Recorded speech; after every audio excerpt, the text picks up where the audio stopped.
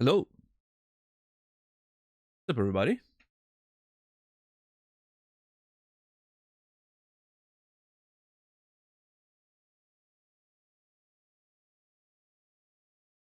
Hold on.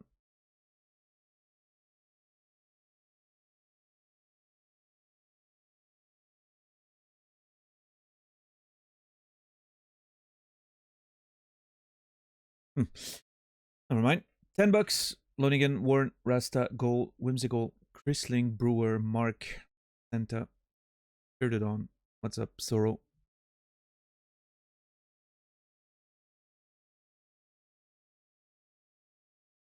How's everyone doing today?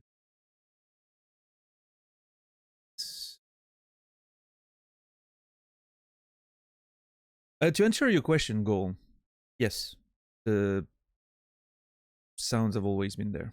Day one.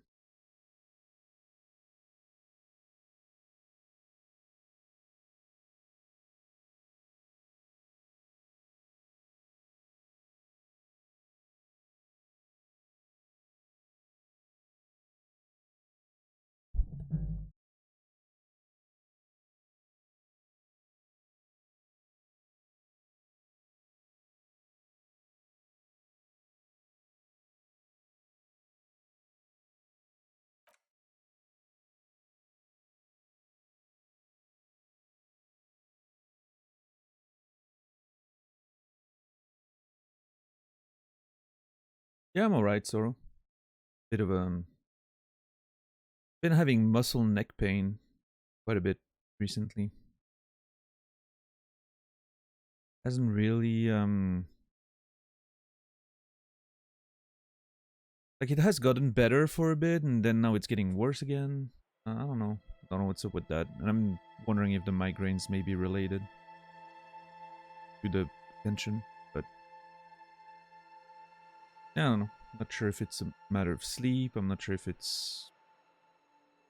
I don't know. Just getting old, I guess.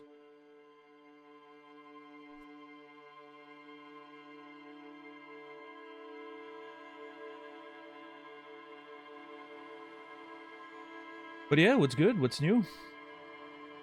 How is everyone doing? Ready to start the week playing Disco Elysium?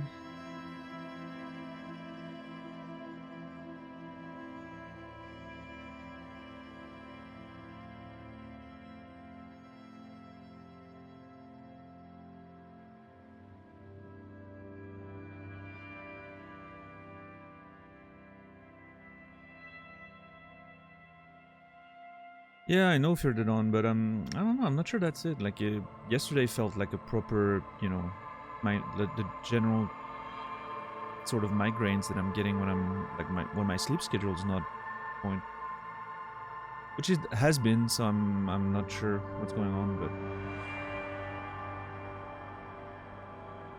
But Nasrallah, thank you for the raid. Appreciate it.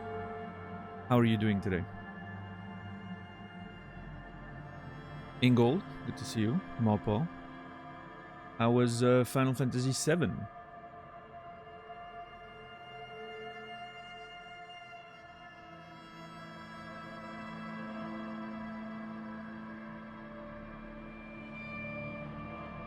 Sludge, good to see you.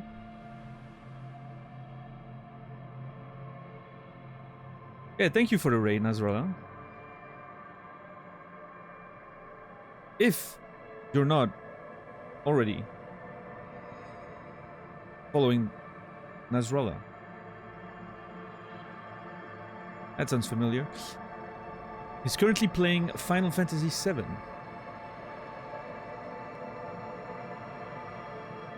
With fully voiced character. And would you know it, Nasrallah is an extremely talented voice actor.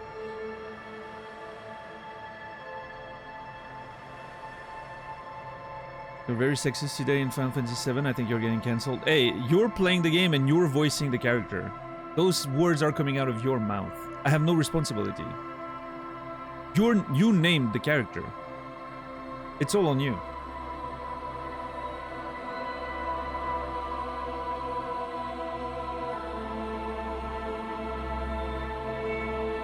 What's up, Cal? How are you doing today? Jaken, Rico. I did not actually... did you not press the keys with your controller?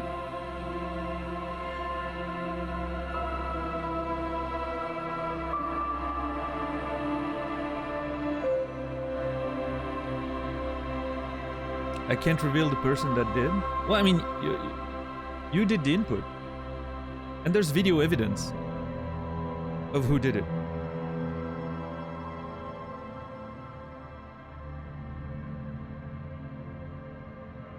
I don't know. I don't think this cancellation business is gonna go over well for you. But yeah, thanks for the raid. I was... Oh, are you saying you're not the one holding the controller? Wow, that's gonna be some interesting revelations for the DGR. If there's any suspicion that you're not the one holding the controller when you're playing on your stream. But if you want to go that route, I'm okay with it. The seed of suspicion has been planted.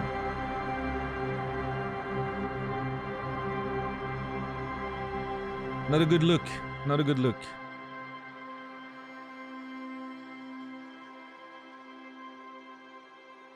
Oh, it's one or the other, Naz. You can't have both.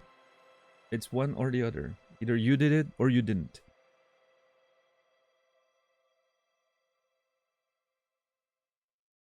Yeah, I think Ingold will run to something there. I think it also explains why he's able to follow chat as well as he does while doing challenge running.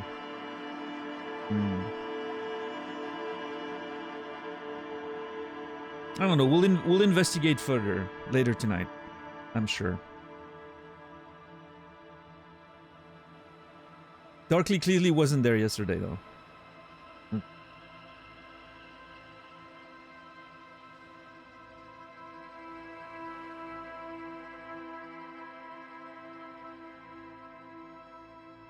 Up $10.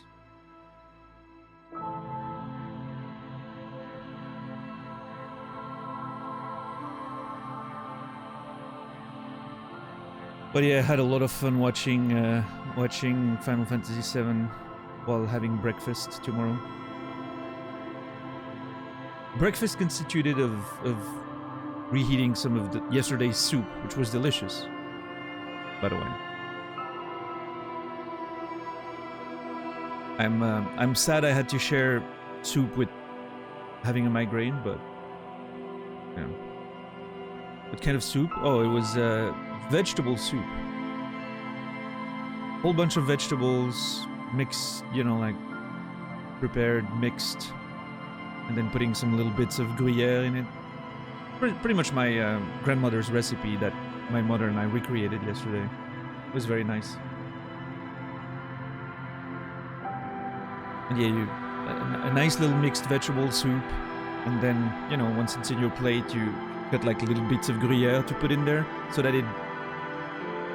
Not that it fully... Like, it doesn't need to be fully melted, right?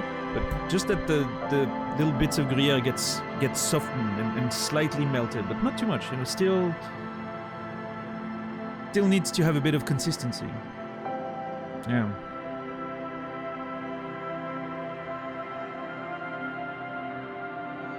That's how you do it. Delicious. I was having more of that tonight. There's so much of it, I'll probably have more tomorrow, who knows. But, you know. A whole lot of soup. Yeah, it was great. Alright, nice. Enjoy your food and workout. Thanks again for the raid. Appreciate it.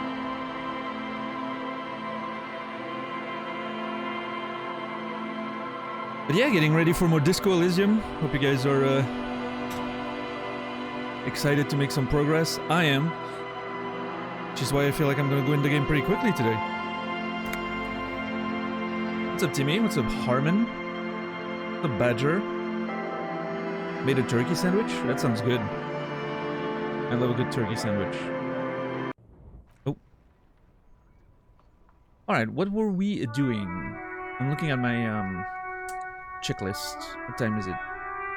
Almost 3 in the afternoon. Tommy wants to talk to us. After we inspected the lorry driver's cabin, I think he's gonna ask us to not give her away. I'm not sure what I'm gonna do with this.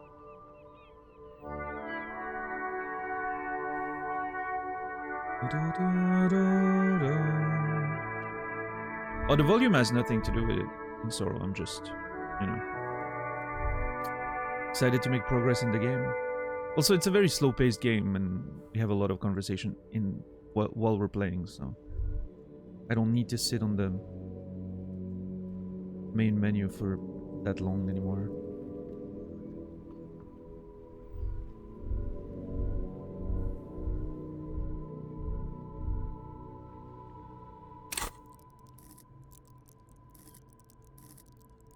I have 2 skill points. One of them could go to electrochemistry. Is it electrochemistry that I need for mirror? Yes. The person present at the lynching was also involved in the drug trade through the harbor, which links them to the Hardy Boys. Let's see what Titus has to say about it. Sure. Okay, I still need to make sure I send Kim away today. We need to get the body taken care of today. That needs to be done.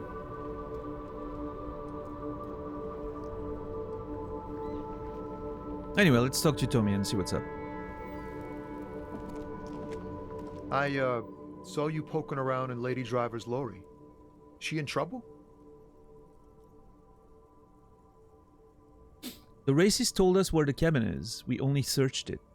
Well, I mean, we also broke the window, but let's just ignore that for now, right?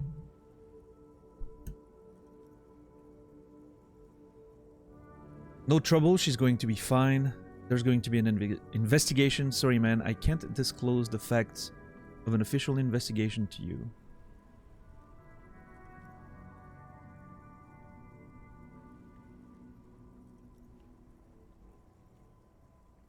Well.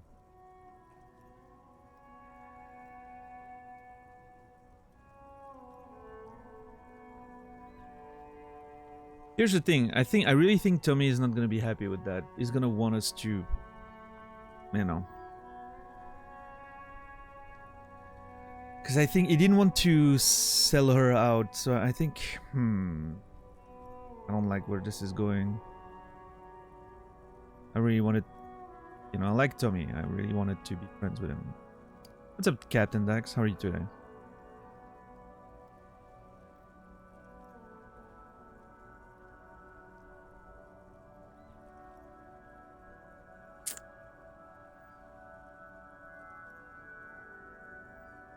I mean, there is going to be an investigation. That is true.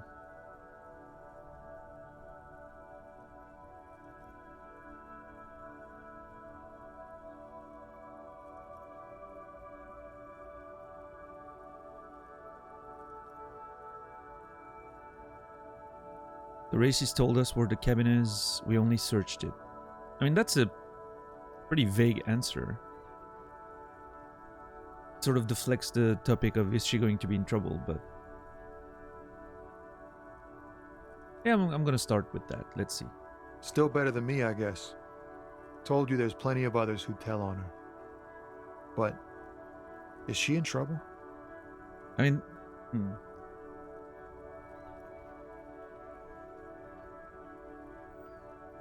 I mean, there is going to be an investigation. Yes. It's that bad. Man, what should I do? What should I do to help her? He lets out a whistle, looking about 10 years old suddenly. No need for you to do anything. Don't worry, the police are looking into it. The last thing we need is more civilians involved. I really don't know.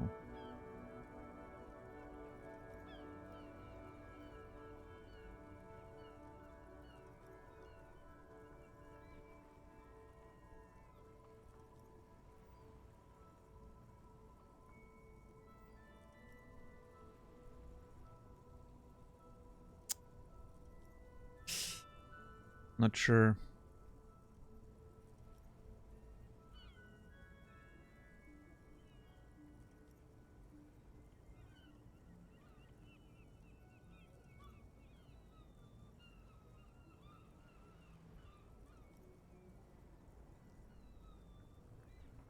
No need for you to do anything. Don't worry. The police are looking into it. Or the last thing we need is more civilians involved. I mean, that is true. Quite honest. But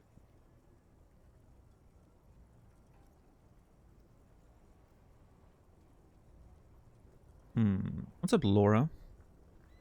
How are you today?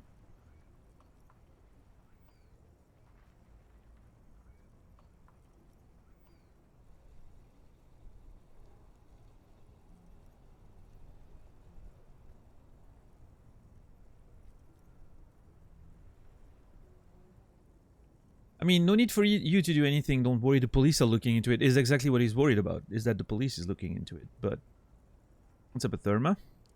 How are you today? I think I could still go with that. Probably.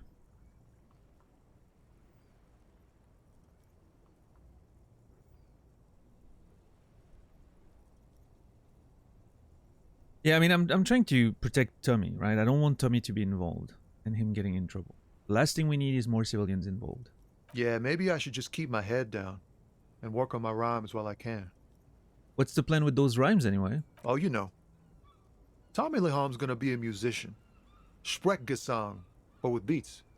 I've got a lot of free time on the road to hone my craft. He wants to do spoken words. He wants to do slam poetry, is what I'm hearing.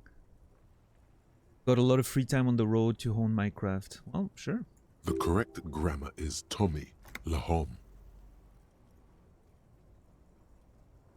Well, that... Okay. That is not how it's pronounced, though. Narrator. But...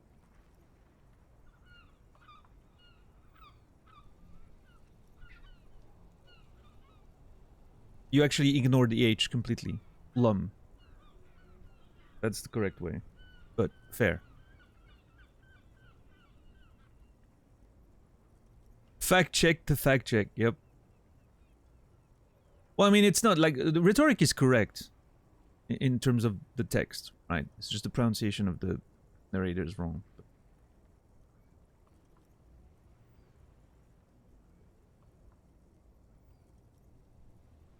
That's fair. I mean, you know.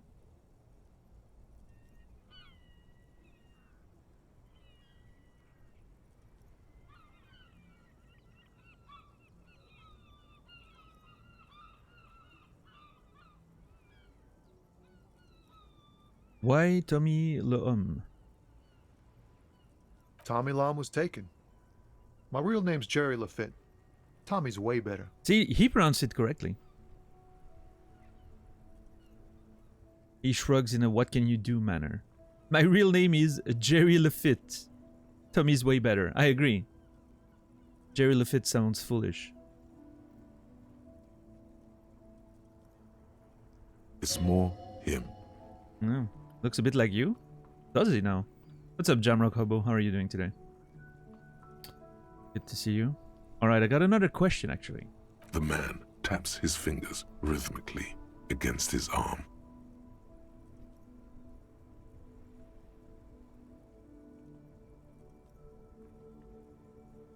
Yeah, I can see it, I guess. Hold on. Get a more obvious lower lip. Let's see.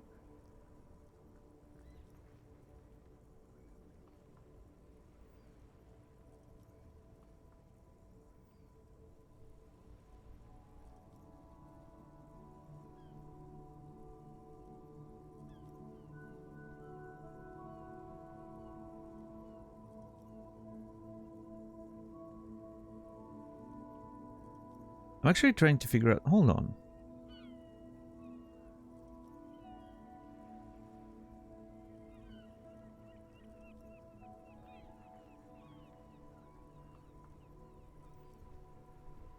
There's definitely something there. Yeah, maybe. I'm trying to figure... That's supposed to be his lower lip, right? That's not like his teeth. Oh, those are his teeth, I think.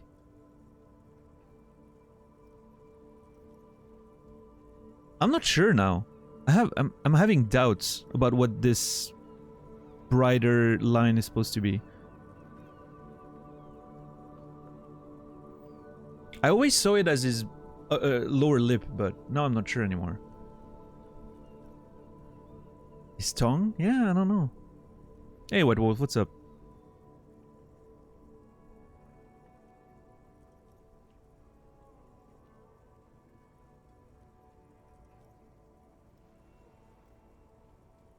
I always saw it as his lower lip, that it was making a face a bit like, you know, but now I'm not sure anymore.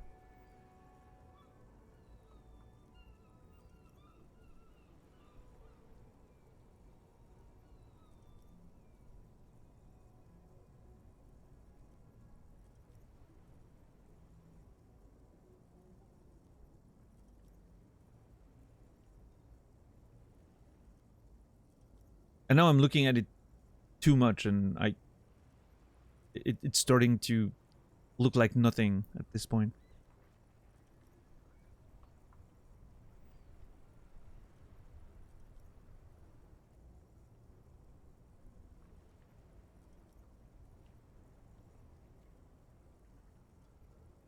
At least he doesn't have a Pokeball. That's true. Does have big tattoos though.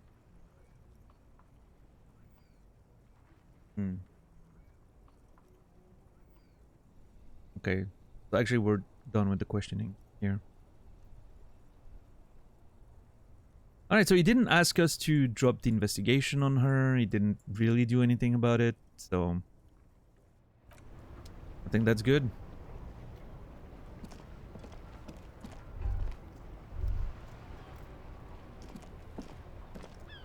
Alright, now what? Alright, we have a few options. We can listen to the tape.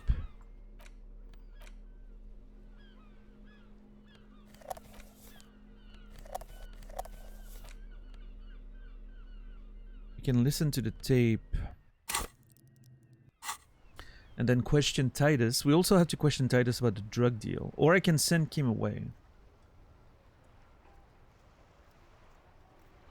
For the rest of the day and resume all of that tomorrow.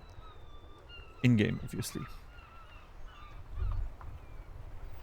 I'm not sure. I'm not sure how much time... Like, timing is of the essence here. Because I don't want to send Kim away too early and then sort of go through the things I wanted to do on my own and then be just, like, stuck for the rest of the day not knowing what to do.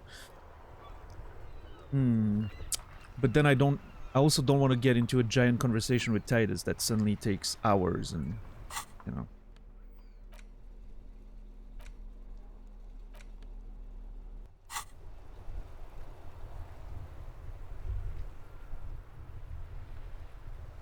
Timing is very important here.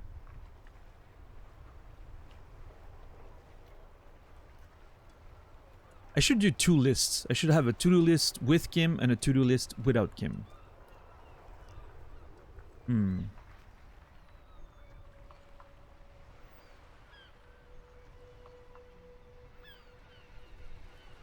then the list of things that I can do whenever is like reading the books.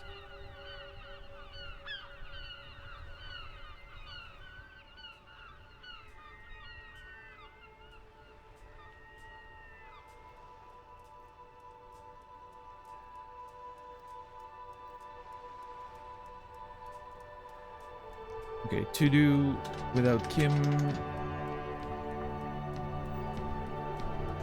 To do with Kim.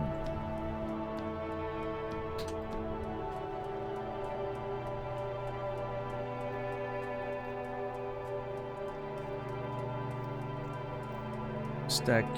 There you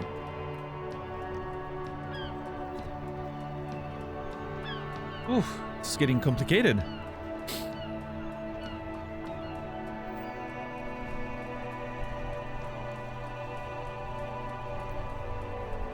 I need to decide if I want to tell guard about Clashie nicking the phone lines. I don't think I will.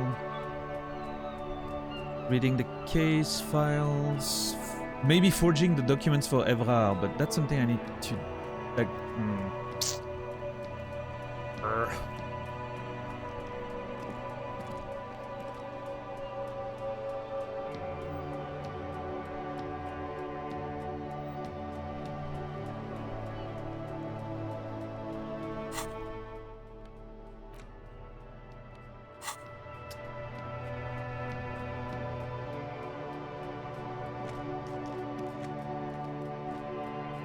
Let me, I'm gonna check on the body real quick.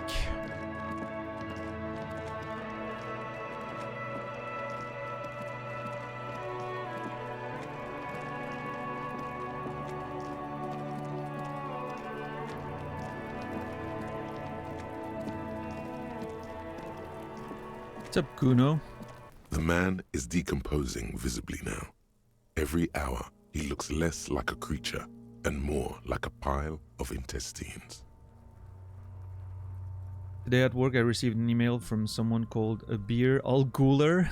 I chuckled a bit. Nice. The lieutenant adjusts his glasses and takes a deep breath. Let's bag him, take him away. The lieutenant takes the body away. You work alone for the rest of the day. If I do that, then I have about 6 hours in-game, roughly, until, you know, we would typically be alone. To talk to Joyce, talk to Classier without Kim, maybe explore the other side of the river a bit, although I don't want to do that with Kim as a backup.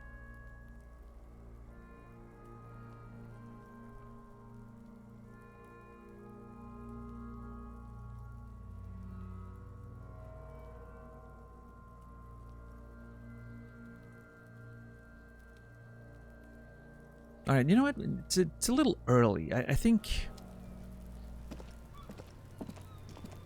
we can spend a couple more hours investigating with Kim before we do that. Let me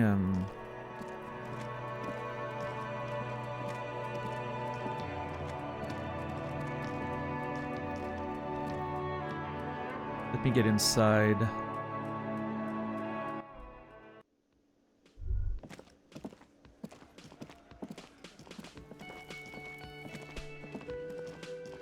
Ooh, ooh.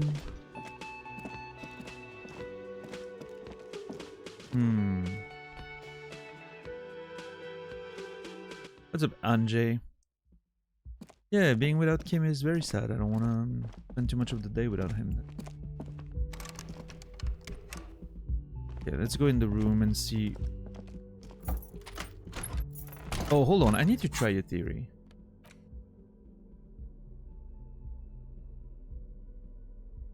The porter reel is just what you needed. The reels attach to the apparatus with a satisfying click. The tape is routed behind the magnetic reader. Okay. So I don't actually need to equip the tape player. Equip this to play tape. That's a lie. You don't actually need to equip it. But it's fine. I'll go in my room anyway. Let's listen to this tape in the privacy of my room. Alright. Let's see. The porter reel is just what you needed. The reels attach to the apparatus with a satisfying click. The tape is routed behind the magnetic reader. Play the tape. You push Command Set, and the tape starts spinning. Violent static and machine sounds fill the air. What's up, Lady Money Battles? How are you today?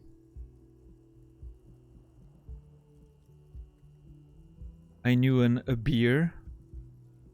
Once we used to joke about the irony of her name as she was a teetotaler, and that's... Yeah, that's... You know...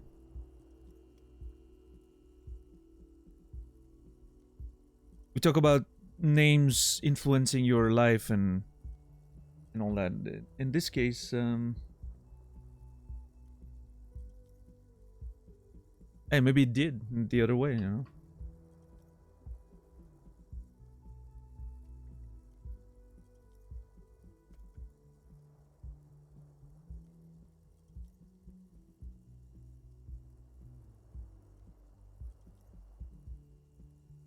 Let's listen to that tape. This isn't Revachol. This is a fucking village. I can almost see the elephants. A man voice says, another loud screech, some kind of machinery. This isn't Revachol, this is a fucking village. I can almost see the elephants. The harbor. That's the son of a Kvalson crane. Okay. When this shit is done, I'm gonna tear that place up. Soldier of the Apocalypse style. Kill shit. Dogs and chickens too. I haven't seen any dogs or chicken, I'm realizing. I mean, chicken, I'm not surprised, but I haven't seen any dog. I was, you know, you would expect dogs in a world like this.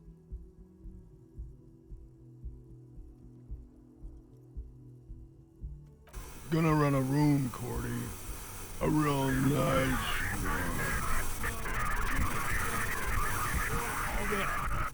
one. I don't give a shit. I'm fucking done. I'm done mentally. I'll fucking do them all in. Rape that disco cunt on the counter. You know, the dance a whore upstairs. Do it Kohoi style.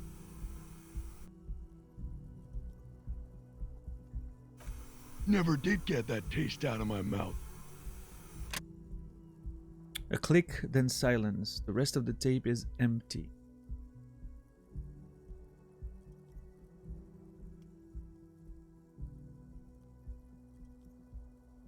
The lieutenant presses the button marked Arrete on your portal reel.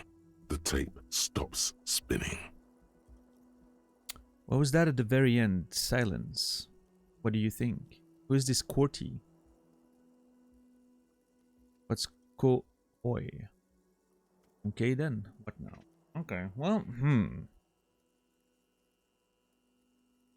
yeah, if we could find that Corty person to interrogate them, that'd be nice. What was that at the very end? Silence? End of recording. Okay, what do you think? It seemed authentic enough. Probably recorded off the shortwave, then edited to seem more incriminating. He sounded like he was on patrol around the harbor walls. I agree, he also sounded inebriated, but he did say he's going to do it. You can't edit words into someone's mouth. Well, I think he sounded alright, just letting off some steam. He also sounded inebriated. Still. The lieutenant looks at the tape. You are familiar with this look now. It's his look of suspicion. There's more going on here than we know.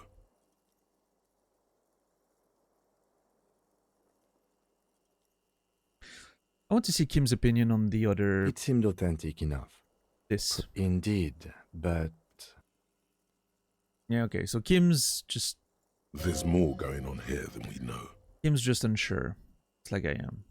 Who's this Corty? One of the other mercenaries, I think. The one he was talking to. A friend of his? What's Kohoi? A village on the Samaran Isola, in South Safre. Grad committed war crimes there, the kind of thing he talks about. Ah.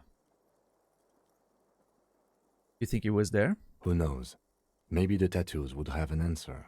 Or maybe Kohoi is just merc talk for atrocity, slaughter.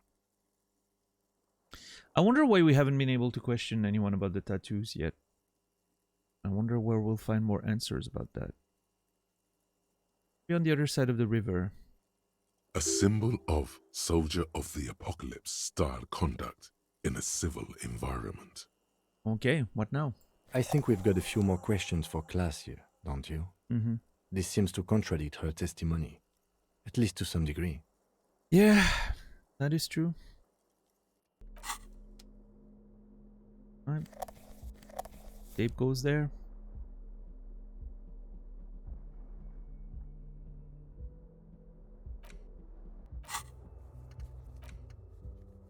Talk to Classy about the Door Gunner Megamix. Yeah, this only took a few minutes in game, so we can definitely...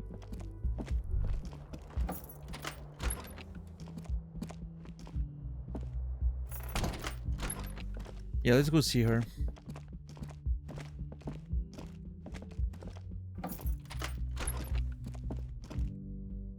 Oh, Kim.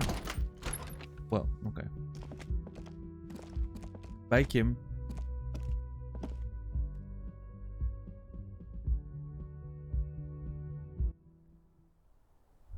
Oh, nice of you to join us, Kim.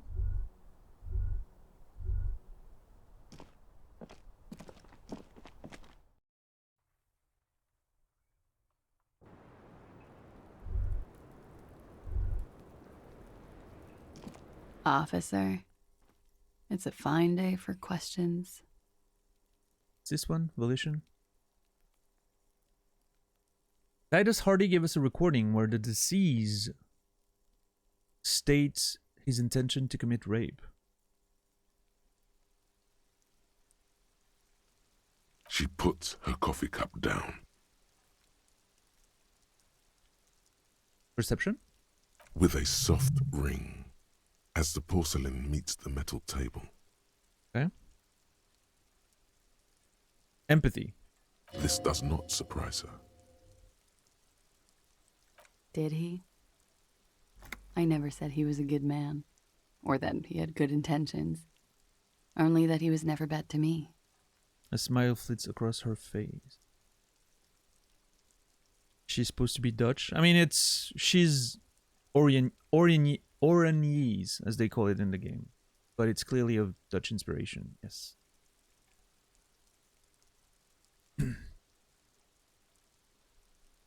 A lot of the countries and locations in the game have various, European inspirations. Oranje is the, Dutch inspired. Seems.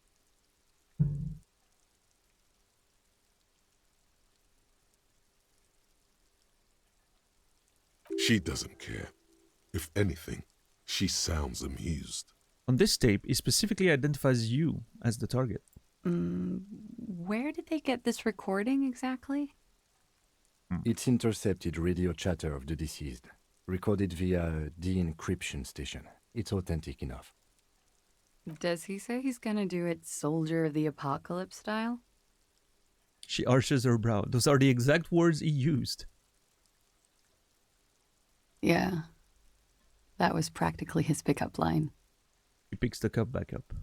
Did he say whores a lot? Was he pretty much on the verge of doing it Kohoi style? That is, Kohoi was mentioned, indeed. He wasn't actually there. He didn't do a tour, or at least didn't tell me he did. Would have been overkill anyway. He lived his own little Kohoi. It wasn't his everything. Why say things like that? Machismo? Do you think he was trying to scare people?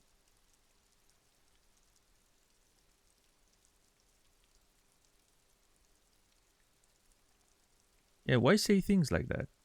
Yes, was he bragging? Oh no, I'm pretty sure he did all those things. Then integrated them into his idea of normalcy. To keep on living. Until they just sort of turn into his, what's the word I'm looking for? Coping mechanism, catchphrase, persona.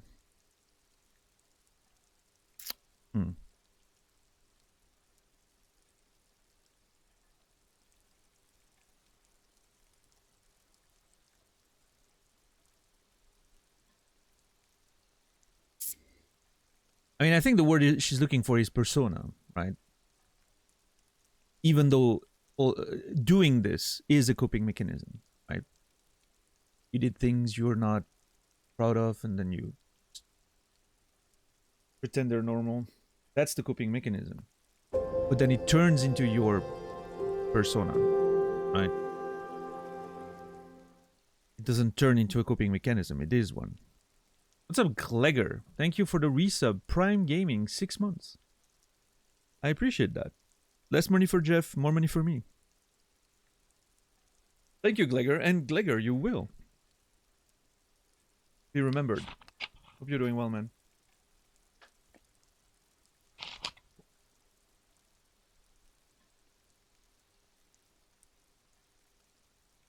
Persona? Question mark? Running joke. Ah. I was gonna say running joke. And it sounds like you didn't even get the good bits. Lely's punchlines got way, way funkier than that. Lely? He was like the Seminoles conflict, the Kohoi massacre, and the 36 famine in Yezud all rolled into one person, then cast in Orani ceramic armor, which he wore in bed and in the shower. That does not sound practical. When he said he was done, and done mentally, it didn't sound like a joke. Sounded like a deeply troubled man. Hold on. He said he was mentally done. That's sound. That sounds like a broken man to me. Weren't you afraid? You like this kind of stuff, and you spend time with this person romantically?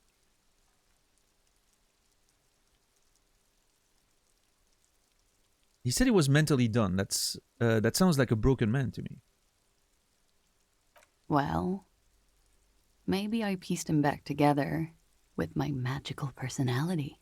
Oh, she fixed him, huh? No. She can fix him, guys. Weren't you afraid?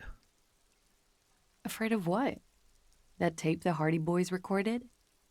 Your mother probably never told you this, but girls are evil. Had I the physical robustness and social support, I'd be in Kohoi. I would be tearing it up Soldier of the Apocalypse style. Did he tell you he had actually done any of those things? He and Martinez, I mean? No. We were too busy laying waste to our own nervous systems to direct any of the fury outward. He seemed happy, I guess. At ease. As much as a man like him could be.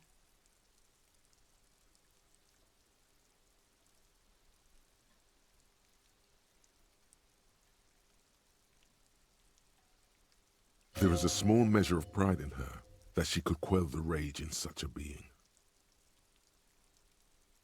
What kind of man was he? Before you go, ask for details. She seems okay to talk about it. Thank you for clearing that up, miss. Whenever you're ready. I'm interested to hear what Titus Hardy has to say now.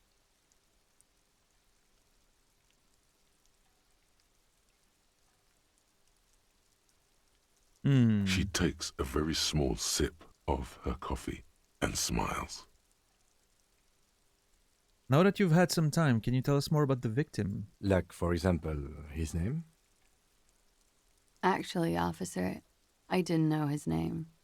I just called him Lely. Yeah, she mentioned Lely. I wonder what that is. What's a puppet masker? Is this game commie focused? It certainly can be, yeah. You can definitely play the game as a as a hardcore communist. You can also completely play against that. But it does have a, it does have a what I would call a post-communism vibe to it, Eastern European sort of approach to things. Thematically, it's very much, about, the effects of capitalism and worker class abuse and all that. Really, those are themes that are very strong in this game for sure.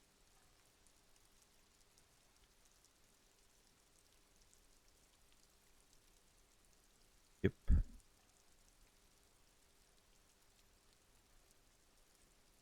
Well, I mean, it's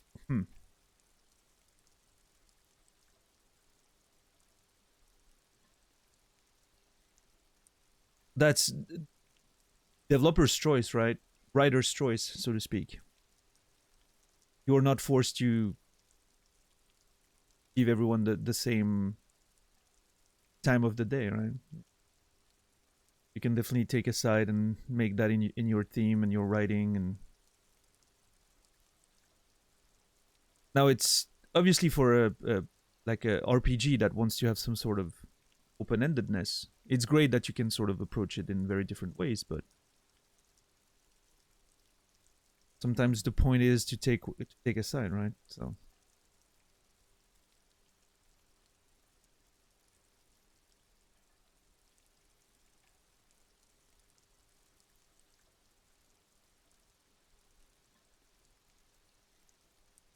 I don't know. Is that something that bothers you? Are you upset because a game takes a political stance? What's up, SCD? How are you doing today?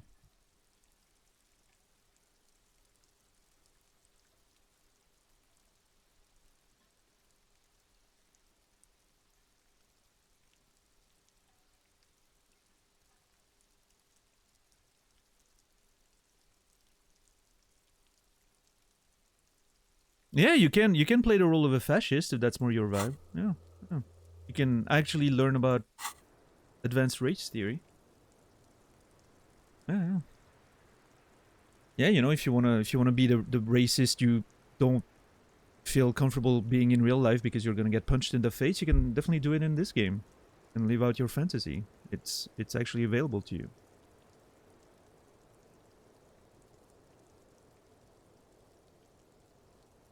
Up $10. Come back. Now, I personally haven't, you know, fully explored those differing paths, so I don't know how, you know, how the game approaches them and how well you would do it. You know, from what we've seen of other characters, the fascist characters and racists and all that definitely are made a mockery of. That's for sure. They're, you know, they're turned into jokes. So I think, you know, despite having a certain amount of freedom with your character, the devs clearly have opinions of their own. So it's something something you have to accept going in.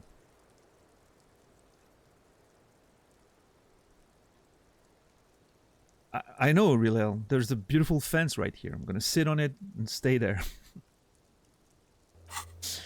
Now, you know, clearly, as much as I'm trying to sit on the fence, you can see where, in terms of the other three, where my leanings tend to be, but...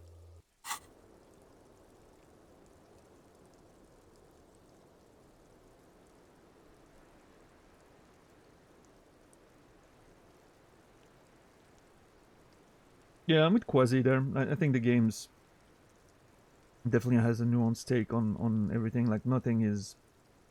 I don't feel like it's... I don't think like it's idealizing any sort of political...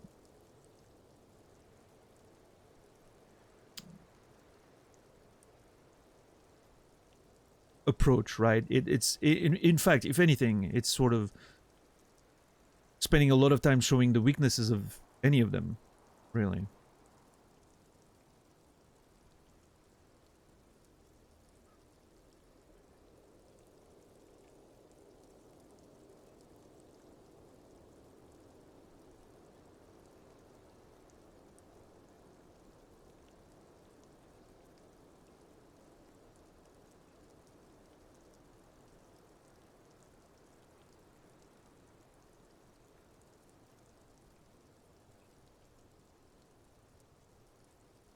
The only offense I took to anything was the censored words. Trust your audience or don't be blemished on a pure masterpiece. Well, I mean, I think there's a few different aspects to this. I think one of it is, it's not a matter of trusting your audience. There's probably also a matter of being able to release the game at all. Because if those words weren't censored, the rating of the game and the game being able to be released would be in a very different context. In terms of, you know, publishing and laws, and the game would probably have been censored and maybe even banned in a lot of countries. So at least by doing it themselves, they're taking that into their own hands, right? They're doing the censorship. They're making the censorship sort of part of the aesthetic of the game. With a specific sound and a specific way to work around it, and instead of either being banned in some countries or straight up like other publishers or distributors then having to come in and censor it in a very less elegant way, right? But I think in a way, I think the way they did it is pretty smart. I think it's good.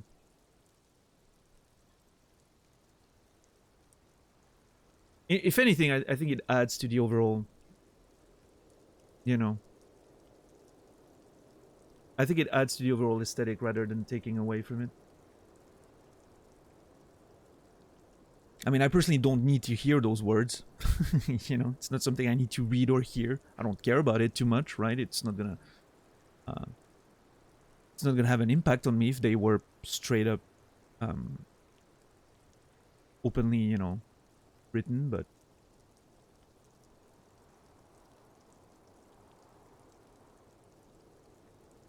I also think it makes sense for them to want to keep control over that rather than have it be something that happens after the fact. And yeah.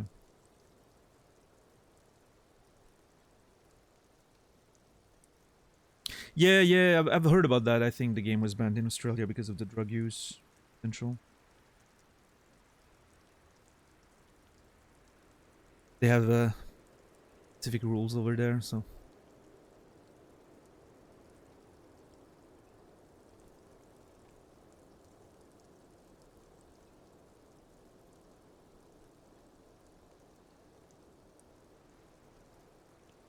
But yeah, you know, publishing and game distribution, the rules are very specific when it comes to language and stuff like that. And I think having those words be uncensored and just out there would have probably led to the game not being available on Steam or different platforms. And so,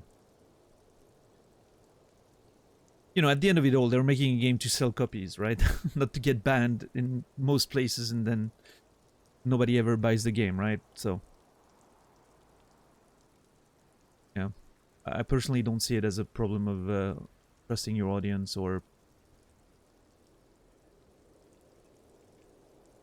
I think overall just an elegant workaround of the various laws for hate speech.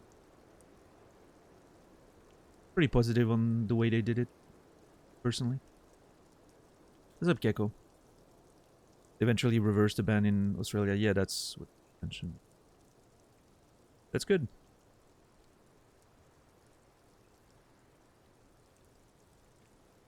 That is good.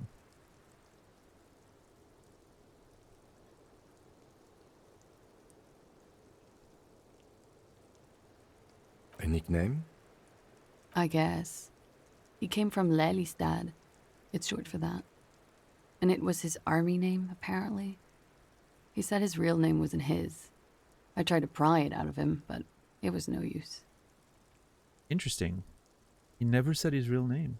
Lelystad was his army name.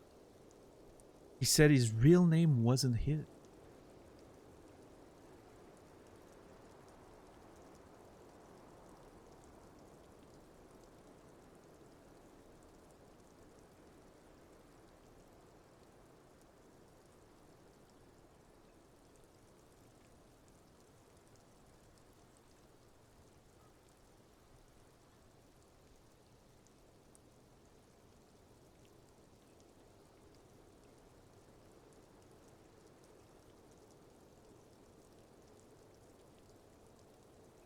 Yeah, no, I get it. One, two. It's the first time the word was sent, like, you know, a few of the words were censored. It sort of took me by surprise as well, because the game seemed to not, you know, seemed to be pretty open with its. It didn't seem to have very much limits with what it was okay with saying and all of that, but obviously it makes sense that certain words are just a little over the line, right, when it comes to actually being published. So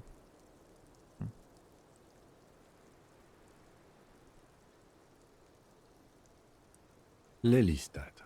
That's a good start. the lieutenant writes it down in his notebook. We have a few questions you can help us with. A few things a field autopsy alone can't answer.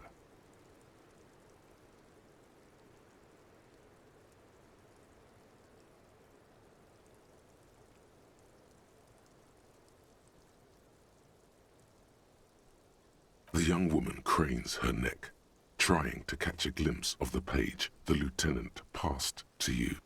On it is a list of autopsy observations recorded neatly in blue ink.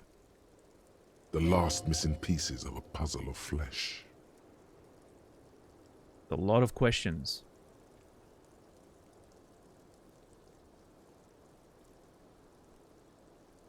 Where's Lelystad? How old was he? His eye color? Had tattoo. What did it mean? Oh, tell me something. Oh, did he enjoy his death?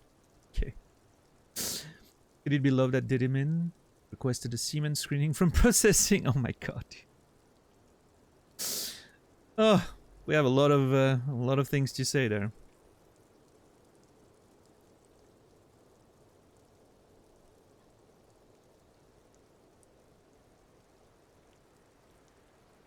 Right, Sorrow.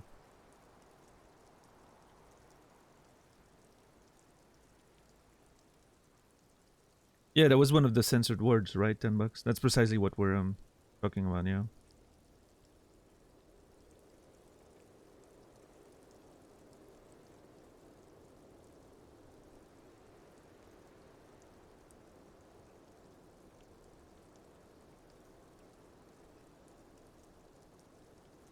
There's a big difference between slurs and regular cursing as far as how they make people feel. No, that is true.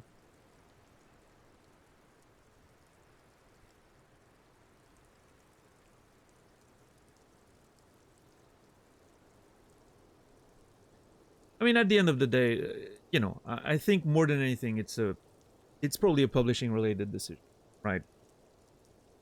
Because there are laws about that stuff. And you have to, if you want your game to be published and being able to sell it, you have to abide by those laws. So I think, if, in my opinion, that's more of a publishing decision than anything else. Now, when it comes like removing that aspect of it, let's just assume the publishing aspect doesn't exist for the sake of conversation. It's, you know, again, developer's choice, right? Writer's choice. Where's the line you feel comfortable crossing yourself?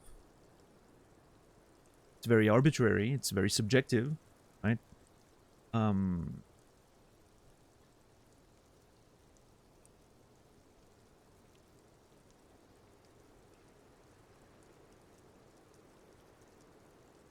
So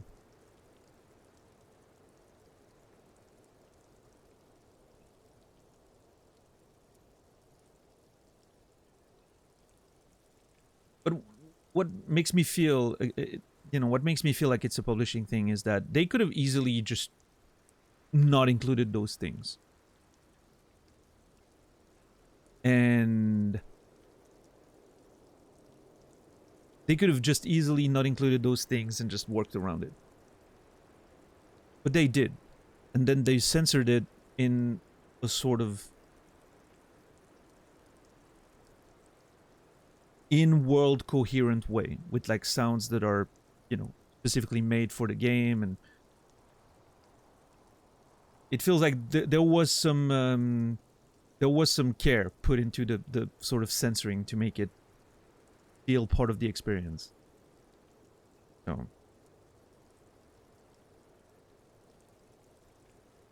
it wasn't just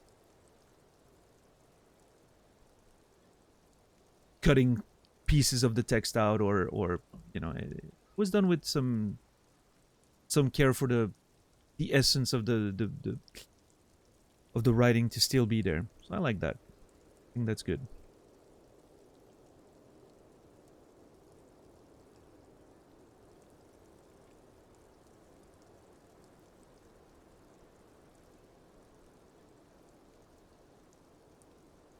Yeah, I mean, at the end of it all, you know, like the writers working on the game are still, you know, they're selling their rights, right, of the stories they wrote and the stuff they wrote. It ends up being a publisher's decision. And in this case, you know,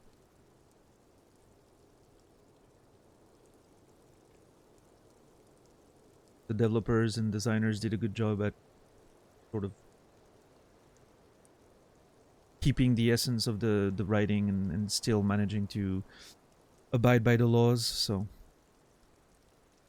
I think it's great.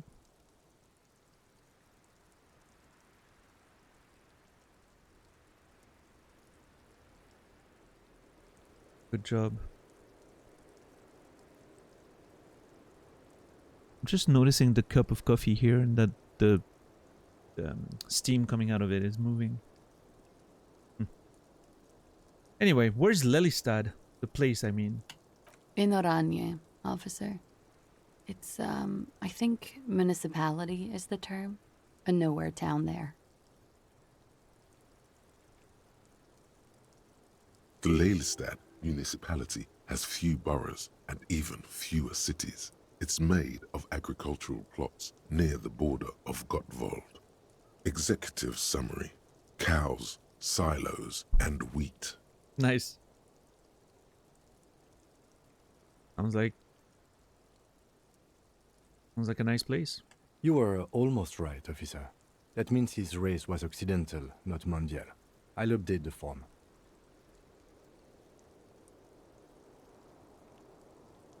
Look at Classy. You were both from Oranje? Yes, we were compatriots. Did that bring you together? No, he was too old for that. And from another part of Oranjenrijk. I didn't even understand his accent. What brought us together wasn't Oranje. It was bad habits. A nice line. Was bad habits.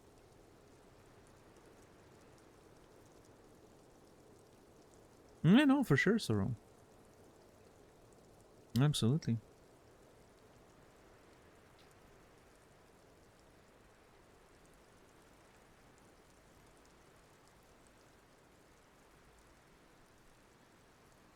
No love for Mother Araignée, but wasn't he a soldier?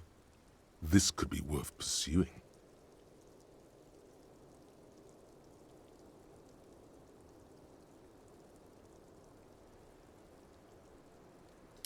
A military man, but not a patriot.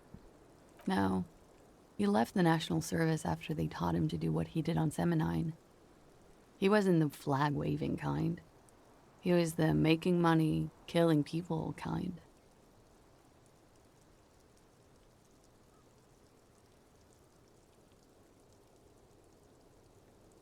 Fair. He was by no means a stupid man. A people person, a small platoon leader, certainly not a patriot. You don't seem much like a patriot yourself. As an Orangese yourself, did his lack of patriotism annoy you? You don't seem like much of a patriot yourself. There is nothing on Moindi. The old world is dead, and we both knew it. Maybe Oranje did bring us together, in loathing. I love Revachol, though. I hope she loves me, too. She looks around the wind in her hair. Let's see what Shivers has to say about it. A column of air encircles her, brushing gently on the metallic silver fabric that covers her shoulders and her long, slender arms. Revachol loves everybody. Revachol chooses carefully or shake your head. I don't know. It doesn't... I think Revachol chooses carefully if I were to pick one of these options. True. It did not love him. Yeah. The feeling dissipates. The cold passes. The woman's eyes follow yours to the piece of notebook paper. How old was he? He was 42.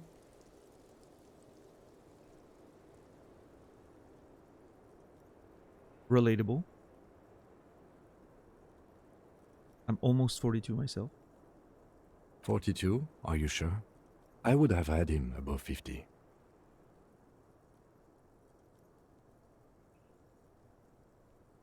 Didn't we have a discussion about that when I was putting in the stuff in the documents? I should have trusted my gut. I knew he was younger. He had many scars that made him appear older. But no. Memory makes her smile.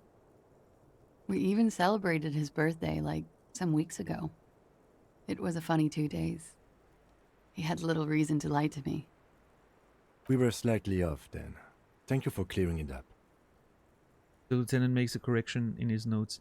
Man, I could have proven Kim wrong here. I would have liked that. His eye color. Blue. Light blue. They were like little blue galaxies, you know? It was strange, seeing those eyes in his fucked up face. Pardon the swearing. I do him an injustice. He wasn't ugly. And he had a beautiful, soft voice. Very surprising, what with all the scarring.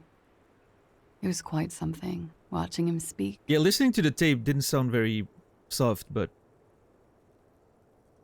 he was, angry, so. He had a combat wound on his chin and mouth. Yes. Severe. It made him look like half his face was cracking away in some strange smile. That and those eyes. Ah, yes. His hair, if you can remember. It was light brown, almost blonde. He darkened it with brilliantine, made oily. Not nice to stroke. I couldn't convince him to leave it alone. Interesting. I too have stroked his hair. No, I don't. We don't say that, Harry. Come on.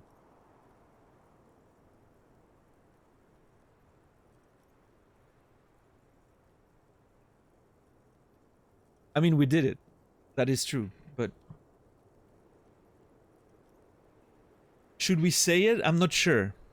What's up, Delquaz? You know what? I'm gonna say it. See what she says. Oily, isn't it? We have that in common now. She says unfazed. Interesting. She's not phased at all by the fact that we stroke a dead body's hair. Not even questioning it. She's like, oh yeah, no, perfectly normal. You had a tattoo. What did it mean? Oh, that. Empathy, please. It's clear she suggestion. liked it. You liked it. It was a map of his service history. What did it represent? Do you know? You liked it? Question mark? Quite a lot, yes. It was a map of his service history? Sure, service history. It was mostly for showing off to chicks, though. For showing off to chicks. How so? How? Imagine him lying in bed. Freakish musculature laid out on the sheets. Scarred, of course. Tattooed. The sheets are dirty for some reason. Is this Oranese lit? Is this Origny's lit? Or don't interrupt?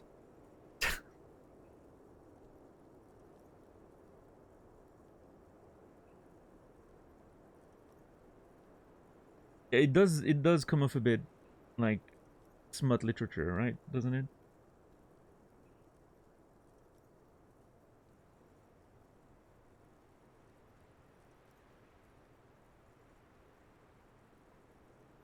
Yeah, let's go for it. Yes. This is the very essence of what Anis lit. A moment's respite. Dark and hopeless as the struggle itself. He leans even further back to demonstrate. He's smoking and drinking, of course. And his chest and shoulders and arms are studded with stars. Tens, hundreds of them. Maybe even thousands. And the woman goes like, "What was this, baby?" She points at the air with her sharp-nailed finger, picking out an imaginary tattoo star. And he says, "That was too hardcore.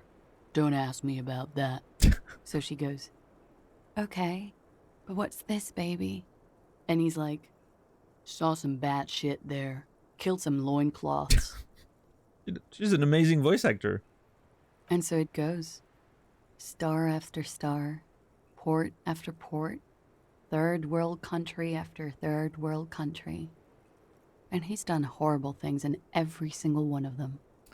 You were the woman in this? Oh yeah. She nods. Can you tell us precisely what these mean? Hand her the photo. Oh boy, I don't even get a choice here. Yeah, hey, look at your boyfriend's body. Dead body. What's up, Pitsy? No thank you. Does not I've take seen it. enough of him dead. I can tell you what they meant without looking at them. She pours herself some more coffee. Where does she get all that coffee? Like, that's the third cup for today. And she never leaves the roof. Is Guard bringing her coffee? Like, what's the deal there? Go on. He was a blue-eyed boy with thick arms, from a small town. He was also poor, and the government of Orania needed some people killed, so they turned him into a grotesque killer. For money. Alright. Yeah, I don't know, Chrisling. Strange. He went to Killer Academy in Vredefort. Then he killed some people on the Seminine Islands. And on other islands, too. All of the islands. After this, he came to Revachol and got killed himself. Not a very fun story. It is when you're high. It can be very exciting then. You have the tools to deal with it. It's not a very nice story to remember when you're sober. A change of topic? Smiles faintly. Tell me something odd. Did he enjoy his death? Why do you ask? Just a feeling I have. Indulge me. Well, it's wrong. He had too many drinks to down and too many bad things to do. Couldn't tap out just yet. Everything checks out here. It's all A-OK. Good answer. Could it be love that did him in? It very well could be, yes. What do you mean? What do I mean? I have no idea. I don't even know what you mean. Love did him in? What does that mean? He told me love did him in. Okay. I mean, he told me that in a fucking vision, in a dream. That...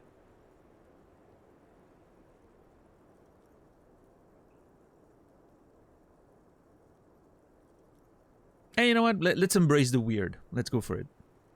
That's not funny, officer. Wow. Shut down. Alright. We requested a semen screening from processing. Good for you. What do you think it will tell us? I don't know how a semen sample works, officers. How many days after intercourse does it have to be? I don't even know if he had sex with someone else. We didn't go steady. Is she avoiding anything? Technically not. See? There's something off here. This one must know she's deploying flares and countermeasures. I think we're finished with this line of questioning, and the lieutenant back his notes. All right. The lieutenant puts the slip back in his notes and observes the young woman for a moment. Coolly, gracefully, she pours herself more coffee. I'm telling you, I need to know how she gets that much coffee up there. Okay, I need a volition upgrade at some point. I mean, I could put a point in volition. Pretty important stat.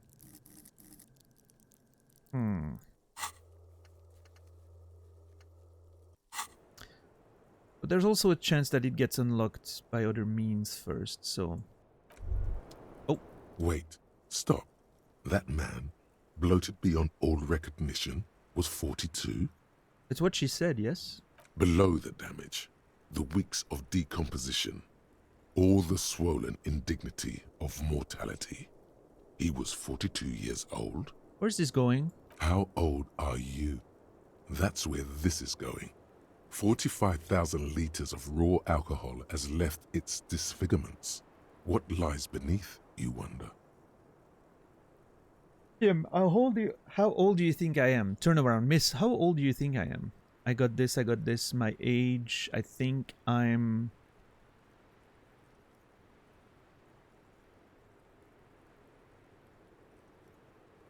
Miss, how old do you think I am? Huh. How old do I think you are? She's buying time to formulate the best answer. I don't know. 80? 100? 1 year old? I don't know what I'm supposed to say. How old is the sorriest age? Well, from my experience, it's around 45. You're not. He's squinting at you. Wow. Sure he is. You know, age is just a number. Yes, but for him that number is higher than 45.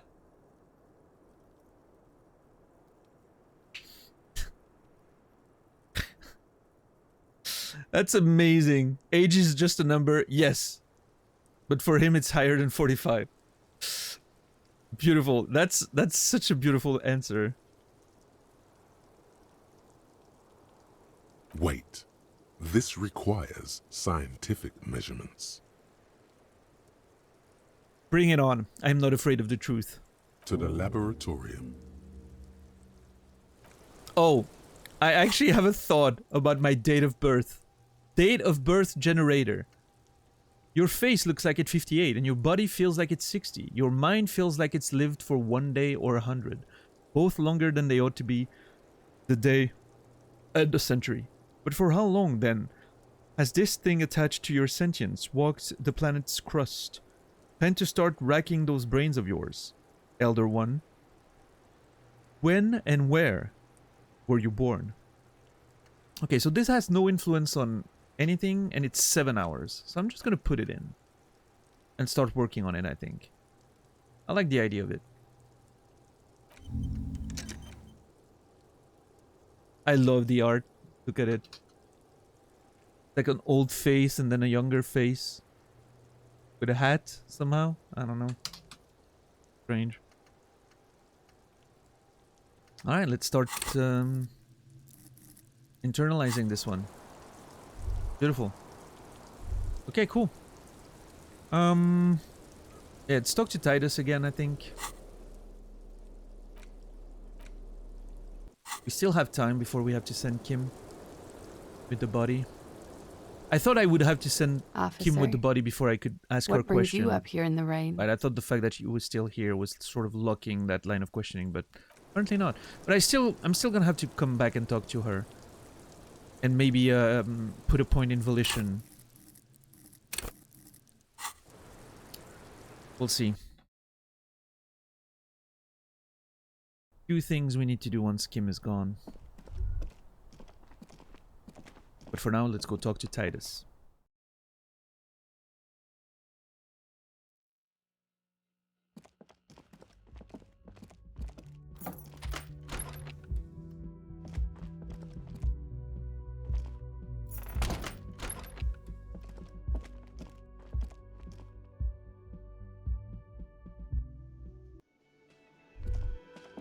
Ooh.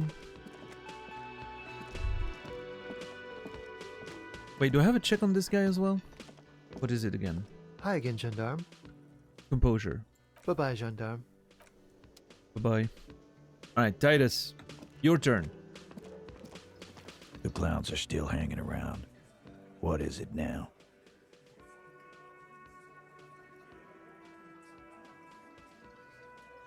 The white check? Wait, which one? White check? There's so many of them.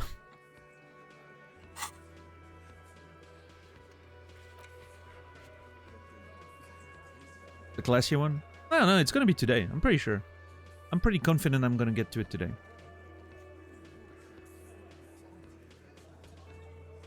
I also want to get to the mirror one at some point.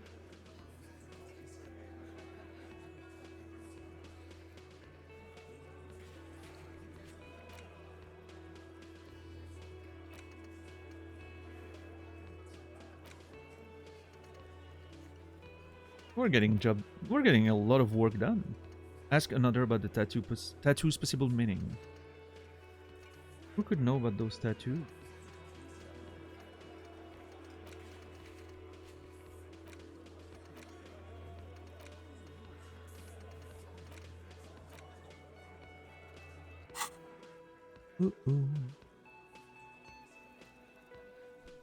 Me and Evrard talked. He promised you'd cooperate.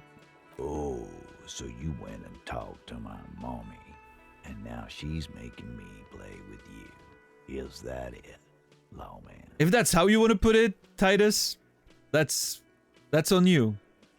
But that's not what I said. And what's gonna happen if we don't?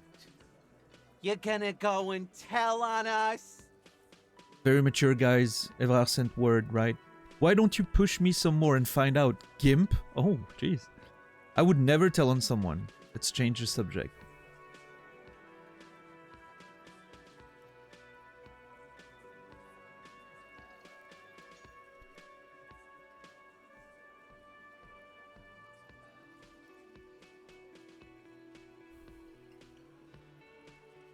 It's very tempting to go with this one.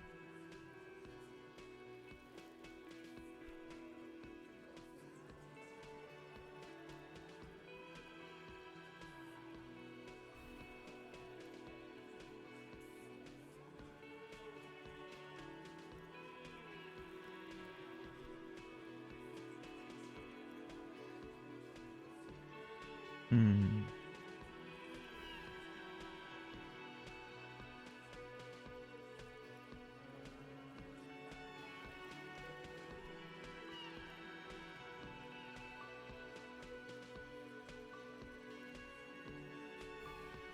Very mature, guys. Evrard sent word, right?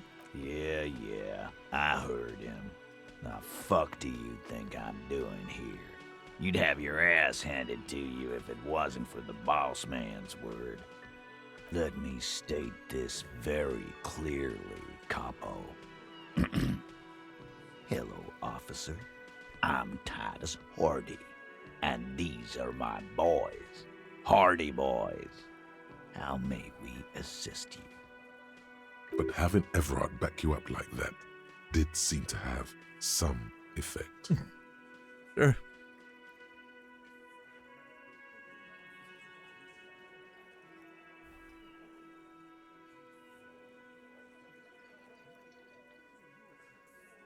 Guess what? I've connected you to the local drug trade.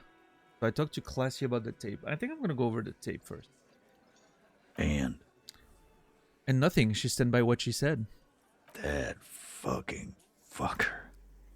You're the worst cops in Revachol.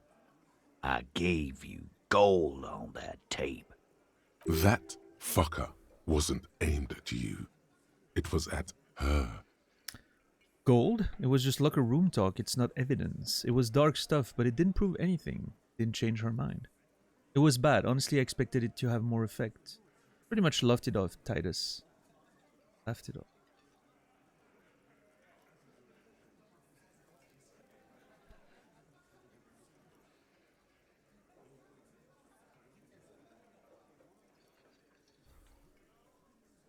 I mean, she did laugh it off. That's true. Fucking fuckity fucker. And what did she say then? That it's fine. People are supposed to be like that. Sounds like he wanted it to change her mind about the hanged man. This is definitely personal. It did not come as a surprise to her, and she definitely wasn't scared. Actually, I think it made her a little nostalgic. If anything, she seemed turned on by the whole door gunning thing. Titus, she said she would like to be a little door gunner herself, if she could.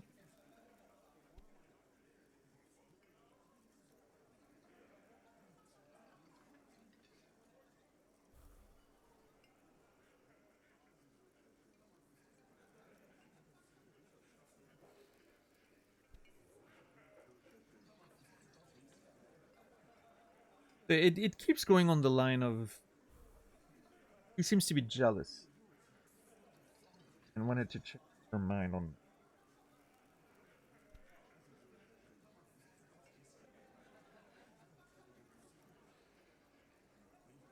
as if, you know, it would make him show him in a better light. But that seems like a weird motive to kill someone, right? There has to be more to it than that.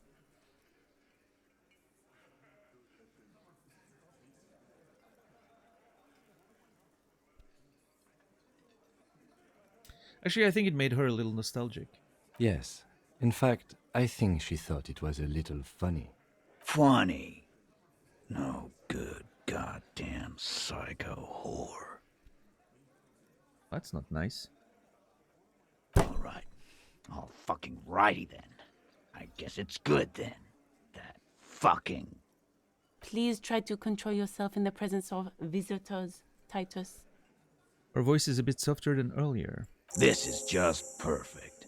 Just fucking perfect. Any thoughts on this, lawman? Titus rubs his chin with his palm, trying to grind it smooth. You don't have to say everything out loud. Just mix and match.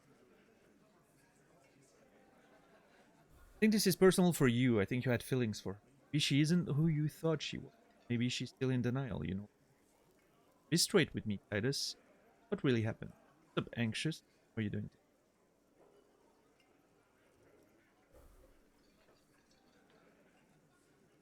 Mix and match.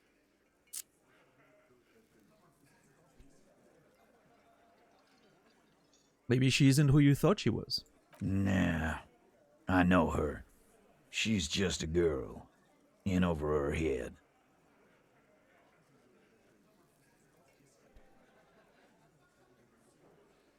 You don't know she's a model. She won a pageant. She's not some helpless girl. She handled the mercenary well enough. She's a hardcore party girl with a bigger death wish than mine. I guess you do know her then.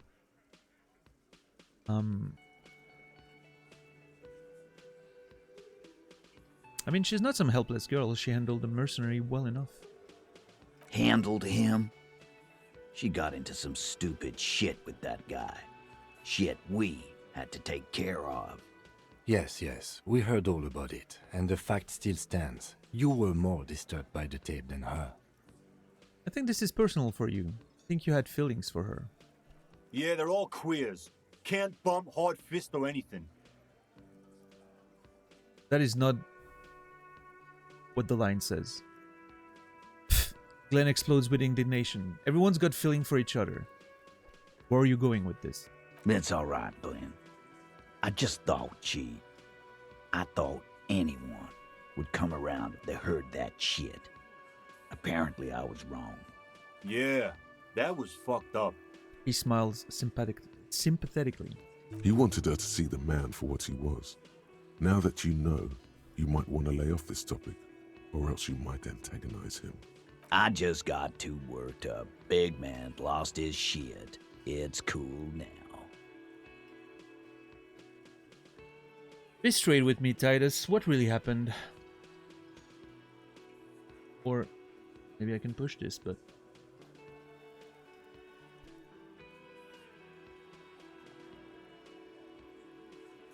I don't think that's the case. I don't know.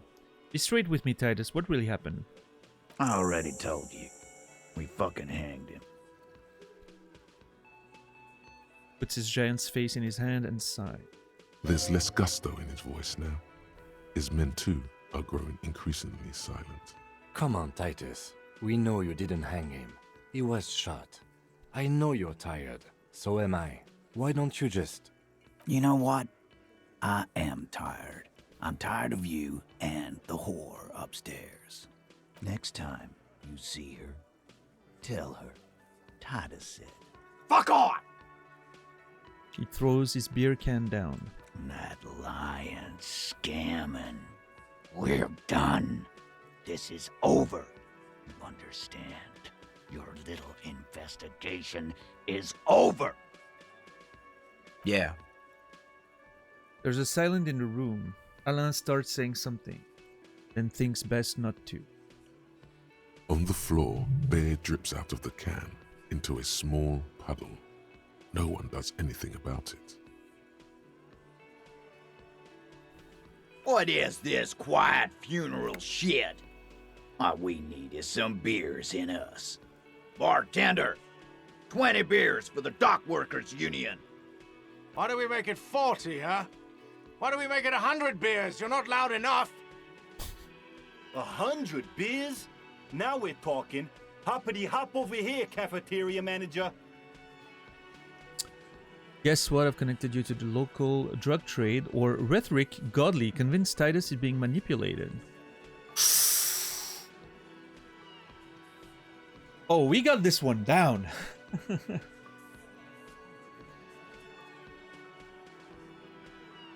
That's a lot of plus ones right there. We're on 13. Yeah.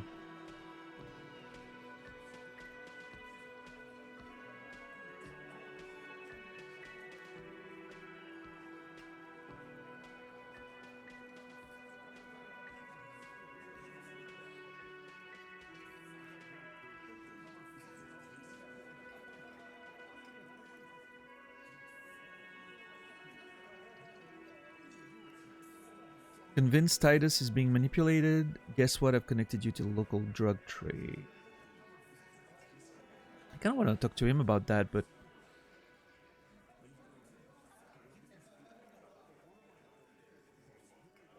I want to do this first.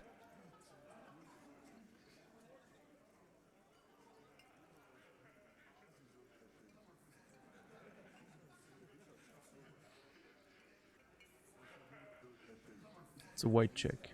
Hey, you know what? Let's try and talk about the drug trade first. See what he has to say. Like hell you have. There is no local drug trade. This place is as clean as a rifle. Go back to Jamrock and ask the local junkies how clean your streets are in Precinct 41 Kilos. We'll do that. In the meantime, did you know that there's an abandoned lorry at the intersection that was used to move raw ingredients for drugs from Terminal B to Jamrock? The person driving it was present at the hanging. It was one of you. We've connected the footprint. Detective, do you want to deliver the coup de grâce? No, the thunder is his. Leave it to the lieutenant. You're right, there's no local drug trade. Except you, pointed Titus. No, do the honor. You've earned it. Not at the lieutenant. Forget it. I knew they'd never own up to it. Back off. You know what, Kim?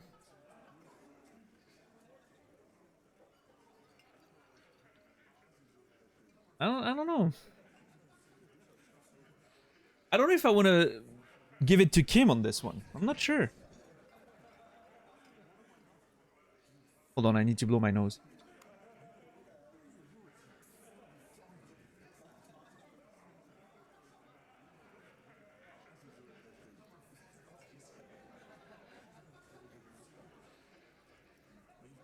There.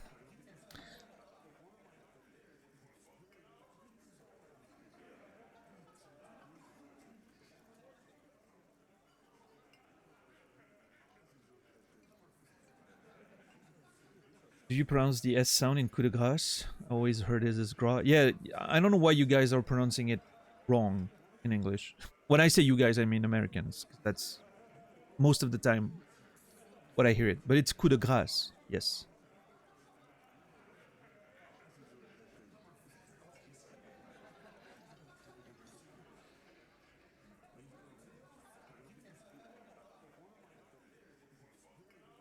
Basically, it, you know, the origin of the word comes from, like, grâce means it's like gracing someone what they, you know, what they finally deserve or earned, right?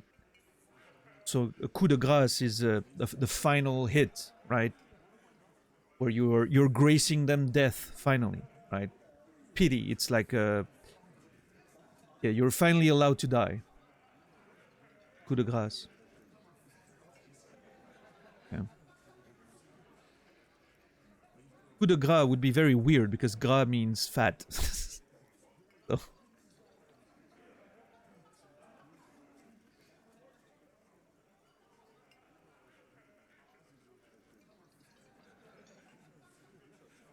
What's up, Reki? Suddenly imagining a version of this game where you play as Kim instead. That'd be fun. I mean, it would be a very different story probably, but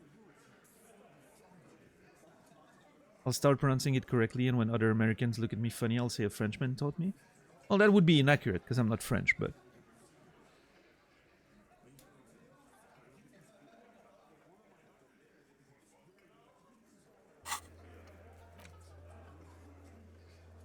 Artie and the boys know the whole story. It'd be difficult to get it out of him. Really? It doesn't seem to be difficult.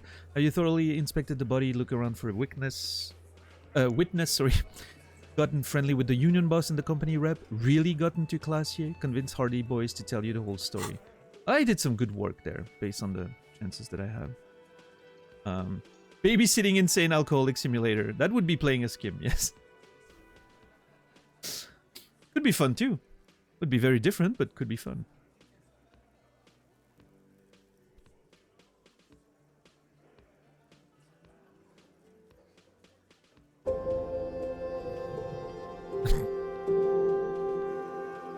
In Sorrow, thank you for gifting a sub to Coup de Gras.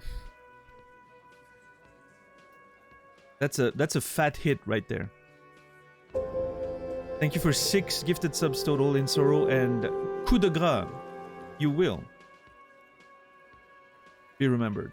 And BQQ, thank you for resubscribing 8 months. I appreciate it. Thank you so much. Appreciate the support. BQQ, you will be remembered. Hope you're doing well, man.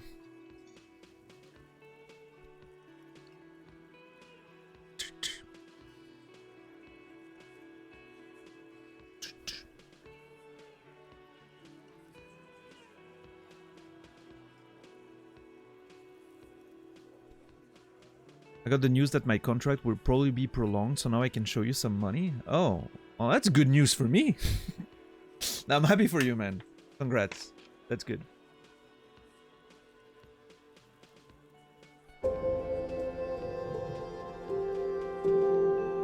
$10. Thank you for gifting us up to Coop the Grace. That is weird. That is a weird way to put it. Coop de Grace. Thank you so much, $10. I appreciate it. And Coop de Grace. You will be remembered. I love that none of them are the actual correct spelling. It's very upsetting. My brain does not like this.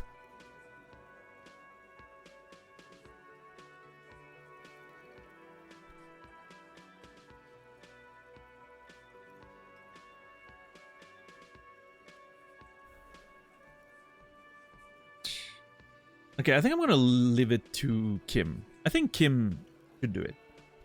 You do the honors. You've earned it. Thank you.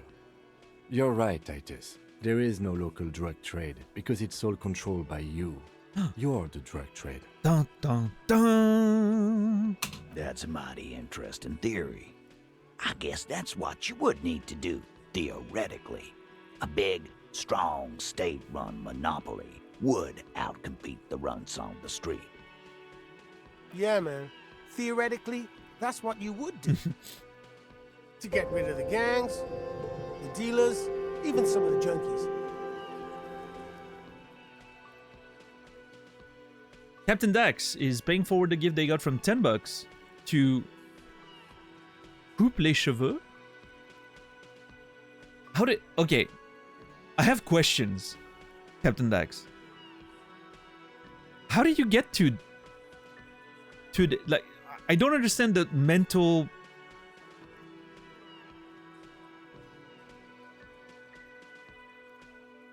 I don't understand how you get... You know what? Never mind.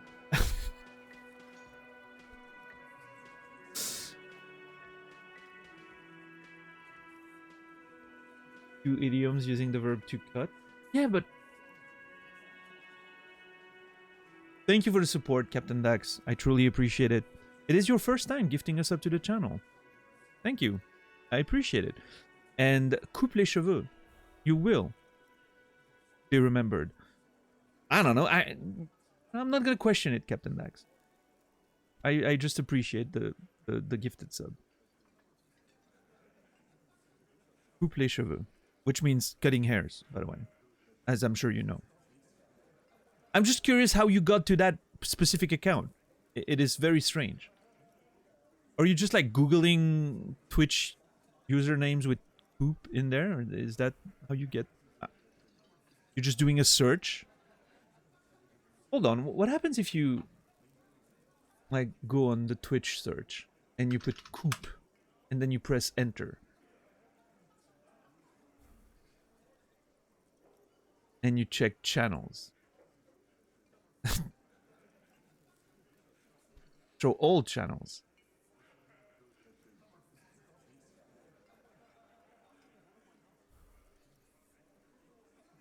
A lot of couples. Coup critique. Oh, that's a good name.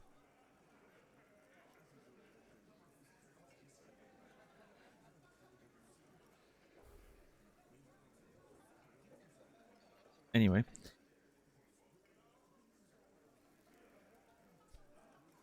Does give you autocomplete options. Yeah. There's a search function when you gift a sub. Oh. I wasn't aware of that. I was hoping someone had splitting hairs. Yeah, we don't use that expression in French. Splitting hairs. I don't think we do. I wonder what would be the French equivalent. Couper les cheveux en quatre? Yeah, maybe. Yeah. You're right.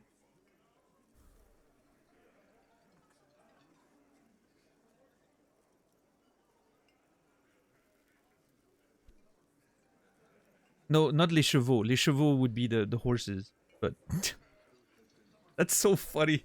What a funny mistake.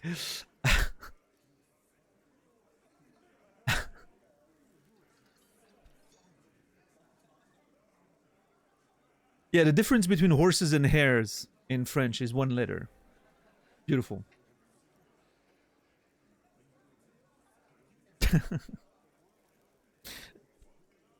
A very sad horse. Oh, it's angry. Sorry, it's not sad.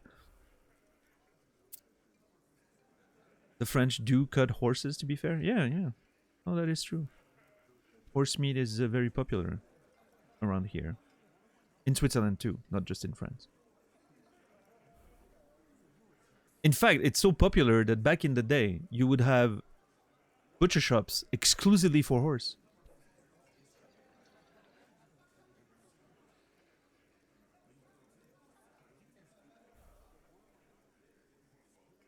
Doesn't really exist anymore.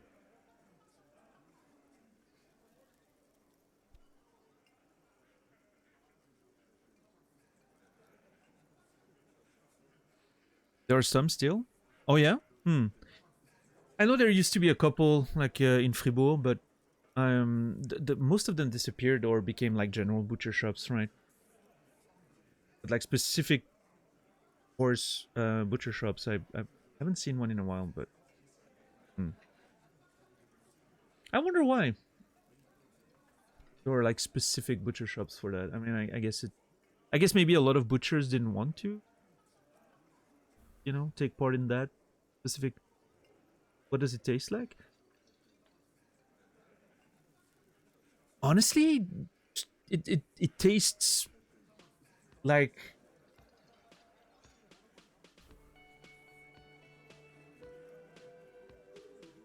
slightly blender beef. From my experience, like that's how it would describe it, like slightly blender beef. I'm not a huge fan of horse. I think it's, you know, it's fine, but I think it's just, yeah, it's not as tasty as beef.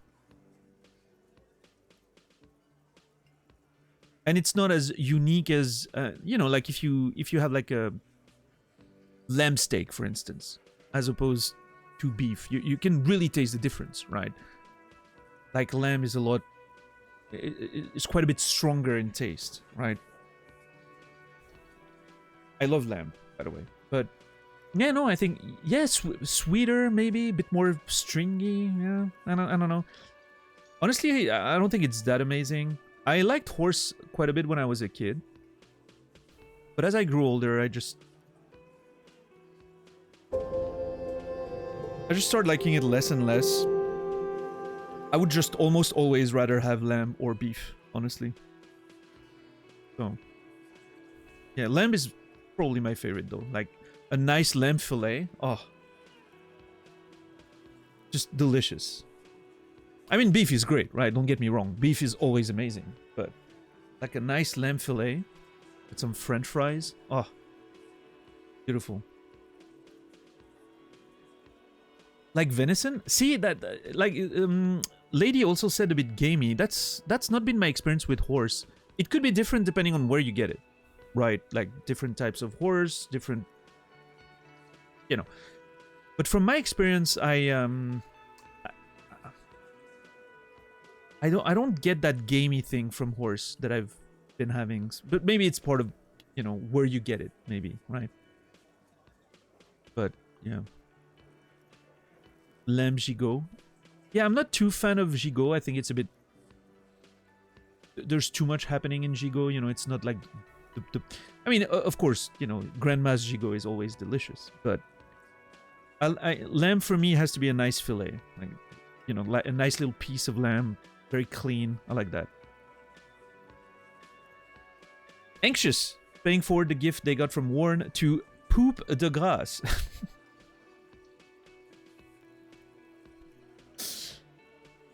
I don't even know what to say anymore. Thank you, Anxious, for your first gifted sub to the channel. I truly, truly appreciate it. And Poop de Grace. This is making me sound like a child. You will be remembered.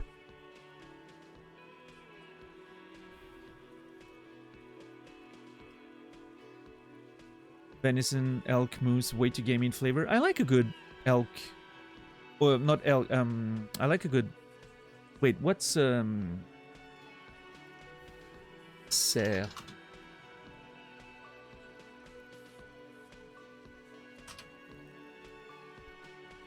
Deer. Stag? Stag. Deer. I don't know. A nice little, you know, stag or deer émincé, right? With like a nice little sauce during venison season. Ah, delicious. Love it.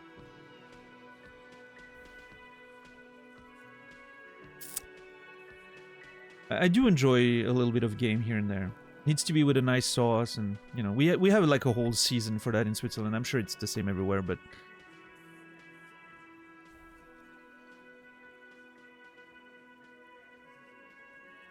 like in September, I think September, October is generally the season where you get a lot of venison here in restaurants. It's a whole thing.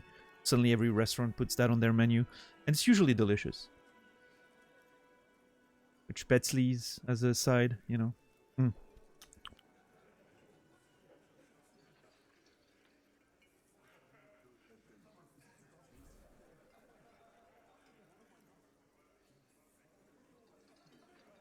But yeah, all this to say that horse is not my favorite meat at all.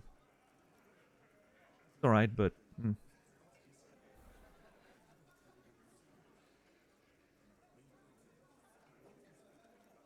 Now, lamb is one of those things where a nice piece of lamb fillet, well done with like a not well done, like not the cooking, but well prepared with a nice sauce and everything, can be delicious. But there are some piece of lamb sometimes that smell very strong and taste very strong. I have that very specific lamb taste, which I do not like at all. Sometimes it tastes way too strong. And it kind of becomes overwhelming. So, like mutton, yeah, mutton, like that mutton taste, right? That's that's a bit too much for me. I don't like that too. I don't like that at all. But yeah, nice lamb fillet, delicious.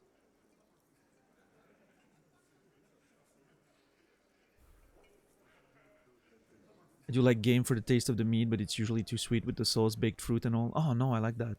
I like the fruits and the what is it? You have the red cabbage and I'm blanking on the word. Les marrons, right? What chestnuts? No, not chestnuts. Yes, chestnuts?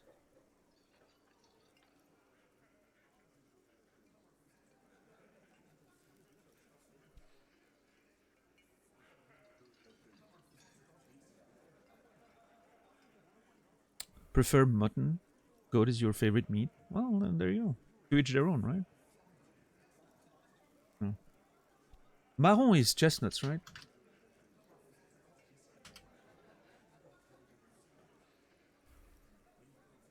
Yeah, chestnut.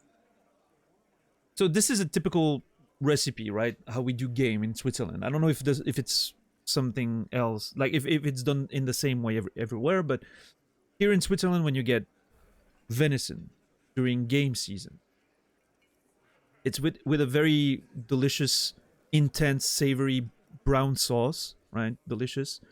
Get some spätzles with that, which I don't know how to describe it. It's sort of a floury, strange floury pasta type deal. Very good. I love it. You do some red cabbage with it. I don't know if there's a specific English word for that, but les choux rouges, right? Sorrel. I don't know if there's a specific name for it, but and you put chestnuts in there, cooked, and it's absolutely delicious. And usually you would also serve that with some like fruit, cooked fruits, baked fruits with some jam on it. It's a whole thing.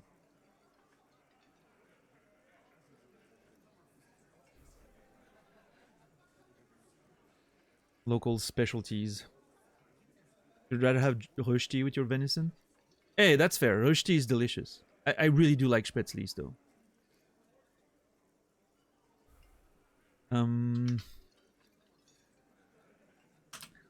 Let me find an image of a plate, what it looks like.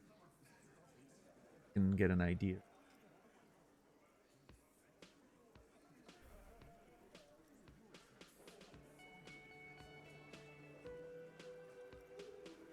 Ooh, ooh.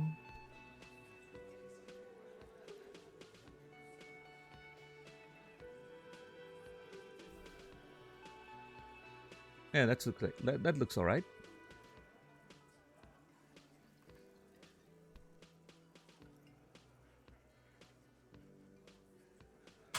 So that would be what a typical Swiss plate of venison looks like during game season.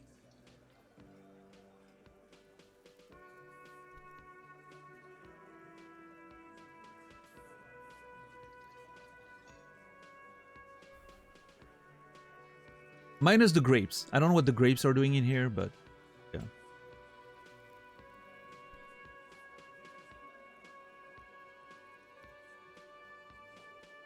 And you can see the chestnuts in the middle. Oh.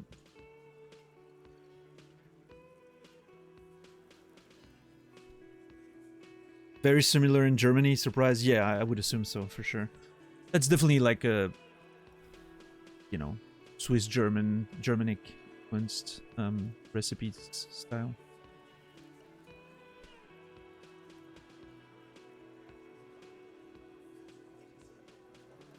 Can I post a link to a better looking plate? Sure. I picked the first one that looked sort of, you know, similar to what you would get at home, right? Well, I've seen this one and I disagree. I don't think it looks better. This one looks like, I don't know, it's too precious. The other one looks more like something you would make at home, right? This one looks like a gastronomic restaurant. The Spätzlis are undercooked.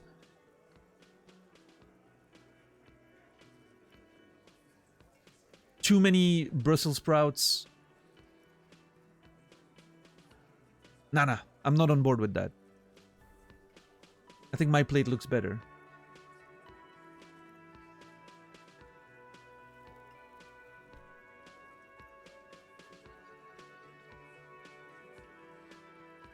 Maybe you are, Soro.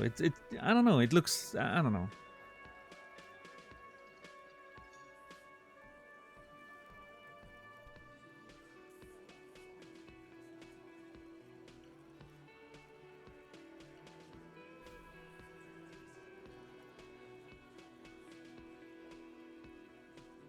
I'm glad Mark is with me. I appreciate that, Mark. Thank you very much. You're one of the good ones, Mark. Anyway, how do we get to this? Oh yeah, because because Captain Dax said chevaux instead of chevaux, which somehow we got into food and first play is too crowded, but that's the home style, right? Like that's how it looks at home. I understand that the second one looks visually more appealing, right? I get that, except for the undercooked Spätzlis. Those look disgusting. But like the first one looks, you know, like a proper plate you'd make at home, you know? Yeah. And then you asked how the horse tastes. Yeah. From coup de grace to undercooked Spätzlis. Yeah. That's not how you write, how you spell Spätzlis, but I appreciate you for trying, Captain Dax. Truly, I truly do. Disgusting now. Yeah, undercooked Spätzlis is... Anyway, whatever.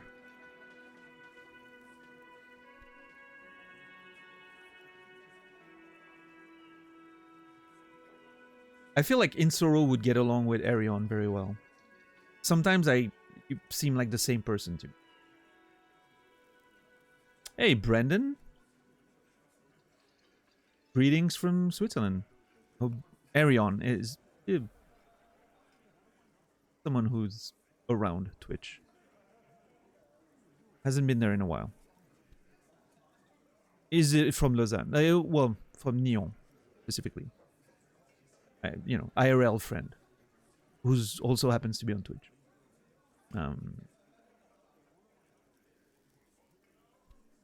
Sometimes you feel like the same person to me when it comes to food specifically.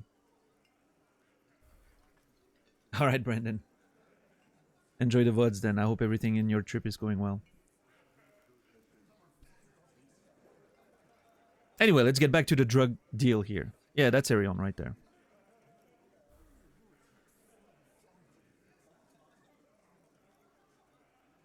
Beautiful.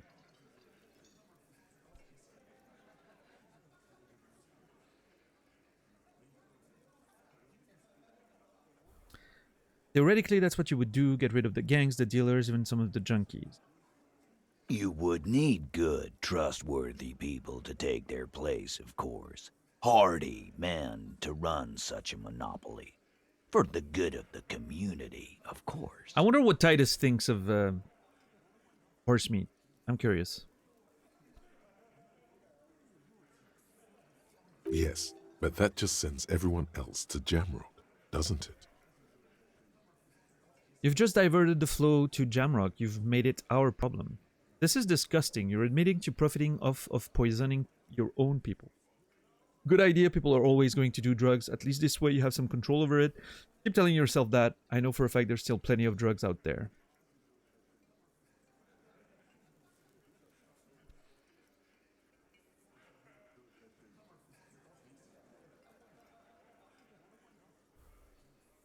Yeah, so basically they took over, you know, like the little drug dealers, local drug dealers and everything, and just made it a big, you know,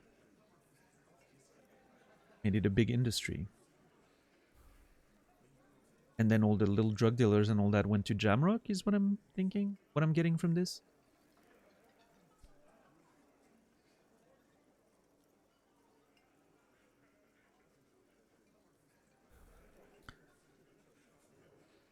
Yeah, keep telling yourself that. I know for a fact there's still plenty of drugs out there. No, there aren't. Some little shit and his dad are doing speed. Who fucking who? The stuff's probably from Jamrock. Wow. Whatever you've seen is peanuts. Look at the big picture, man. The place is a paradise. And all thanks to Hardy Boys. Sure. Theoretically, of course. We're just talking politics here. My answer to your drug accusation is, how dare you? Go fuck yourself. Oh, indignation, huh? That's the angle you're taking. Not quite yet, Mr. Hardy. There were 8 sets of prints on the crime scene. There are only 7 Hardy Boys here. The 8th Hardy, the one who's missing, he runs the thing, right? I want a coffee to warm my hands and belly up, but I'm too cold and I don't want to move. Well, Reki, it sounds like moving to get coffee would solve part of your problem, as well as getting you coffee, right? But I get it, you know. Sometimes I just want to sit on my chair and put on the electrical heater in addition to the oil one and get all that warm air, you know, on my legs and just never move. Yeah, 1-2. This game, we talked about that the other day, right? This game is incredible in how, like, the superficial scope of it is very small. Like, there's not a big area. There's not, you know, but it goes so deep. Like, there's such a density of content in this game. It's fascinating. Every character keeps revealing stuff and stuff and stuff. It's beautifully done. My answer is, fuck off. He takes a step closer. Mind your own business. There is no 8th Hardy. I run this goddamn scene. Well, that's probably wrong. Finally, you got something out of him. This could prove useful in the future. Okay. And here we go. Back to the usual. The woman's size. I know. Fatty walked on all 4s. He's so fucking fat he left 2 sets of footprints. That's not very nice. Go fuck your mom, Dennis. Yeah, Dennis. That's more like it, boys. You heard him. It was Angus on all fours. Anything else you need to know? Sure. All right. Well, that's it for now in terms of the drug trade. I'm sure Joyce will have a lot to say about that.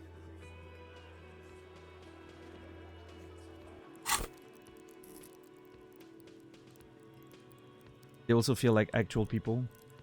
I think people usually take for granted in this game. Yeah, I mean, it is true.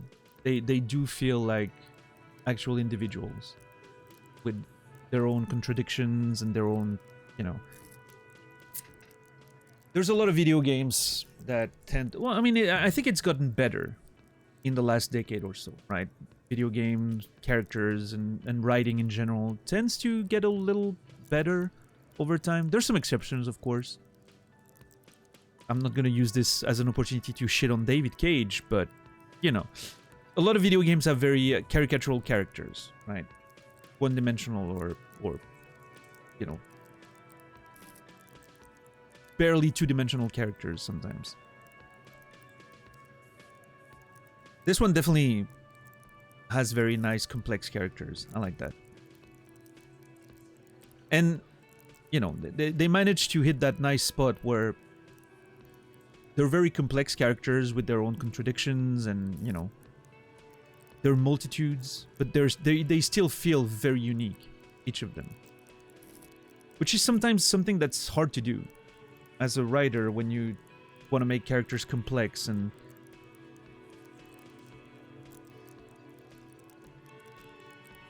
let's just say that as a writer, it's easier to make characters unique and memorable in their uniqueness if you make them a little bit more caricatural. The more caricatural a character is, the more defined his personality is, and the more it stands out, right? And the more complex you make them, it's very easy to fall in a trap where all characters sort of feel the same because of their contradictions and their, you know, multiplicity, if that's even a word. That's the hard part, is making a character feel really deep and complex and multifaceted, while also making it feel very unique as opposed to other characters. Maybe more so even in writing, like pure writing, like books, than it is in video games, because video games you have like the visuals, you have the voices, you have all of that. In book form, you only have the writing, which can make it an extra bit harder for them to be sort of differentiated, but yeah.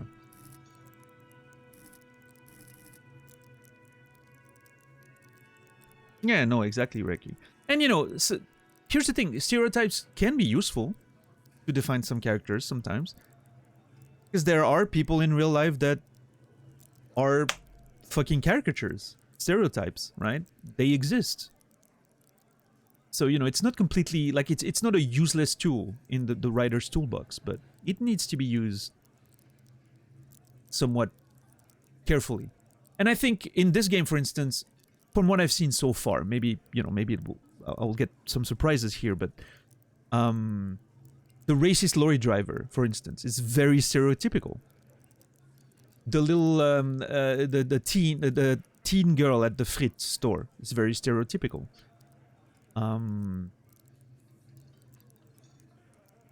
But those are, you know, they sort of add to the general flavor, right? Suddenly you have a character that sort of feels like you get it immediately. You're like, oh, that's the kind of character, right?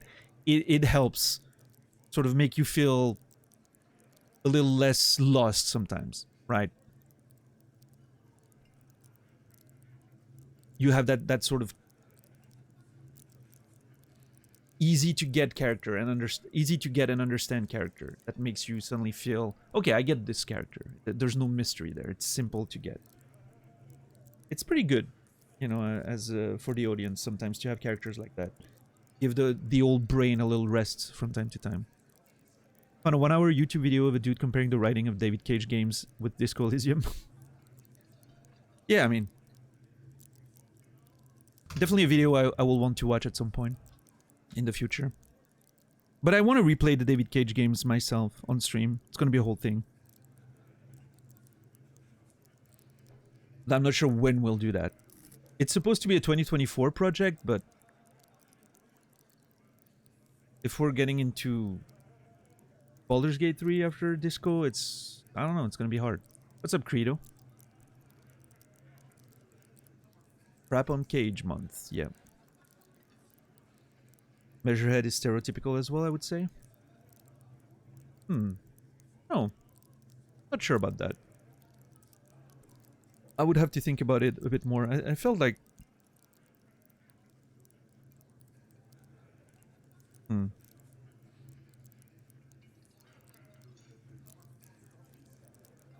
I don't know. I need to... I'm gonna have more opinions about Measureheads in the future, I think. Let's reconvene on that topic in the future. Do you think the Cage games get better? Marginally, maybe? I think Beyond Two Souls was better than Heavy Rain. And I think Heavy Rain was better than Fahrenheit. I think Detroit is maybe the worst of them all, but I need to replay them.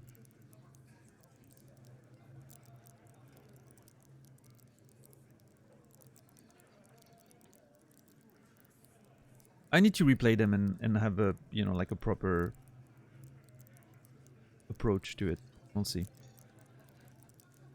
'Cause it's been a while. I don't remember a lot of either, so.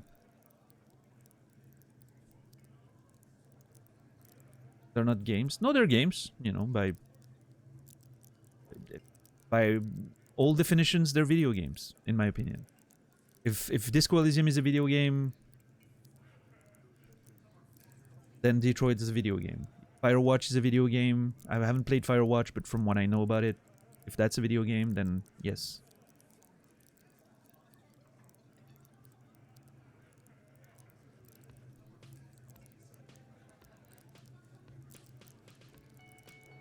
Well, I mean, now that I'm... I don't know, actually. I'm thinking about it, but...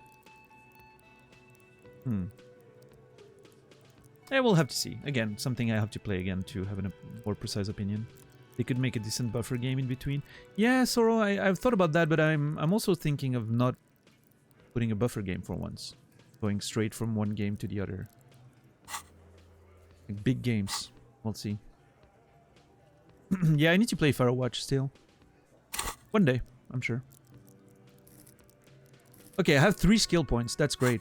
A lot of opportunities there. Oh, the confrontation about the drug trade gives me another +1. Which doesn't change anything. I still get it unless I roll a double one, but... Alright, I think it's 4:08. Okay, we have time for that. Time to convince Titus is being manipulated. I think it might be time.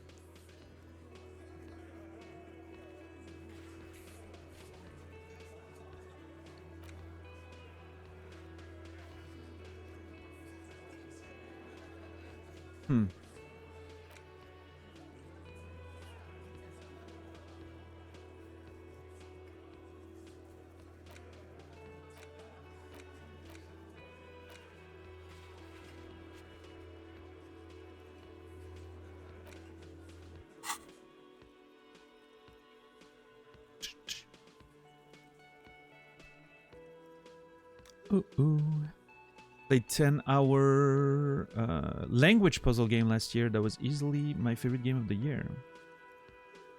And you're gonna say that without saying the name?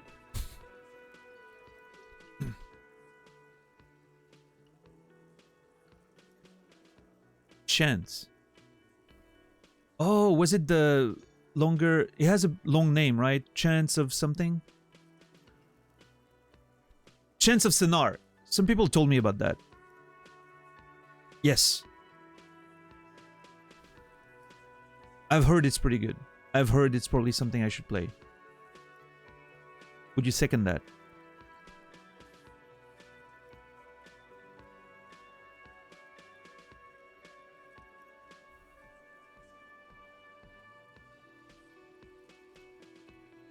Yeah, Soro, I mean, it's... Here's the thing, though. Like, you could easily get that check pretty early, right? You can always be lucky and unlock something. But yes, those bonuses, I feel, are sort of a way to... for the majority of players, sort of, you know, gate the progression. Yes. But not hard-gated. They can hard-gate it by just simply not giving you the option. But it feels more organic this way. I like it. You're right. You overing your mouse there just makes me feel snake eyes coming up. I don't know. I'm going to take off now. I'm not sure I want to do the confront him right now. I feel like... oh. I thought the game was going to crash there for a second. It's the right length to bash out in 2 streams or maybe syncs for me. Yeah. Yeah. I'm interested.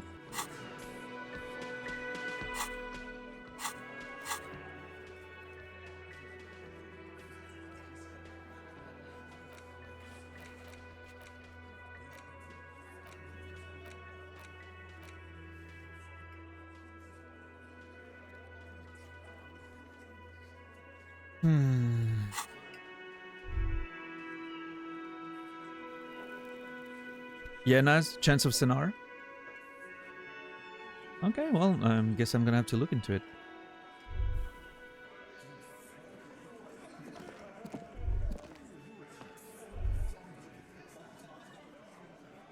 I wonder... Hold on, let me check if we got the numbers.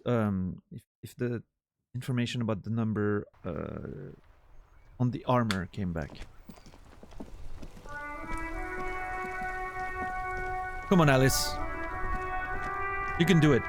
Inside, you see a set of steering levers, a radio microphone. This is Precinct 57. How may I assist you? Did you find more about the owner of the armored boots? Yes. I got the mercenary's name and a few biographical details. Are you ready? Oh shit! It only took 4 days! Well, 3, technically.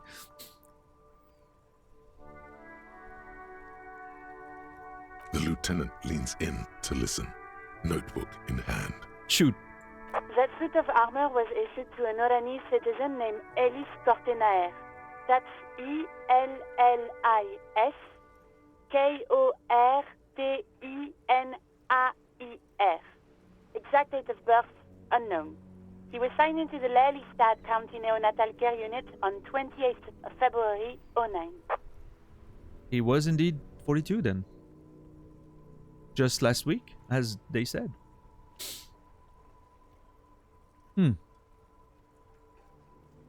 No lies there. Confirms Classier's testimony. Beautiful. Ellis Kortenaer. I'm assuming Naz, it's sort of waiting for the conversation. That's my guess, right? It's waiting for the conversation with Classier to be moved to a certain point, I think.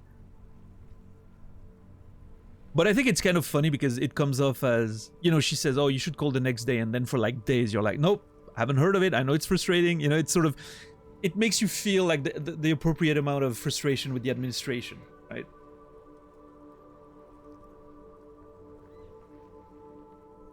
Stuff that just should take a day and takes 4. It's beautiful.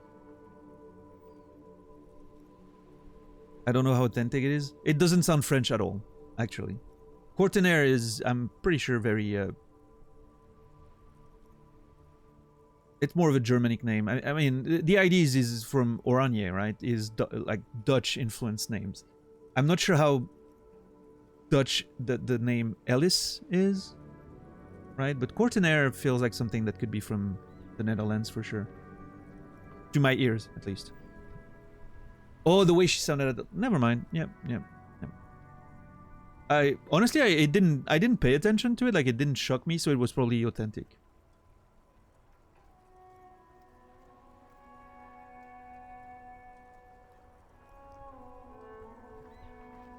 Because if it sounded like bad French, I would have, you know, it would have probably I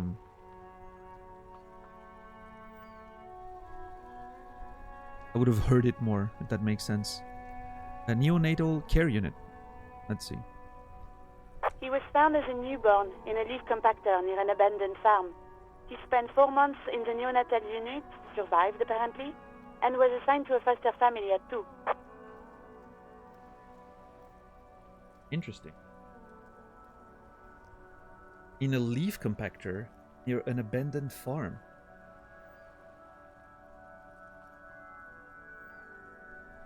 That's wild. Like, I mean, you know, I understand abandoning your baby, I mean, it is already just kind of wild, but, you know, I understand it happens.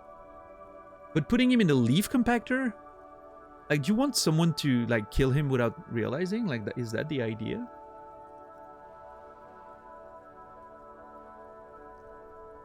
Yeah, that's brutal. What's up, Reven? Welcome in. I don't know why I pronounce your name like that, but Reven. Yes, welcome in, welcome in.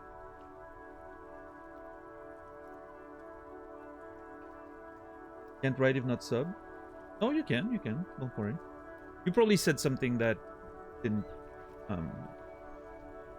you probably wrote something that might have been against the rules of the channel. I obviously didn't read it, but it's just a deletion, no problem. Protecting the experience, not a, you know, nothing personal.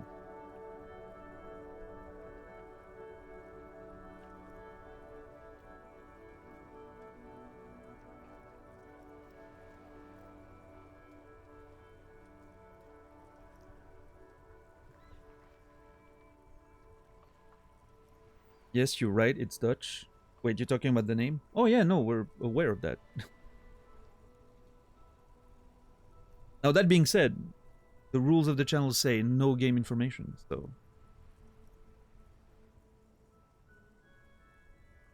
Careful.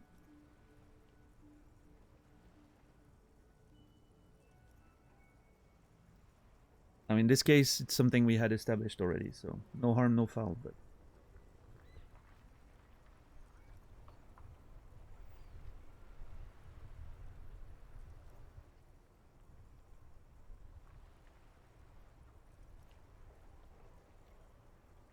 I rather like how places in the setting map about 0.721 with real countries in. I'm not sure what you mean by 0.721 with real countries and regions, but I think I understand what you mean.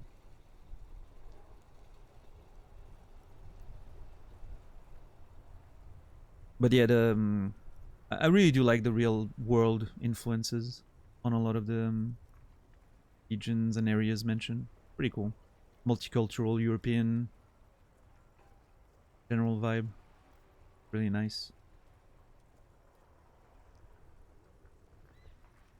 It's just like, that's something we mentioned earlier, right? It's it sort of adds to the familiar feel of the world while at the same time making it feel even more eerie and strange, right? Well,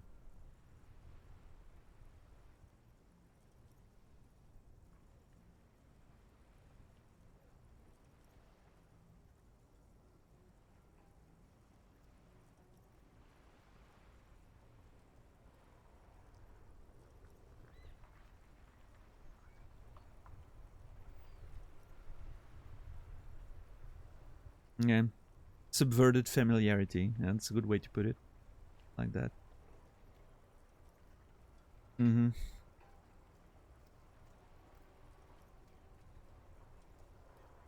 It's cool.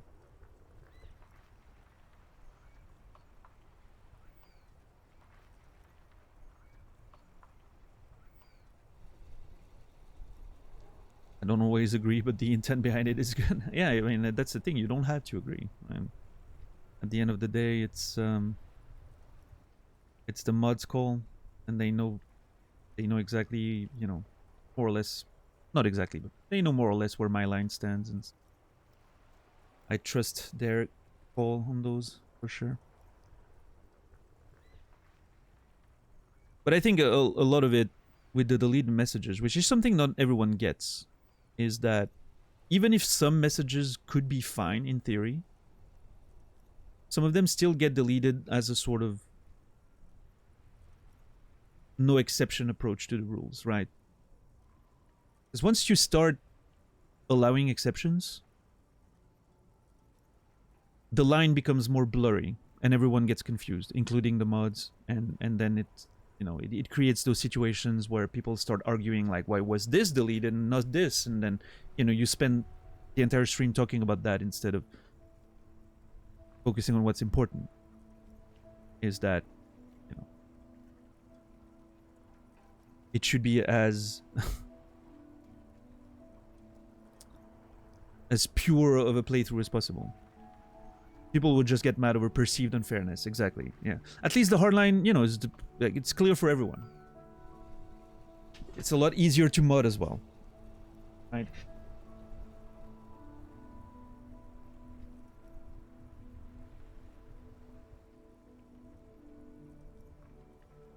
Familiar but unplaceable, sort of like dementia. Yeah, kind of.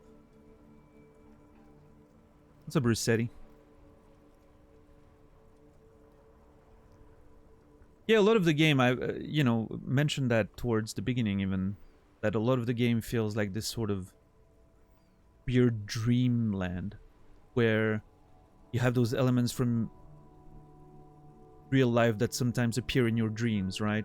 But they're not exactly the same as in real life. It's sort of a mix and match of different influences from your past or day or whatever you've experienced. And it sort of gets put back together in, again, a familiar but eerie way. And a lot of this world feels like that to me, which is why from the very beginning I had that sort of hypothesis that maybe this world isn't exactly what it seems, right? Maybe there's more to it than just like the superficial appearances that this world seems to be, I'm looking forward to see if there's a bit of truth in that, or if it's just an aesthetic choice, so to speak. We'll see. So anyway, he was abandoned, found in a farm, spent 4 months in neonatal unit, survived, and was assigned to a foster family at age 2. Not a great start to his life, I guess. This is what the ICP knows about him. He was raised by foster parents, entered the East Brand Military Academy in Vredefort at 17, then served in the Oranese forces till he was honorably discharged in 41, just a year before the Seminese conflict. It was discharged 10 years ago, at age 32. So he served for about 15 years.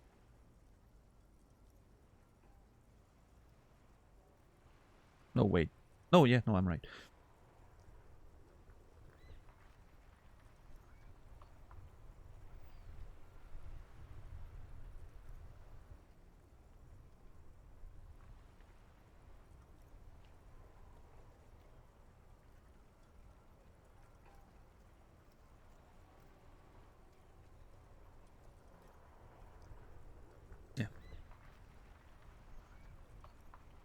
A year before the Seminese conflict.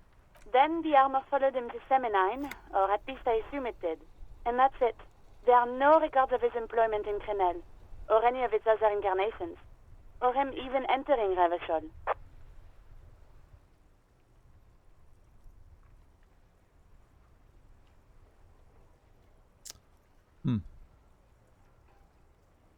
Wait, he was found in a leaf compactor? It's a garden tool used to press leaves into these cubes. No, It's a detail the hospital had, the only detail in these files. So I thought it would be good for you to know. I understand that. I get the idea. It is. Thank you, Alice. Kim is very nice. I should be more thankful to Alice. She's doing great work. Any information on his foster parents? None, officer. Sorry. All good? So all we have to connect him to Crenel is the armor. Even that is a small miracle. These organizations usually double-check their inventory. Thank you, Alice. Great work. No problem, Lieutenant. She sounds pleased. Did sound pleased. Everybody loves Kim. It's so nice. Well, we have his name and service record now. Move on. A name. This is very good. Ellis Cortenard. Cortenard. Says to himself. This means something to him, to know that name. Like naming a case. It's important. Sure. Sometimes police work is about human dignity, about giving back names to anonymous victims. Mm-hmm. I'm glad the inquiry was helpful to your investigation, officer. Did you have any other questions? I'm done with the radio for now. 57th, over and out. Her voice disappears into the void. In the cabin, you see a set of... Yeah. Close the door. Alright, good work. Making some amazing progress today, jeez. I wonder if we can talk to Classy about his name.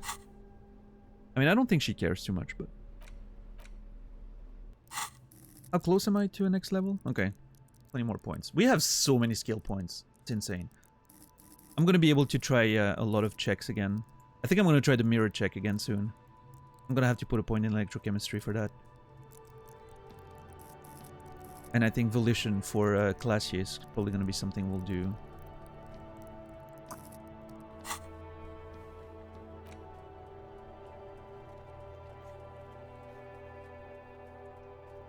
That one disappeared. The dock worker. Haven't seen him in a couple days now in game. I need composure for the smoker on the balcony. I have a Shivers check at the novelty dice maker? I don't remember that one. Oh, the ice cream maker is a thing we need to get as well at some point.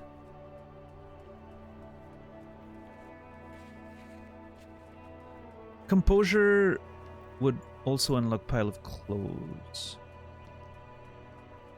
I love that there's still a check for Measurehead. As if I can still punch him. I mean, maybe I can. That would be nice if we can actually punch him later.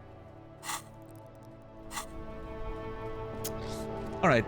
It's 4:13 in-game.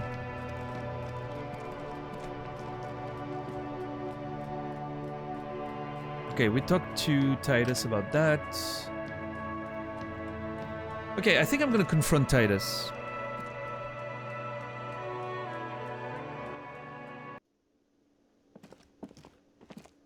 And then we'll send Kim away, I think.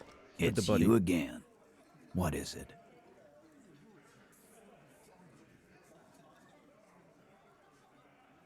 Alright. 97%. Anything but a double one. Come on.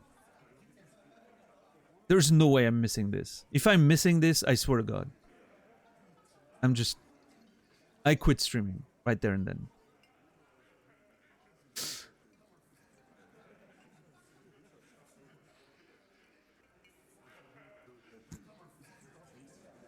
I should probably not have said that, should I?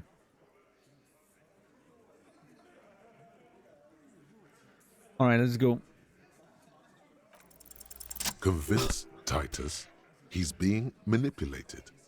You should know by now. Titus Hardy will never falter. That was not a very good roll, too. That was not a very good roll. But, hey, we made it.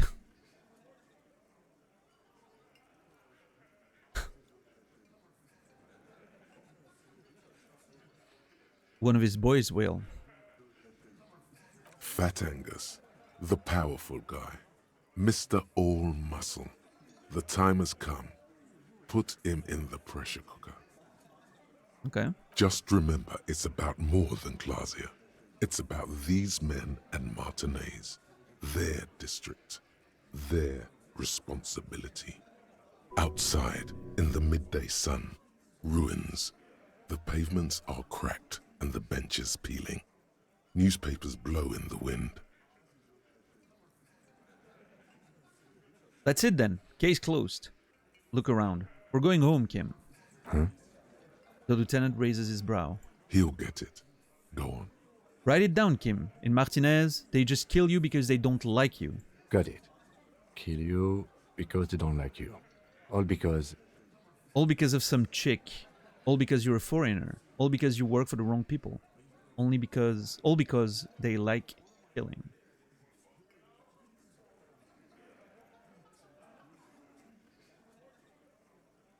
All because of some chick, maybe? I'm gonna go with that angle.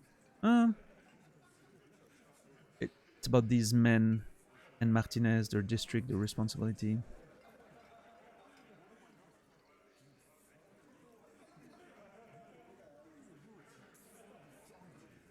Maybe all because you work for the wrong people. I'm not sure if the game's like sort of pushing me to, you know, like approach this in a certain way. It's more than just about the girl, right? But because you work for the wrong people.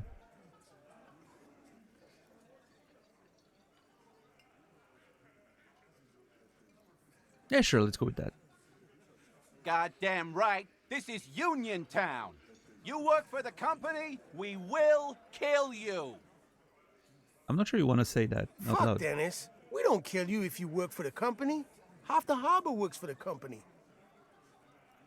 Work for the wrong company, and they execute you. I love Kim. Stay straight on track. They just hang you like in the Dark Ages, make a display of your corpse. They just hang you, shoot you, whatever. They can't even remember. They just hang you, shoot you, light you on fire. They don't care.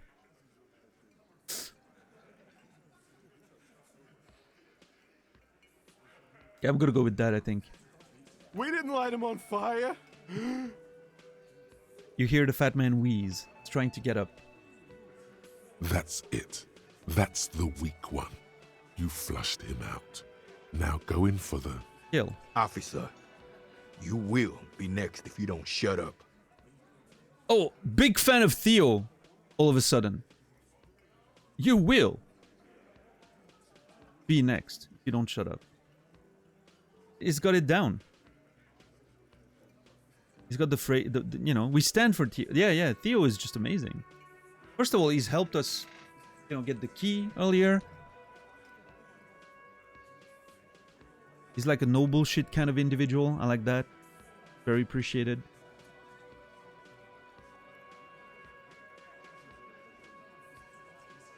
The old man reaches for his belt, but his voice is strangely calm. He's onto you. He knows what you're trying to do. Steel yourself. Push on. Just ignore Theo. Okay, Volition. Turn to Angus. Or what? You're gonna kill me like you killed him? For no fucking reason? Turn to Theo. What happens if I keep talking? You're gonna kill me too in this bar for nothing? Look at Kim first. Okay, I'm not gonna, you know, I'm gonna ignore Theo and I'm gonna trust Volition on this one. Or what? You're gonna kill me like you killed him for no fucking reason? We didn't kill him. We didn't even hang him. He was dead when... Aha. Shut up, Angus! He was dead before you hanged him? Fatty! Say one more thing to the cops and I'll... Dennis, stand down, or I'll beat your head in. Theo, take your hand off the belt. This isn't 31. I've got this under control. The room falls quiet. So quiet you can hear Angus wheeze. Angie, where's your goddamn inhaler? You sound like you're dying. I left it home. I can't get it. I'm too fucked. I'm sorry. He grabs his chest.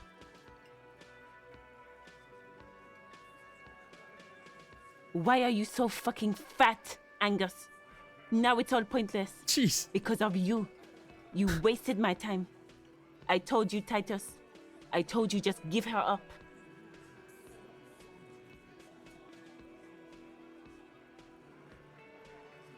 Poor Angus is getting shamed right now. Jeez.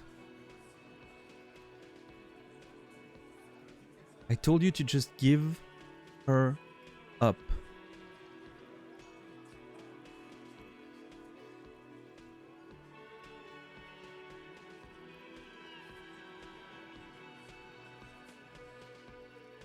I wonder if her, in this case, is the lorry driver or if it's Claudia.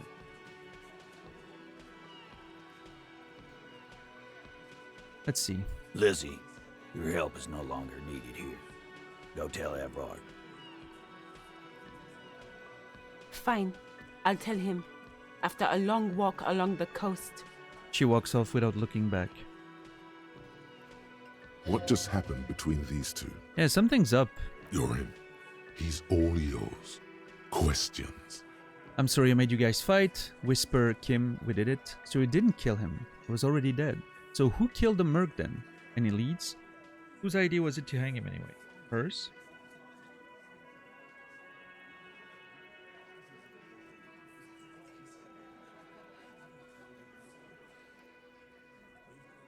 Gotta whisper to Kim, we did it.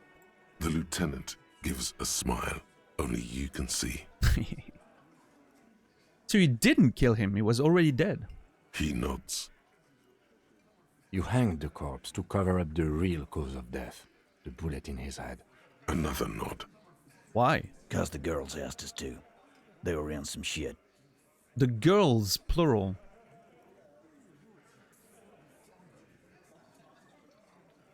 Is this all gonna come down to Sylvie?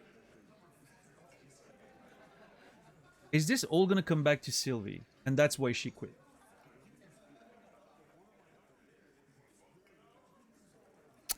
Let's see. Girls plural. There's another girl. 2 of them. Take note of this. They'll probably say more about her later. Did she kill him? Cop, I have no idea. The girl says she didn't. He doesn't think she did. Or at least he hopes she didn't. The girl says she didn't. That has to be Glacier though, right? The way... What happened Sunday night? Glacier came down. Okay. She seemed really out of it. Drugged up, even more than usual. Bug-eyed and gurning, you know? Not in a fun way. Sure. It looked like she'd redosed after something went down. I've seen that look before. She was scared. I knew someone had died.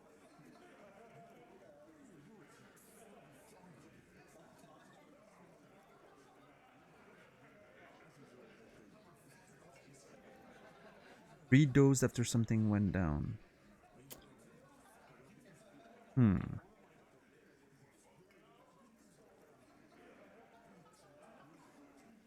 How did you know? I've done this job for 10 years. I've seen it before. It's the politician in the motel room with the dead hooker scenario. Only in reverse.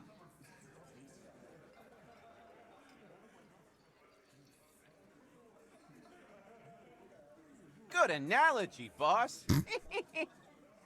Shut up, Shanky. You don't get to talk yet, Shanky. You're still on the bench. And you keep taking it easy too, Angus. The politician revives the dead hooker? In reverse. That's not what they mean there, Sokoman, but that's a good, funny way to look at it, yes.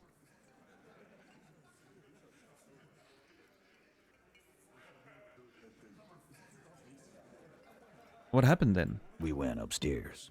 Sure as day the merc was dead. There was a bullet hole through the window. Okay.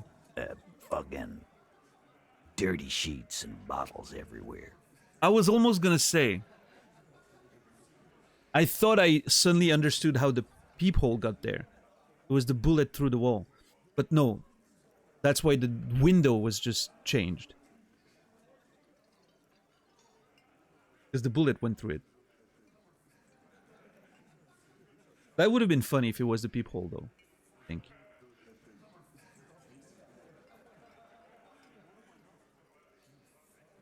Necromancy in your motel room, more likely than you think. Oh yeah, Gold? You have experience with that? What's up, Mazar? How are you doing today?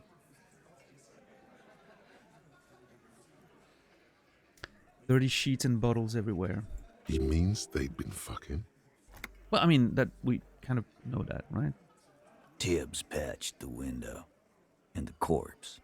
We hanged. Oh, can I ask Tibbs to patch my window in my room?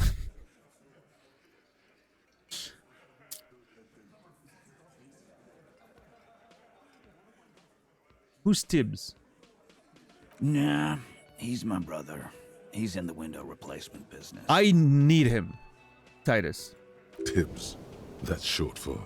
That's short for Tiberius? Yeah, Titus, Tiberius, makes sense. Yeah. Good man. Cool. Bet their father's name, Atticus Hardy. Lucretia Hardy would be their sister. Anyway. Atticus, Lucretia. Interesting mythological names there. I'm very upset that there's not an option to ask Titus for his brother to fix our window. Very upset. What's Titus short for? It's just Titus. It's the name. Titus, Tiberius.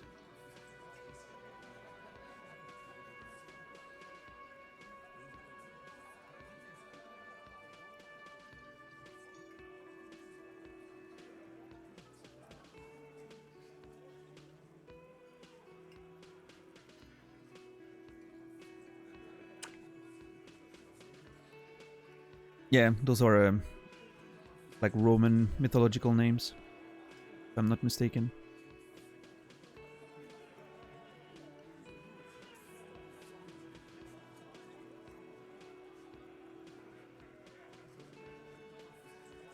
Well, maybe not even mythological. They may be historical emperors and whatnot.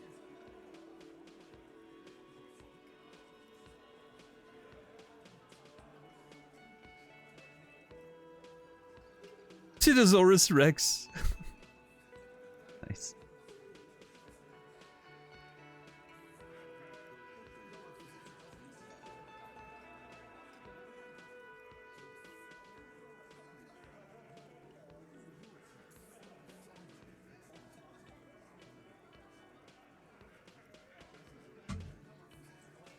Notes on my phone. Dun, dun.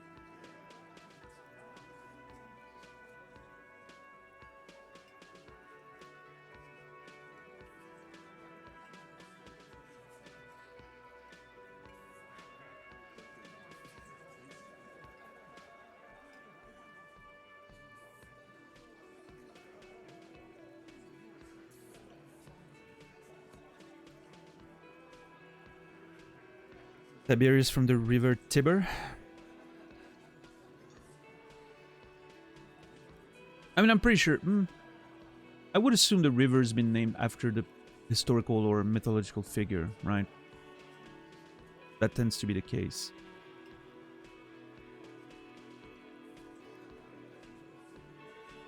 But yeah, that's sort of a little bit of a dark spot I have in my knowledge of.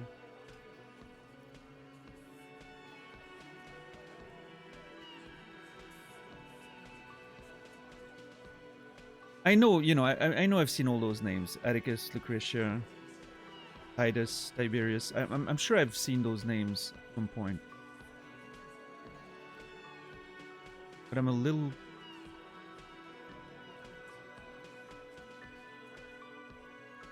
Something I should look into at some point. As far as like historical figures or mythological.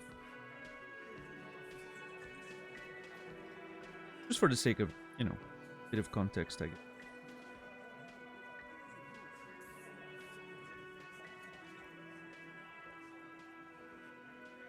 But I'm pretty sure it's rooted in Roman, either history or mythology.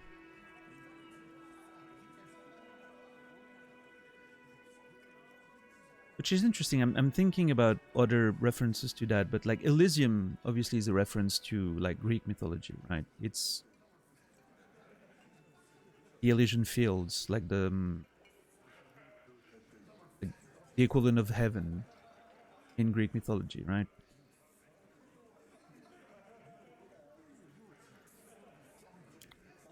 Yeah, that's why I'm avoiding any sort of Googling of that.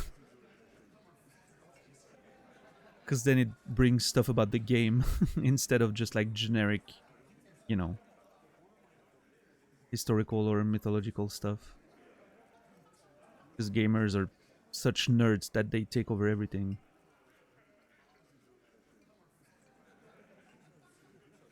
No, I understand that was for the chat, but I'm just saying that's why I specifically personally avoid even looking that up. I would need to go on Wikipedia directly, for instance, and then look at the name here without going through Google, just to avoid any potential spoilers about the game specifically.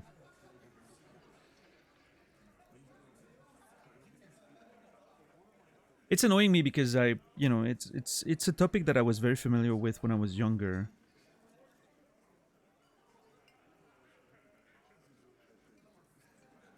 But I've forgotten so much over the years.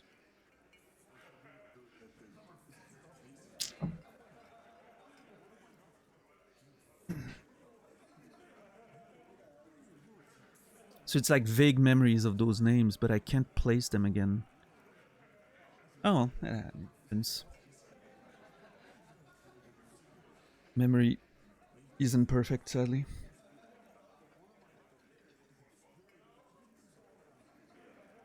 So if Classy didn't kill him, why the cover up? You may have noticed our girl's in some shit of her own. Told me some people were after her from Oranje. He wouldn't say more. I didn't notice anything. What kind of shit are we talking about? No, she told me some people were after her, but it was very unspecific. Yeah, she wouldn't. She's fucked if she shows up on police radar. These people, who are they? They're powerful, connected to the moral intern. She's clearly afraid for her life. Says if she showed up in your systems, she'd be ghosted away. That's all he knows. That's all she's told him. And why would you help someone like that? By taking on a murder? Why would I? I guess we abide all sorts of runaways and losers here. It's a Martinez thing. So who killed the Merc then? Any leads? Not yet. Just some ideas. She says the shot came from outside, behind the window somewhere. So that's a clue. Okay, so... Okay.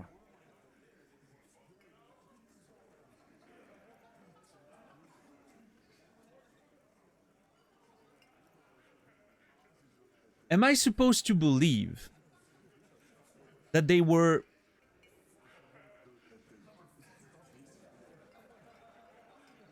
in bed and that someone shot from the outside through the window, that it entered his mouth without breaking his jaw or his teeth, got lodged in his skull,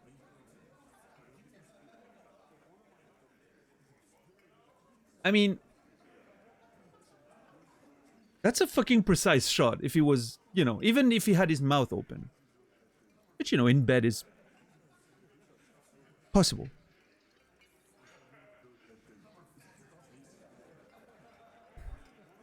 Well, I mean, maybe not in bed, Sokoman, but I'm just assuming, right? Based on the stuff that was explained. Dirty sheets, like it was killed in the bed, right? That seems like... That seems extremely unlikely. It seems so much more likely than she shoved the gun in his mouth and shot, right? But...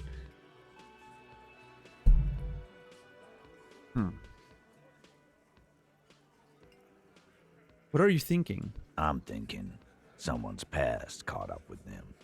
Either hers or his. Hers, you mean? Yeah. I mean the people after Klausya. Maybe the shot missed. Maybe it was meant for her. Maybe. I like that. Been thinking the same thing myself. And you had ideas about his past too? I do. One of those mercenary buddies of his could have done it. They got guns, training, years of bad blood, probably. Or it could have been someone else from Crenell. He pauses to think. Tell you what I'd do. Check out the coast for vantage points. Maybe consult with a ballistics buddy of mine. That's what I'd do. If I wasn't too busy doing this clown dance with you.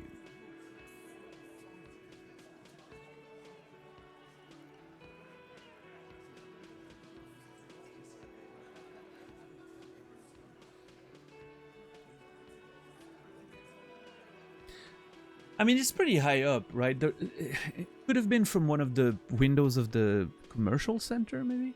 The doomed commercial area?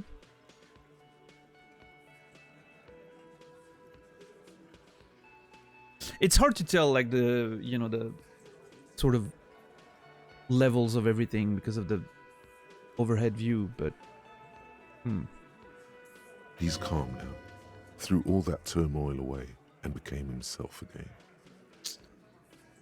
Whose idea was it to hang him anyway? Hers? In a manner of speaking. Remember the two girls? He may be talking about the other one. Yeah. Earlier you said the girls asked for your help. Was this the other girl? That's right. It was her idea to hang him. I liked it for political reasons. It sent a good message. It's her, isn't it? The drug trafficker, the missing 8th Hardy. Okay, so not Sylvie, apparently? Fella, you think too much. He's off all right. You're gonna hurt your head. A little too far there, but you're definitely right. Yeah. That woman is just affiliated with the Hardy Boys. You don't know her, anyway.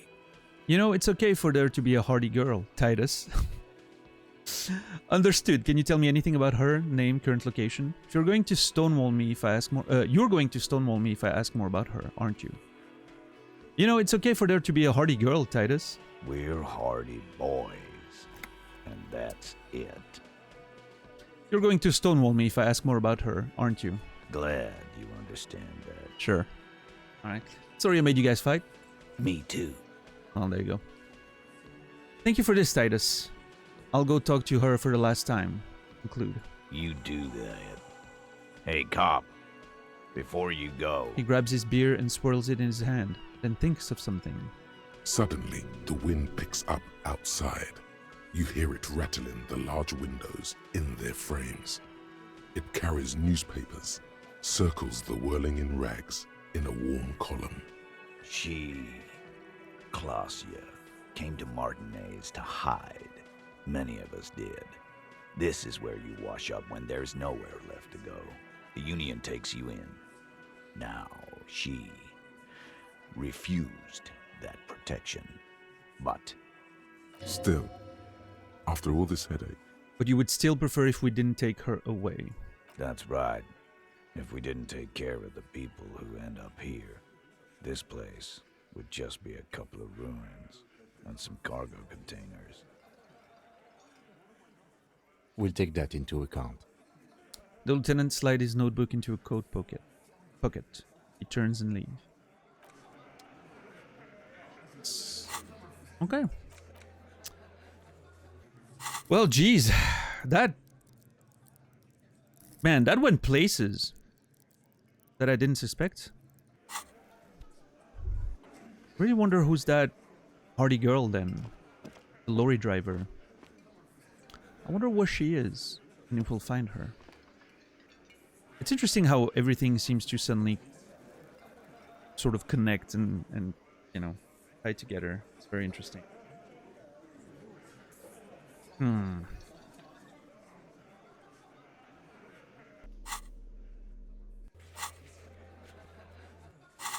I still need to send... Man, I don't know how to...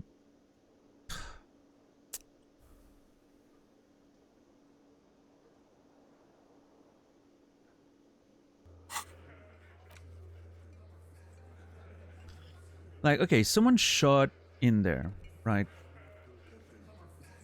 If I'm looking at this map, for instance, if that was like, let's assume it was a sort of sniper shot, right? If that's even possible. Someone could have shot from the Ferris wheel, the church, potentially. That egg thing here, maybe.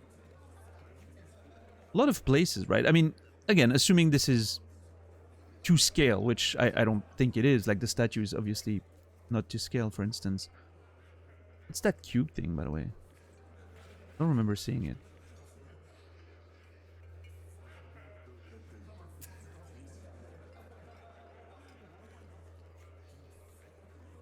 Yeah, I'm curious. What happened with that? I don't know. I don't know if I believe that. Yeah, and it seems so unlikely.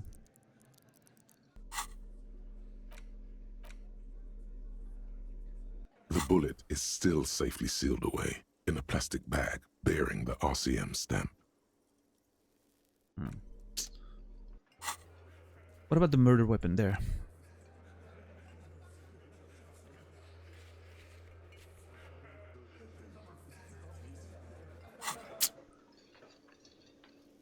Yeah, we're getting a lot of points, Harmon, thanks to conceptualization too. Like it's giving us so much. And we've been concluding a lot of big like story threads, right? Sort of it's sort of all coming together. A lot of big quests are getting closed, tasks. Yeah, I'm gonna be able to try a lot of checks by unlocking them. It's gonna be great. Looking forward to that. I can definitely spend a point to try the mirror again soon. Okay, let's go talk to Classier. But I really have to make sure I send Kim today. Before the end of the day. I want the body processed. I really wanted the body processed today. Oh, come on, Kim. Jeez. I need to close the door. I'm sorry. It's a brain thing. Soylent Green. No. Processed to the morgue. Not made into food. Come on. Alright, so if someone shot through here... Like, the body... We know the bullet stayed in the skull, so there was no, like, extraction impact, but... This window is pristine on the inside. Looks like it, yes. You know which window has not been recently replaced? Okay, I was wondering if it would say something about it being replaced because of the gunshot, but... Maybe it isn't. I mean, 24-hour window is out of business. What were your options? Well, apparently Titus' brother is an option, but we can't get to him. Stop distracting him! He has work to do! Plus, if I recall, the window has been giving him shit ever since he got here! Shut up, Necktie. Even though you're on my side. Yeah, Rico, same. I've been... That's... If there's one thing I can say, like a little, you know, criticism about the game, is that Kim gets in the way of the clicks sometimes. That's just a very small detail. It's always good to see you. She cracks a wary smile, leaning back against the railing. Something in her demeanor has changed. She's tired, consigned to her fate, to being here with you and what's to come. So the Hardy Boys told us what really happened. He's trying his best, I know. Kim's a good boy. Let me pet his hair. The mouse. I understand. She puts her coffee mug on the table. You don't look surprised. You were expecting this. You sent us on a run around. You lied to us, miss. Chill. I'm the cool cop, remember? You don't look surprised. You were expecting this. What's up, Mask? How are you doing today? I knew there was a chance you'd get them to tell you. It's what you do. You're the police. Okay. For what it's worth, I'm sorry for wasting your time. What I don't get is why, though. This is good. Clear the air first, between you two.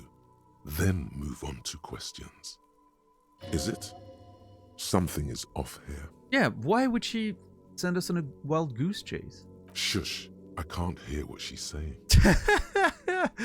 Rhetoric and volition getting in each other's face. Beautiful.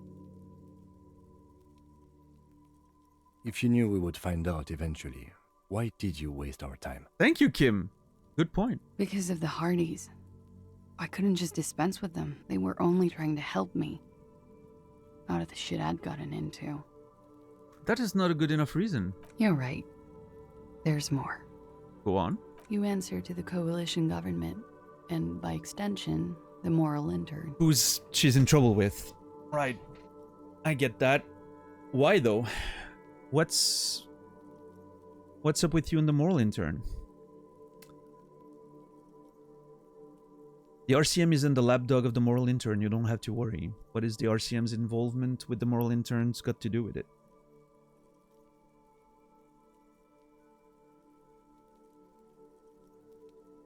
I think I'm gonna be reassuring. I understand, right? that she's worried because she's apparently in trouble with the moral intern. I'm gonna tell her we're not the lapdog of the moral intern, and that she doesn't have to worry. You share a database with them. You send people to their courts. He lights the cigarette. Is this about the people you mentioned, the one who are angry at you? Is this part of why Orenier is a bad memory for you? Has this got something to do with you being Miss Orenier 37? What's going on? What did you do? Is this about the people you mentioned, the ones who are angry at you? It is. Mm-hmm. They're after me. And they have friends in the moral intern. Okay. Some are moral intern. Okay. If I show up in your records, officer, they will find me. They will. What happens if they do? They will kill me, sir. If you file my name, take me in for questioning, enter me into the moral intern mill.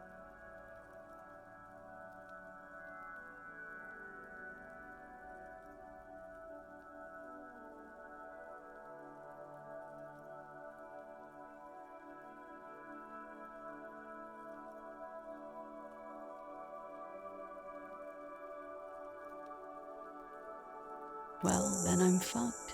For nothing. This murder didn't have anything to do with me. Fucked. People after her? Moral intern people? This isn't Orionese lit. Okay, I'm glad for the XP conceptualization, but not the time to talk about art, I don't think. You said you studied Orionese lit. What is with this fugitive stuff? What did you do to have these people after you? What happened here the night he died? Why did you call the cops if you were hiding? All excellent questions. What did you do to have these people after you? It's not nice, but it's not illegal. Not here in Ravishol, or even in Oranje. What exactly did you do? Come on. Industrial espionage. I joined a business collective with the intention of betraying them. I did my job well enough to be asked to do it again. Ah.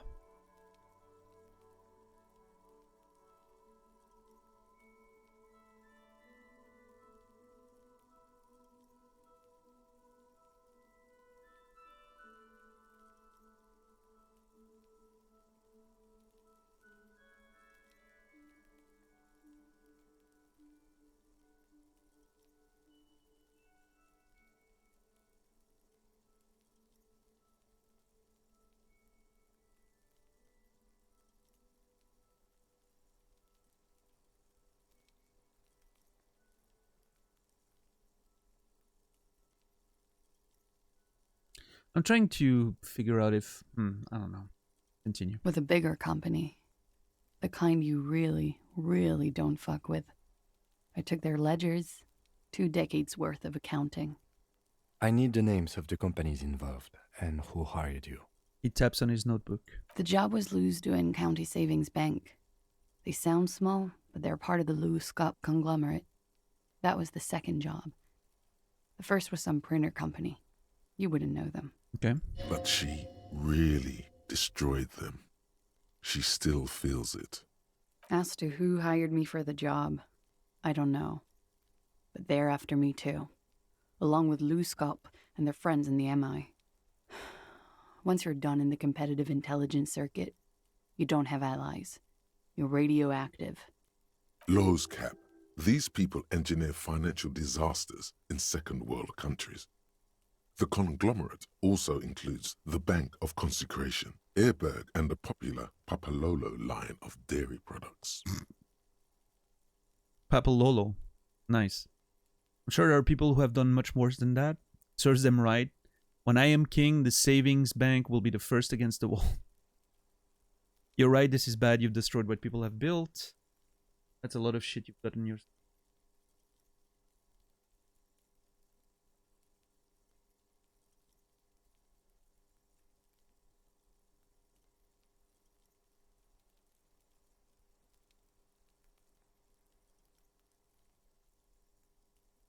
I'm waking up to ash and... I'm sorry. I don't know what you mean.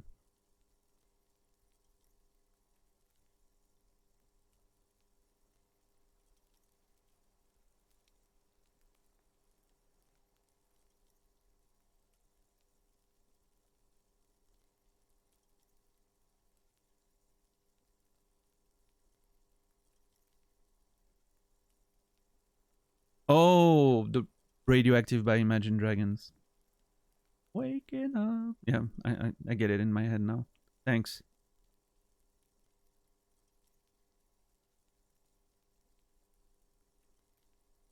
What a terrible, terrible song. I'm sorry. If there are fans of Imagine Dragons out there, I'm sorry. It is awful. And you should be ashamed. I'm kidding. Enjoy what you want. It's fine.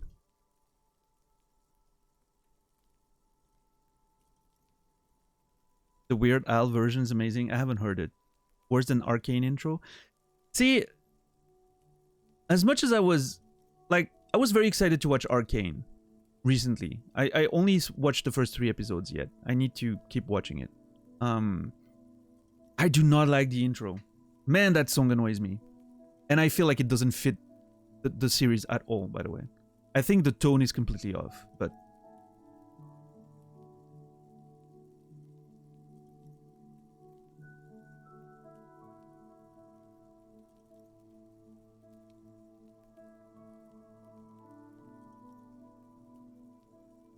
What's up, Brian King? How are you today?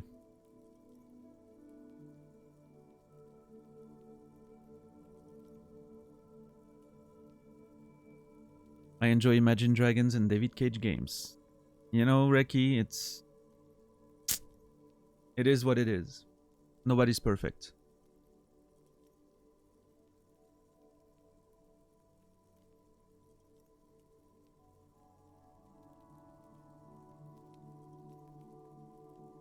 Yeah, go.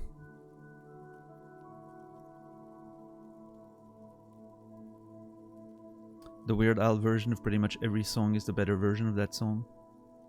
Not sure if I agree with that, but I think Weird Al is... He's alright. I don't know. I've never been a big fan, but I think it's alright. I get why people enjoy it.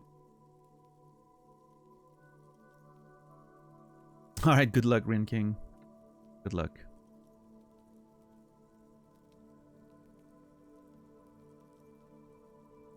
Nobody's perfect, but you don't even try. It's hard out there, Ricky. You don't have to try. Fine.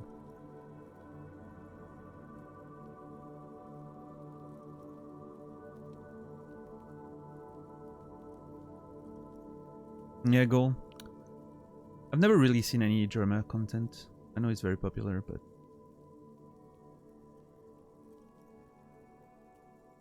Or Imagine Dragons, the one that sing that super annoying thunder song?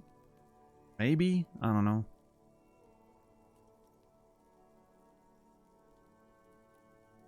They're the ones that sing that super annoying song.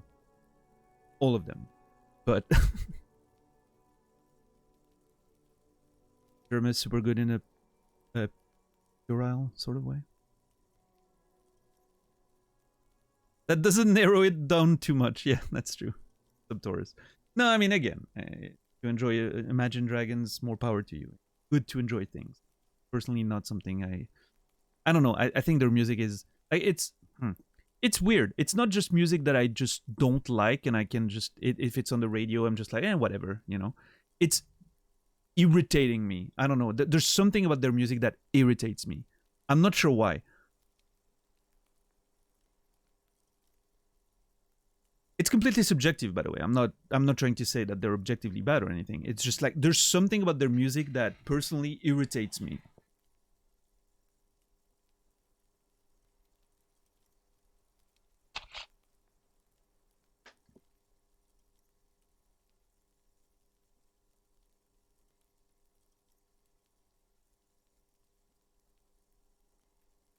Yeah, Dax.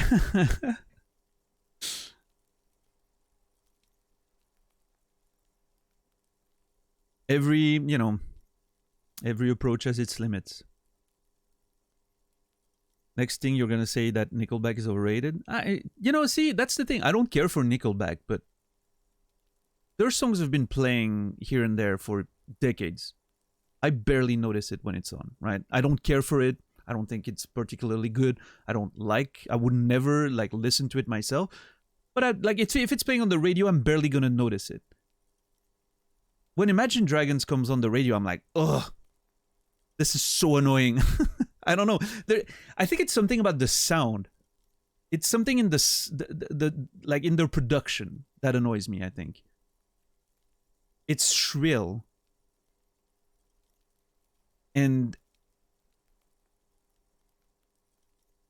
loud at the same time without actually being loud in a good way.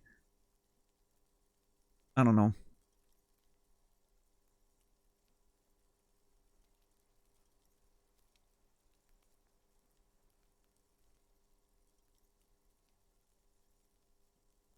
It sounds okay. It sounds to me like, imagine when you were a kid in school and you were in music class and everyone got their little instruments and you were supposed to do, you know, like sort of rhythmical sections, or, you know, like the teacher would guide you and you had tap your little wood pieces together, or tap those tubes that make notes and everything. And there was one kid that had a tambourine and he was going ham on that shit, way too loud and obnoxious. That's what Imagine Dragons sounds to me like.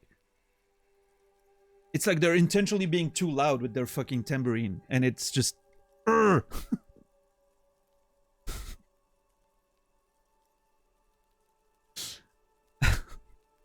That's what it reminds me of. That's the analogy I'm going with.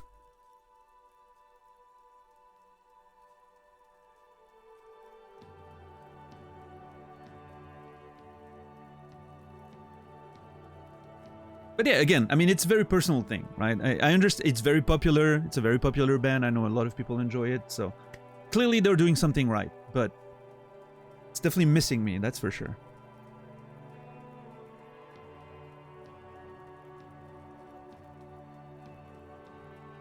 And that's why, you know, it's not something that that is just bland and I can ignore it. Like, well, someone mentioned Nickelback or stuff like that. That's just, you know, that bland stuff that's on the radio and I'm barely hearing it. Like Taylor Swift or all those things, right? It's not even registering in my brain. Like I could be in the gym and that music, all those things are playing constantly in the gym. And I would always like ignore it. I wouldn't even notice it's playing. It's just background noise. But every time Imagine Dragon would come on, I'd be like, oh my God, what is this annoying sound that I'm hearing? It's always them. I don't know. It's something about their production and their sound that just irritates me on a very visceral level. I'm not sure why. I need to figure out why. Maybe after the stream tonight, I'm gonna listen to some Imagine Dragons and try to figure out why their sound annoys me so much. But yeah, I think it's I think that analogy really, it's that sort of weird, exaggerated, bombastic sound that tries to have like those big beats and those big, you know, like that's the dude is shouting in his mic all the time, and it's, yeah, I don't know, it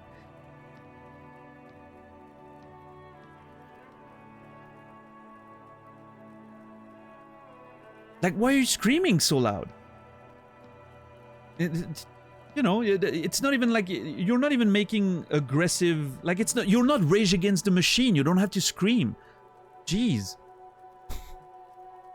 You're the machine they were raging against. Why are you screaming louder than they are? Yeah, trying too hard, maybe. I don't know. Like it just feels like their sound and production doesn't fit the sort of music they're doing.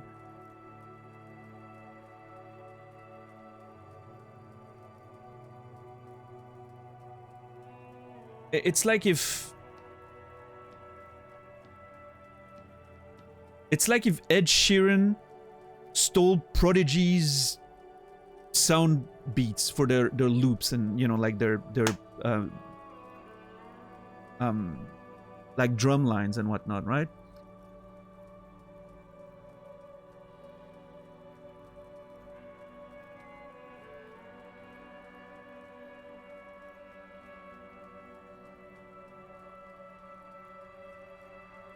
I don't know.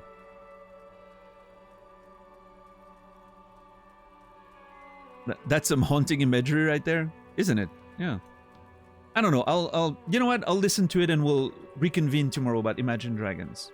Ask me tomorrow again. Ask me about Imagine Dragons again tomorrow. I will remind myself. Actually, I'm gonna open a tab right now.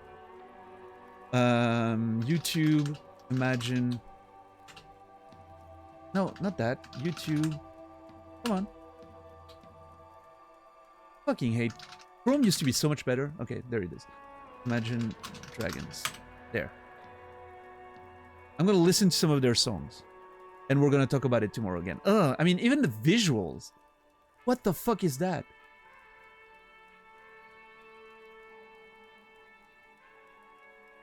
Why am I so annoyed by this band? There's no rhyme or reason. Why am I so annoyed by this band? It doesn't make sense. I do not get it. I need to figure it out. What's up, Yorgo? +2 Half-Life, -1 composure.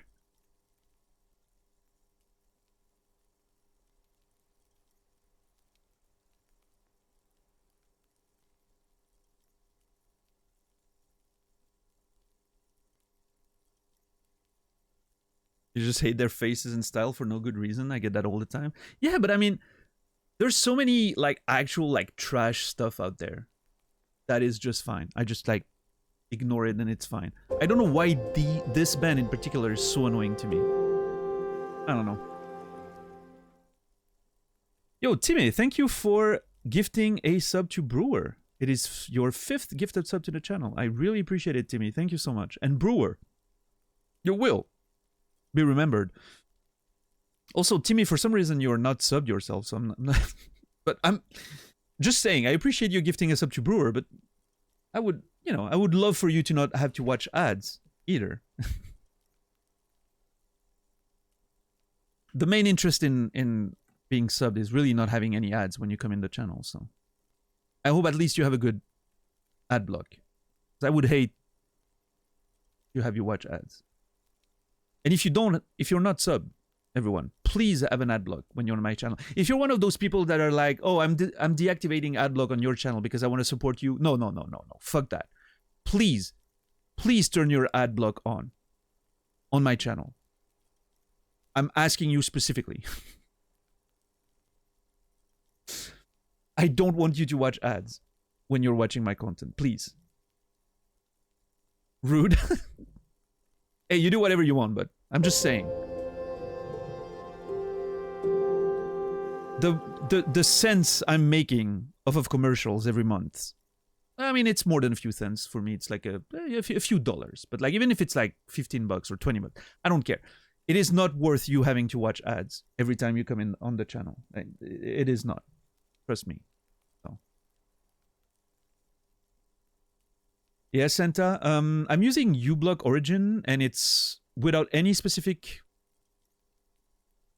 you know, settings or anything, and it works perfectly fine. So, highly recommended. Delightful Business Goose, thank you for gifting us up to Timmy. 2 gifted subs. I appreciate it, Delightful Business Goose. Thank you so much for the support. One of my favorite Twitch names right there. And Timmy, you will be remembered. Thank you. I'll turn mine off just to be contrarian. Hey, you do whatever you want, Mask. I'm not surprised. You do like being contrarian. But I'm just saying, if, my message goes to people who are of, sometimes like, hey, I'll turn off my ad block because I want to support you and I'll watch the ads or whatever. Please don't.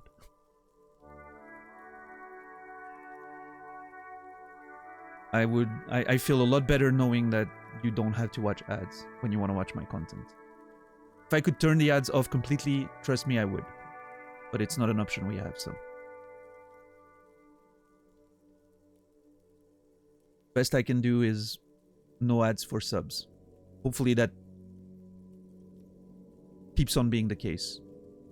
I have a bad feeling that 2024 is going to remove that option, fortunately, but we'll see.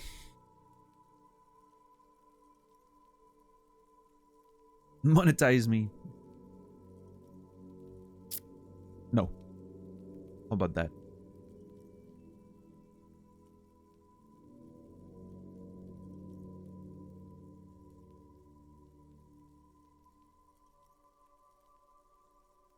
I'm yet to find an ad block that works for Twitch. Yeah, Yeah, that's interesting. Like, you're the second person who says that. For me, again, uBlock Origin. I believe that's what I got. Wait, like, yeah, uBlock Origin. Perfectly works. Absolutely amazing. So, I don't know. Your mileage may vary, obviously, but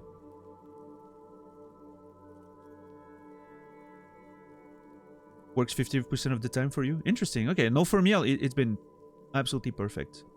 I've never seen an ad on desktop since I used to have a turbo, but then they increased the price of turbo, and I was like, I can't really justify it anymore, so I, you know, stopped having turbo, and I haven't seen an ad since. uBlock just using Firefox. Okay, well, okay, maybe it's different. On Chrome, it's perfect. The one thing that happens is it says like blocking ads on like the top left corner, like it says blocking ads. And while it's saying that, so while the ads are running in the background, the quality of the stream is lowered. Like you can tell it's only 420p or something. And then once the ads are over, it like boosts up to 1080, which I think is a side effect of just suppressing the ads, but yeah. It's still working. So. Peer Pressure Peter is continuing the gift sub they got from Warren. Oh, isn't that great? Thank you, Peer Pressure Peter, for... That means we've been playing Disco for over a month now. Jeez. Well, yeah, Peer Pressure Peter, thank you so much for the support. I appreciate it. And Peer Pressure Peter, you will be remembered. Wonder if that's also Windows 7 thing? Oh, maybe, Brewer. I don't know. Well, I mean, whatever it is, I'm glad it works for me.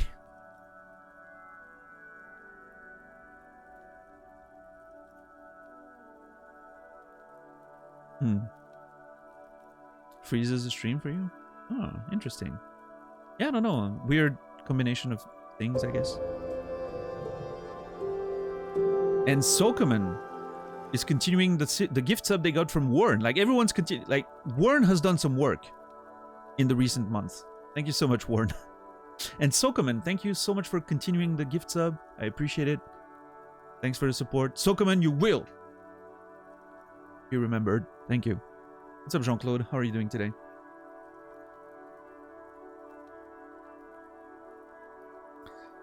So anyway, class here doing some fine industrial spy espionage. Very nice. And so Luskop, engineer financial disaster in second world countries. It also includes Bank of Consecration, Airberg, and the popular Papalolo line of dairy product. I wonder why they do that. Is it to maybe acquire companies for cheap then? You know? You get them to crash their economy and then you can acquire them for cheap and then just build it back up. Interesting. Eating magnets, hopefully I'll become attractive.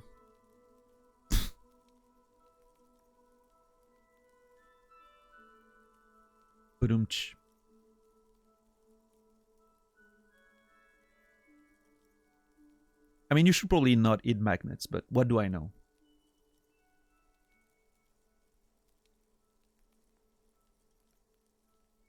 Reminds me of that dude who ate a whole plane. There's a Frenchman who ate a whole plane.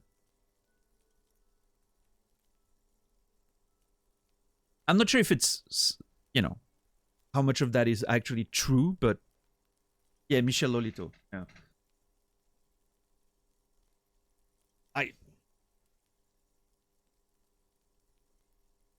I'm not sure how much of it is true and how much of it is like, you know, myth because he was eating a bit of metal or glass here and there. But you got a plague from Guinness. Ate that as well.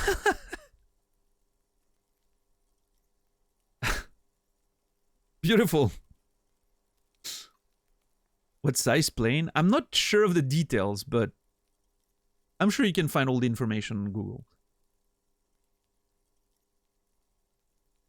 It always, I remember being a kid and hearing about that story, like in those books of, you know, those books you would have when you were a kid of like, the mysteries of the world or like the amazing people of the world or stuff like that, and you would read those things.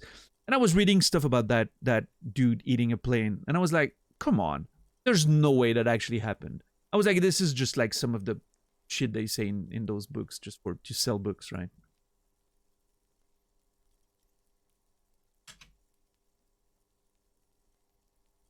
Yeah. Yeah, from 78 to 1980, ate a Cessna 150 in over 2 years. Yeah, I don't know. What's up, Felon? How are you today? I'm going to mention Papa Lolo, see what she has to say about that. Yeah. Papa fucking Lolo wants to kill me. She smiles. I mean, that's a lot of shit you've gotten yourself into. I don't have an opinion about what she's doing. It's just, you know, I'm going to sit on that fence. Since they're giving me a fence to sit on. It is. Many people lost their jobs. Not just C-suite. Ordinary people. What I did to get to accounting... She shakes her head at the thought. A lot of people got hurt. But that's just more of my shit you shouldn't have to deal with. You're solving a murder. Well, I mean... It's part of the investigation, I guess. That can wait. Look into her eyes. There's more. What did you do? One of them killed themselves because of me. Oh, brother, what did you...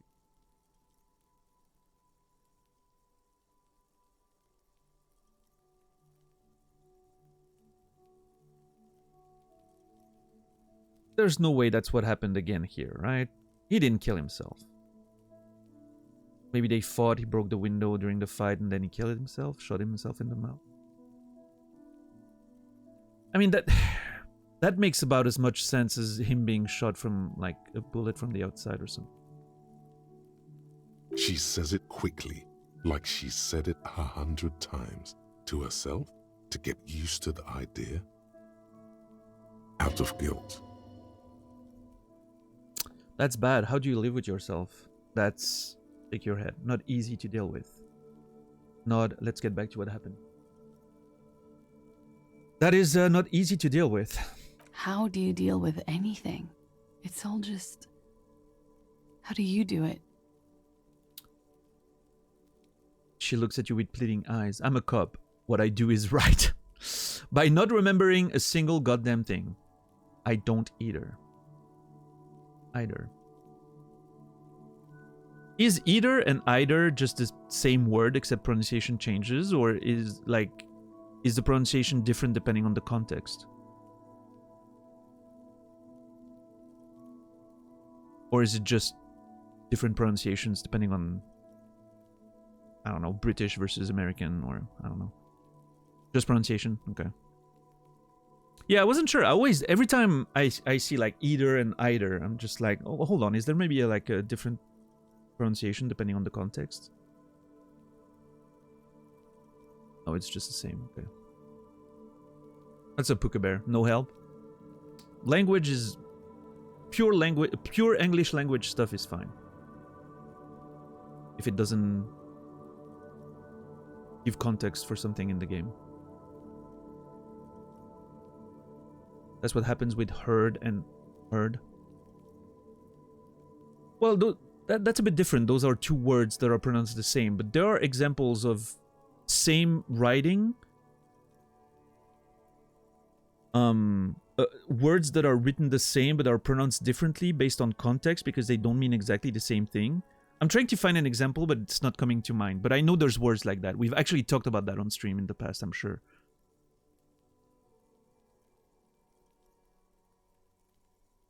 Read and read? Yeah, sure. Yeah. Yeah, homophones.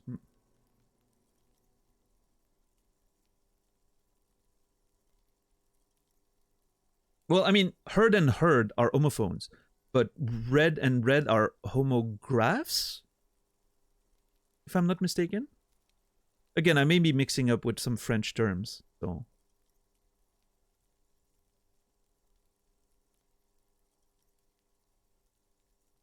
Leave and leaves. Yeah, well, those are the same, right? Read and read are homonyms. Isn't it homographs when they're written the same way? Homophones are read and read. Yes. Accurate. Saw and saw. Yeah, man, I should know this as a teacher. I actually taught that shit. Yeah, homographs are each of two or more words spelled the same but not pronounced the same or having the same origins or meanings. Yes, I was right on that. Homographs. Now homonyms. They have the same. Okay, so homographs and homophones are both homonyms. Like homonyms are like is the general group of homographs and homophones. Yeah. That's what I thought I remembered. Like in school, we would like homonyms would be like the big subject. Okay, we're gonna do homonyms for the next month, you know, and then it's like homographs, homophones, and yeah, they're all bullshit. Make new words. Sure. How are you, by the way, Shagrat? Good to see you, man. You're well.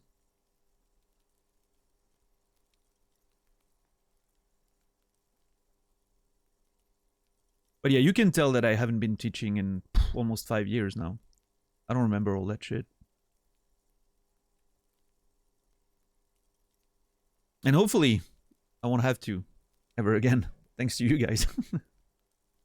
You're making sure that I can forget all of that shit. I'm very grateful.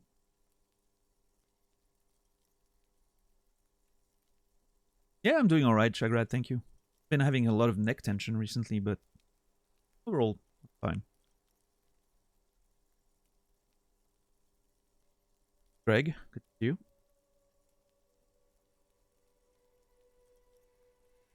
Same words can be same spelled or same sounding. Yeah. So, how do you deal with anything? By not remembering a single goddamn thing? I don't either. I don't. It's hard to deal with. I freak out and I collapse on the floor every time it comes back to my mind. There you have it. The way of the warrior.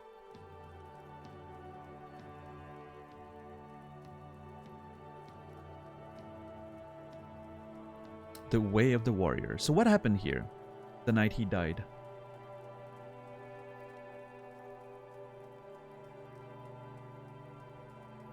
I'm gonna question her about the Ornies lit.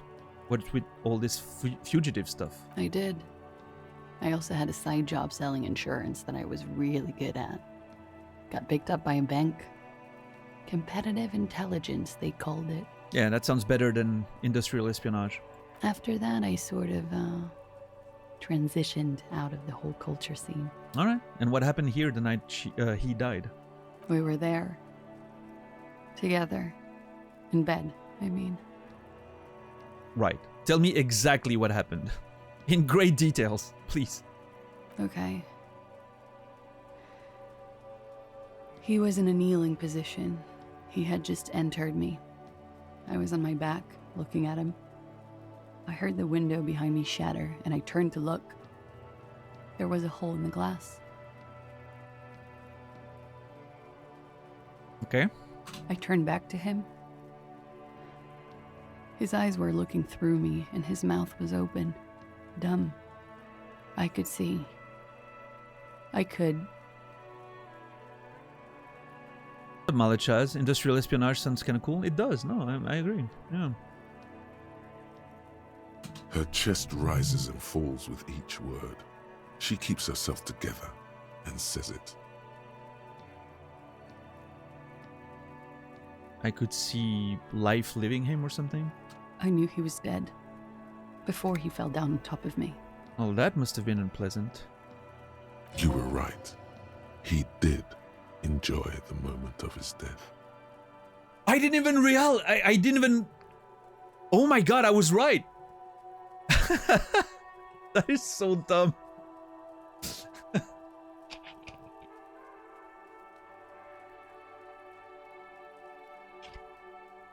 It all comes back together. He was actually enjoying the moment of his death. My intuition was right. Better not to mention it than what happened. I mean, man, I should not mention it, but it's really hard for me to not click on this right now.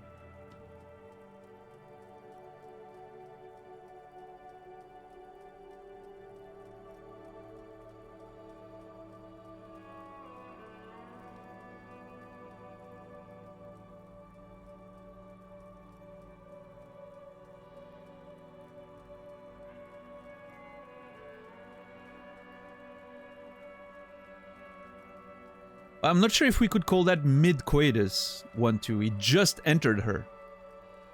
I mean, if you call that mid-coitus, that is your... You know, there's no shame. It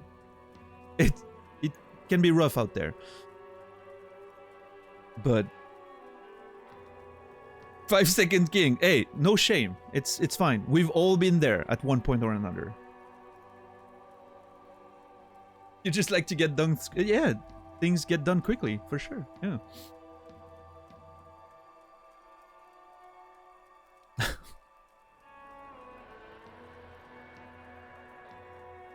Sometimes, you know, don't have a lot of time. I'm a pretty efficient lover myself. That's one way to phrase it. Yeah, just no shame. Just very time efficient. Time efficiency is underrated.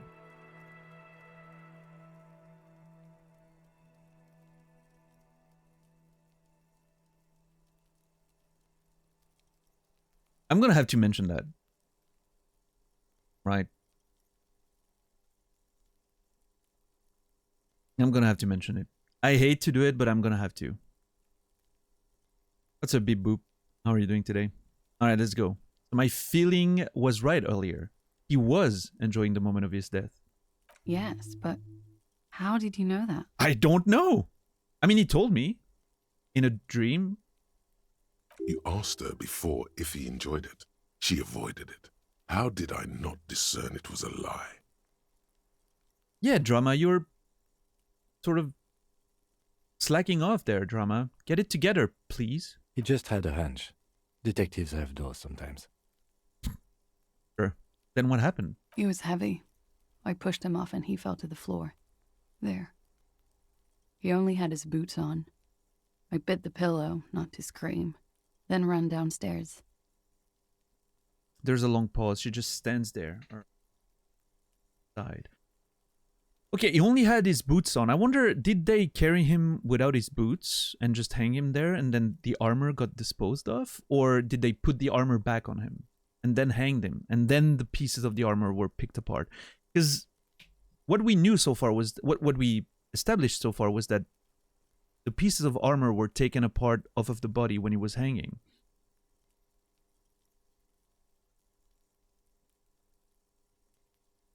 I'm not sure exactly what happened there.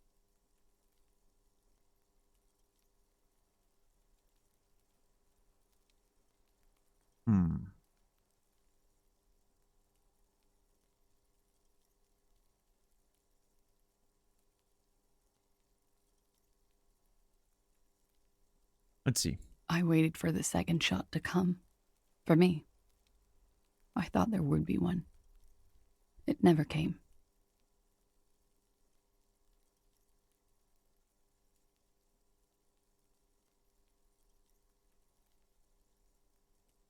She's forgotten about her cigarette. The butt has burned right down to her fingernails. Your cigarette, miss? I'm sorry this happened to you. Are you sure you're not making this up? Shake your head. That's a motherfucker. Just nod. We're going to need more detail. I'm still not fully buying it. I'm suspicious of everyone now. But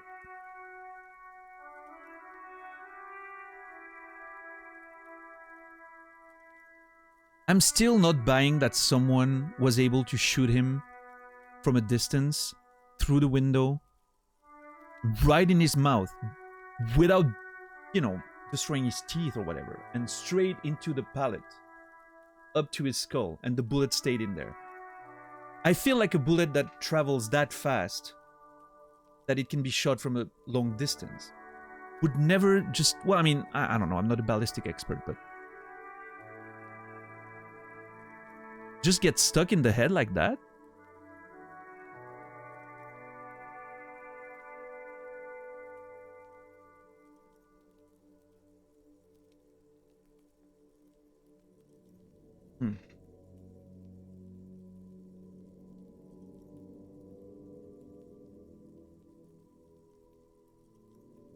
And like the precision of the whole thing, like it's just insane. I don't know.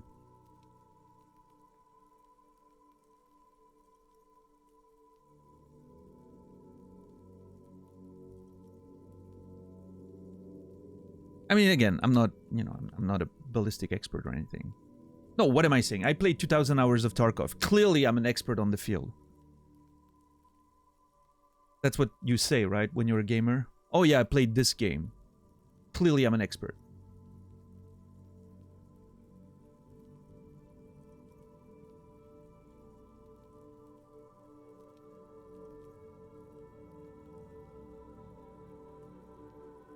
You'd have to shoot at people and not just hide to be an expert. I'll have you... Okay. I'll have you know that I killed a lot of people in Tarkov. Okay?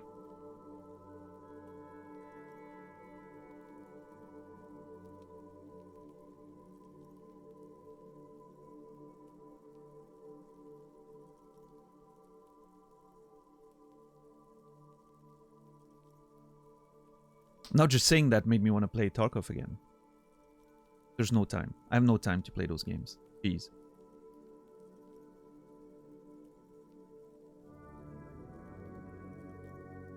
Your cigarette, miss. Oh. She looks at it and quickly tosses the butt aside. I'm sorry this happened to you. So am I. She immediately proceeds to light another one. What time was this? When did it happen? It would help us if you could be as precise as possible. 11:30 to 12:15. I don't know the exact time. Around midnight. Okay. It's okay. Were you inebriated? Sure. Not as much as usual. Oh. He'd done a line, plus other things. I was drinking. Is that gonna be drama?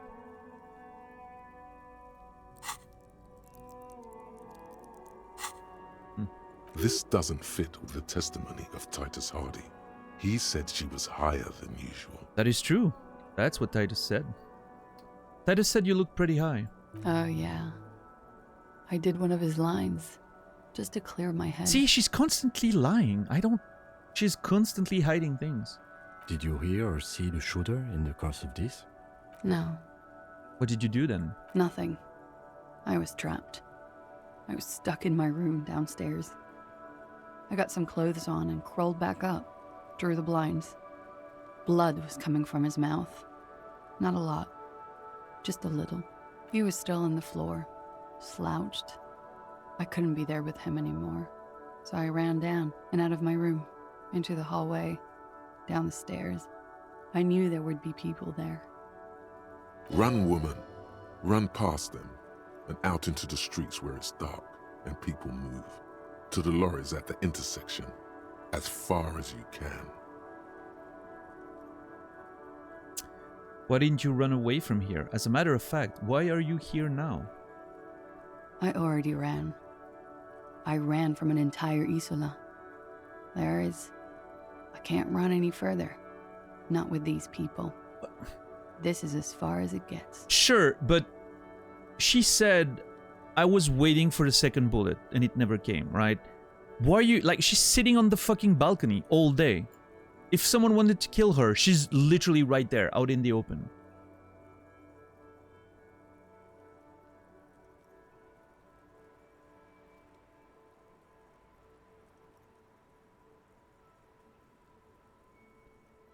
What happened after you ran downstairs? Sylvie was tending the bar. A lot of people were there. The Hardys were at the table in front of the stage. I think the Union box was full. Ruby was there too. They were having such a good time. I sat down and they all welcomed me. I didn't even have to say anything. Ruby knew something was wrong. Ruby? Oh ho. A new name. What do you guys prefer, digital or paper books? Paper, obviously. Yeah, books are one of the things where I have a lot of trouble getting into the digital stuff. Like, when it comes to music, movies, games, I'm very okay.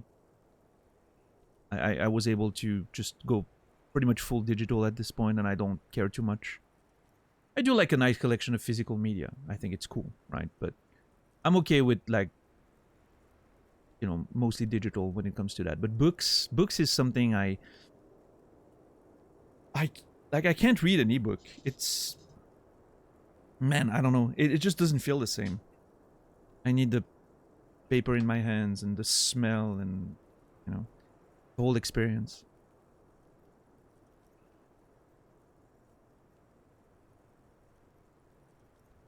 Yeah.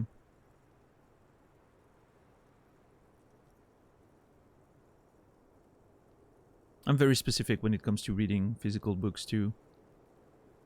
I don't like breaking the backs of books, right?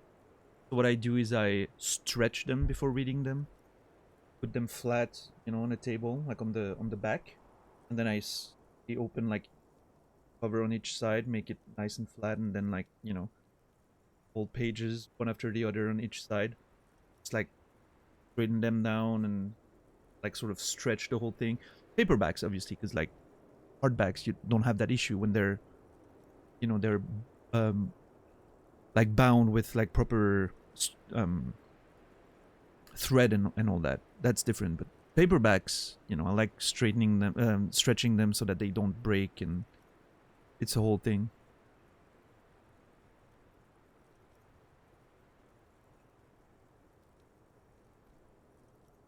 Yeah, Jean-Claude.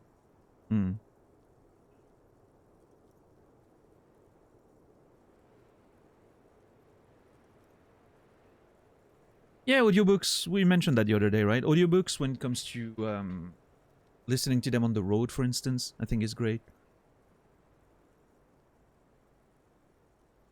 Yeah.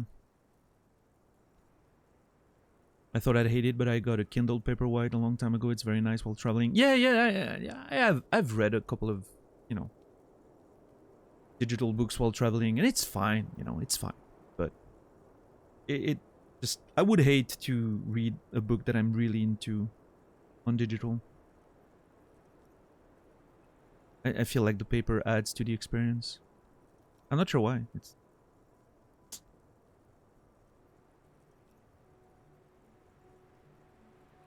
just part of the whole thing, you know. Physical media. Touch of paper under your fingers and I don't know.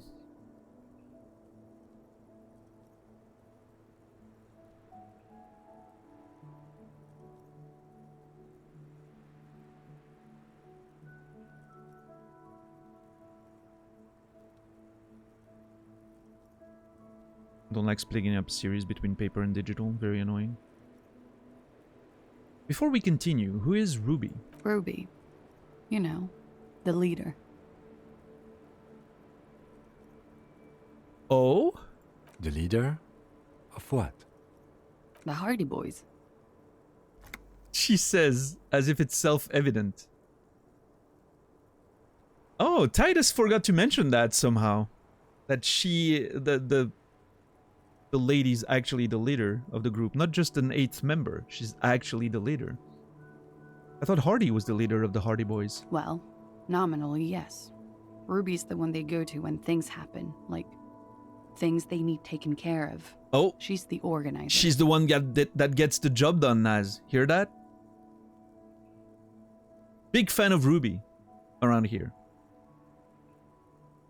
Would you say she is the 8th Hardy Boy? Why not? Does she also party with Ruby, however? Did you party with Ruby too? No. She smiles nervously. The beads of her teeth shine. Still, there is something there. She won't tell you now. Okay, let's go on. What then? Well, Ruby said let's talk upstairs. I showed her the room. I've known these people since December. They know my situation. That I can't leave a paper trail. Ruby was the first one I told. She said she'd take care of this. It's what she does, you know, take care of things. Mm-hmm. I helped her get the body to the bathroom. We used a belt to pull him up under the shower, to keep him upright. To mislead you, they were tampering with the body. To produce lividity, matching a hanging? Yes. Mm-hmm. We completely missed the tampering. Looks like you got there in time. What was this, 20 minutes after death? About 20, yes.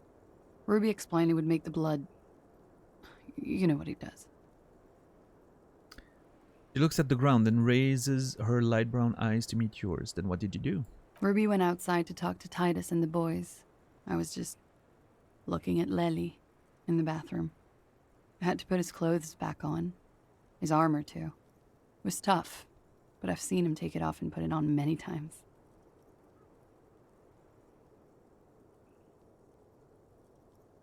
Okay, so she put the armor back on.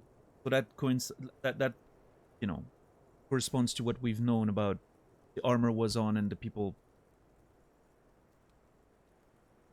removed it, pillaged it over time.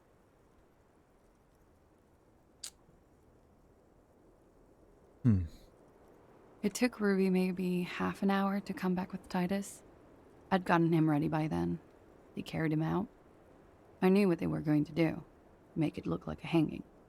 Ruby said they would. What did you do while they were hanging him? Ruby said to wait here. She also said I wouldn't see her for a while.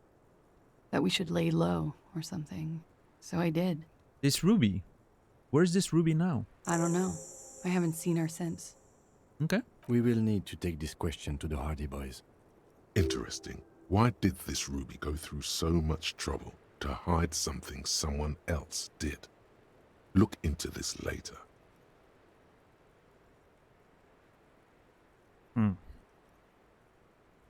Still something that doesn't really check out in this situation. When it happened, did you hear a gunshot? When he was shot? I may have. I don't know. I couldn't hear anything over the glass exploding. Okay. The gunshot wasn't that loud. This is something to keep in mind when assessing the distance of the shot. Did you kill Lely? What? Why would I put myself through this? Insanity. Get myself cornered like this. There's a silence. He wouldn't have died if it weren't for me. I know that. But I would never hurt him.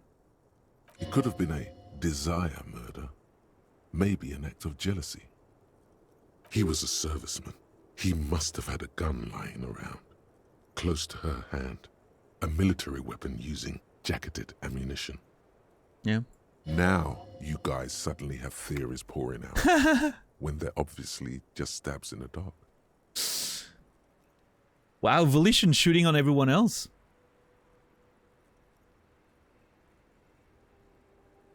Downstairs people have this crazy idea that you killed him. It's okay if you did it in self-defense. Desire drives people loco. You must have had a weapon nearby. Did you use that? Okay, I'd like you to answer some other questions. You must have had a weapon nearby. Did you use that? No. I specifically asked him not to carry firearms when he was with me. He only had his stupid armor. The bullet in his head, it was jacketed, military grade. Who else has a military rifle? I don't know. His friends have rifles. Maybe those psychos did it? Coalition military have rifles. I'm not a munitions expert, and I did not shoot him. Okay. She might have been a tad disingenuous when she avoided talking about the bullet in his head before. Look who's waking up from 1,000 years of sleep. Why is Volition so mad about everyone? You've lied to me about this bullet before when I said he was shot. You said you're confused. I've said I'm sorry. What more do you want me to say? I did my best not to lie. It didn't always work. Downstairs people have this crazy idea that you killed him. I'm sad to hear that. They must have said it in some fit of frustration or under pressure. They couldn't have meant it. I've talked to them after it happened. No one has implicated me. It's okay if you did it in self-defense. I did not kill him to defend myself from rape. I told you before. That wasn't what happened. True, sire. 'Tis true. Desires drive people loco. She simply shakes her head. Okay, no, she's done with that line of questioning, huh? I'd like you to answer some other questions, miss. Like what?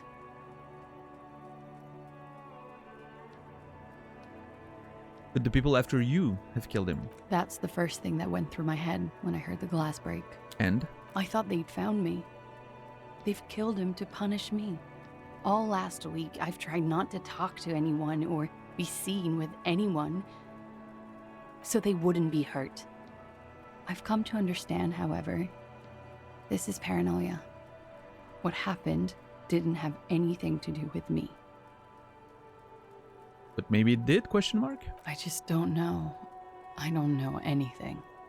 We can't go after Loose Cap. Not yet. There are other, saner leads. I don't ask you to, Lieutenant. If there's one thing I know, it's that you'll get nothing from there. Why did you call the cops if you're hiding? Because I'm an idiot. The answer comes fast. Idiot? She's nothing of the sort. So you would have us believe, but you're not. You have to understand, the people around here, no one was making the call, and he kept rotting. And then they picked his clothes off, and that little fucker threw stones at him. Yep, that he did. That is true. He kept throwing stones at him for 3 days. I could hear the thud, thud. So I called you. I hope with all my heart it's not the last thing I do in Ravishol. And then 3 more days kept throwing stones, right? At maximum velocity. Yes, exactly, Goose. What's up, Kel? How are you doing today? She definitely called the cops. That was task complete. It could not have been a lie. That is impossible. When was the window changed? Last week. Angus and Titus's brother, I think he's called Tibbs, took care of it. Oh, Angus is also one of the... I had no idea Angus was Titus's brother. Huh. What's up, Gabe Rare? Gabe Rare Coil. Why am I always confused with your name? I don't know. Gabe. I'm gonna call you Gabe. Like in The Office. Now I'm imagining you like the tall nerd from The Office. You're welcome. How are you today?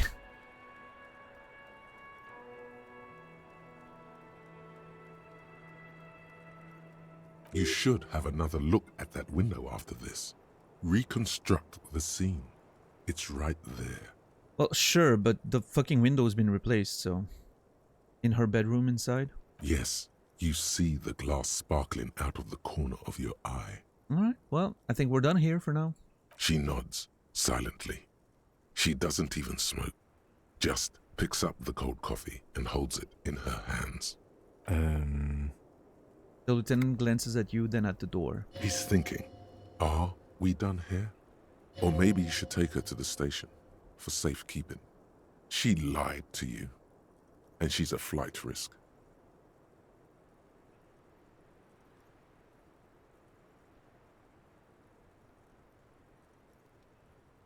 I don't think she's a flight risk, Volition. I mean, if she was a flight risk, she would be gone already, right?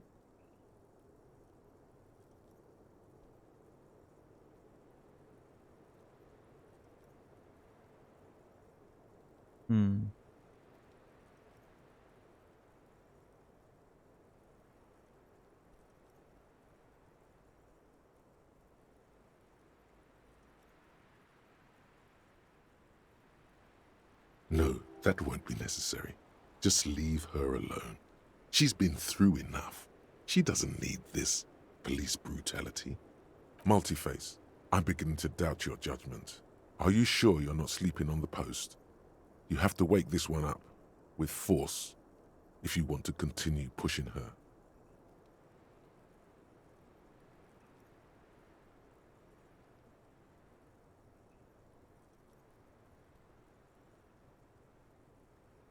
That is...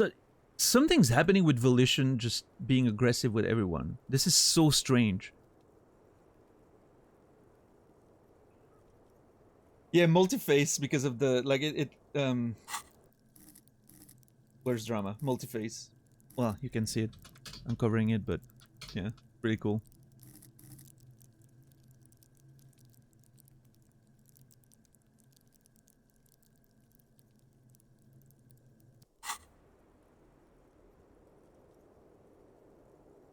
Hold on, let me, there you go.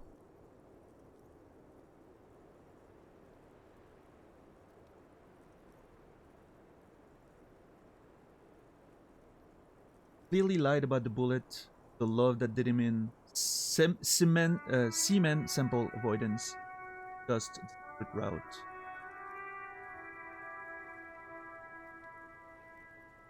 %83, 4 on 9, we need a 5.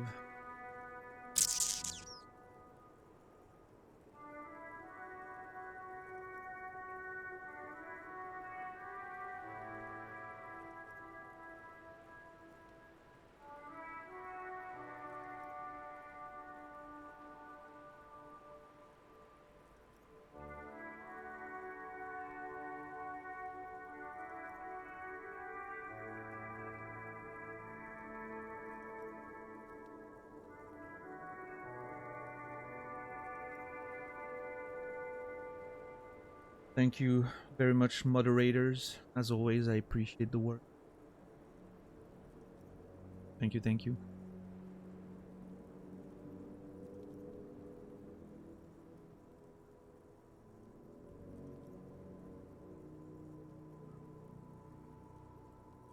I'm trying to understand exactly what's happening here, with Volition being all upset and...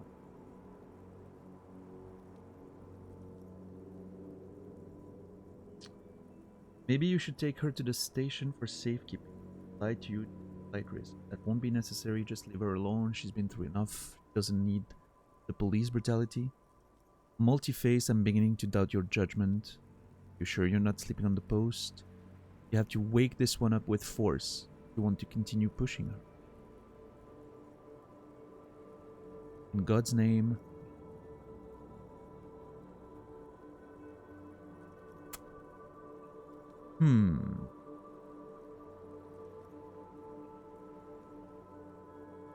I should do this at some point. I'm not sure I want to do it now. I kind of feel like I want to make sure I get... I'm worried about potentially this leading to the character not being available to me after that for conversations. Before like pushing her and potentially taking her in or something. I'm thinking I need to make sure that I at least get this check done before I get to this one.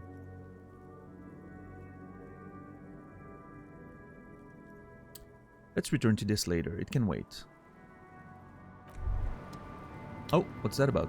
As you look back, you think, so love did do him in, after all. Yeah, I was right.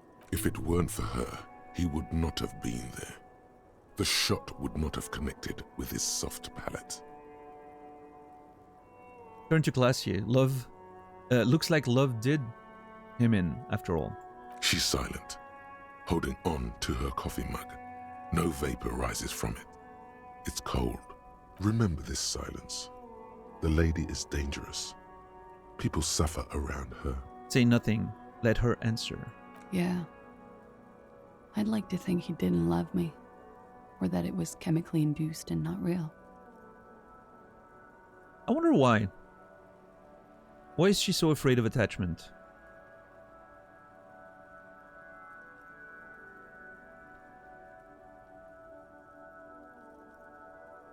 Easier that way.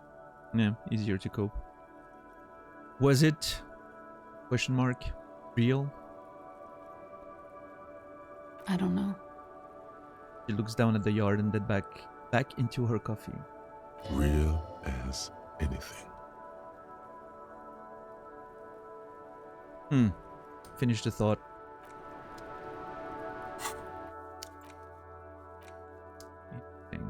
Ruby was the organizer of the hanging. She's also missing, but the Hardy Boys will be tight-lipped about her location. You need to get them to open up.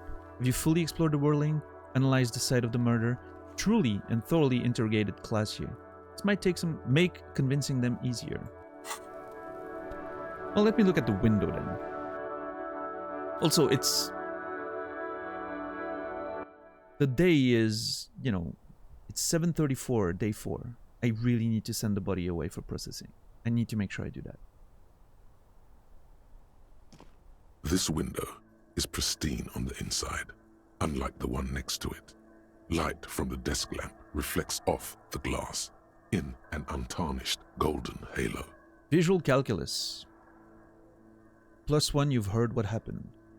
We're a total of 6, and we need to hit a 5 or better. Let's do it. We got this. Golden light melts away into the blue, glassy darkness of your mind. In it are 2 neon-lit shapes, a man and a woman on the single bed. Double fucking 6. Let's go. Hell yeah. Critical success.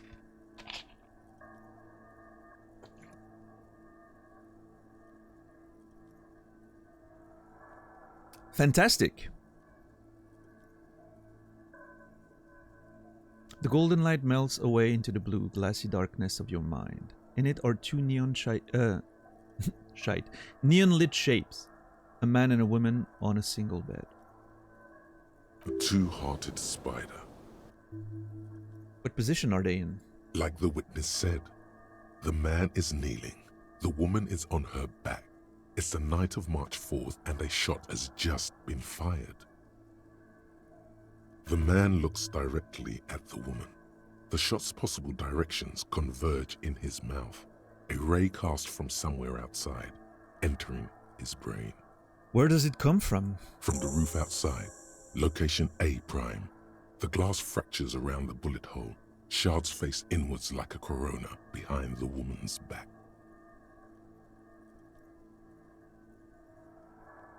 Inspect the ghostly figures. The man does not know the bullet has entered his brain. He never will. Death comes faster than the realization.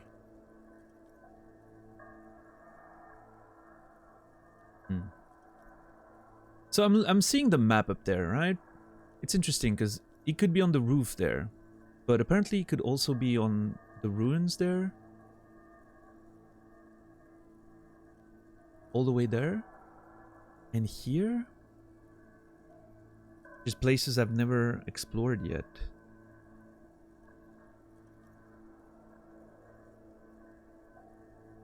That's a scary sentence. You think so? I think it's a very reassuring sentence. I'm hoping that's what death feels like. That it comes faster than realization. However I die, I hope that's the way I go. I also find it comforting. Yeah. I would much rather, you know, whatever kills me, I would much rather hit it happening without me realizing. That'd be great. You want to process it? Fair. Hey, you know, I get it too, Rico. It's not my personal feelings about it, but I get it too. You only get to experience it once, right? So...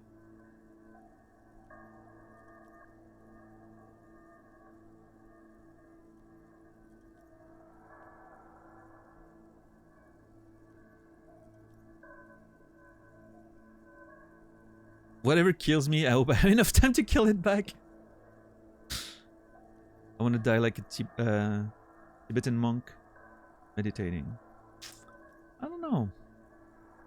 I mean, more than likely, based on my experience with death and just like statistics, it's more than likely that I'm gonna die in a hospital bed at an old age full of morphine, and I won't even realize what's happening to me, right? I'll be just drugged and whatever. But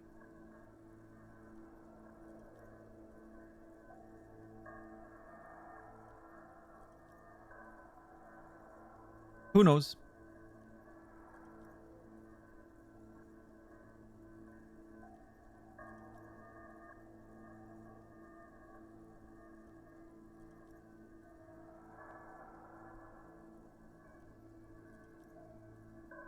Have a look at point A prime, the roof. The ray cast from the man's mouth unravels into a fan of possible directions, all on the roof at first. The shot could have come from any of them. This is composite location A prime, most likely of the origin points. Shouldn't there be a gun residue outside? So I'm what? 80% sure the roof is where the shot was made from? Shouldn't there be gun residue outside? There could have been. Then the rain and slush and wind washed it away. This was more than a week ago. Fair. So I'm what, 80% sure the roof is where the shot was made from? 72%, with an antique weapon that fires military-grade ammunition. A Belmagrave rifle, for example. This is a good short distance, but not too short. The perpetrator aimed with their back against the railing, or possibly kneeling for precision. This would explain why it only took them one shot.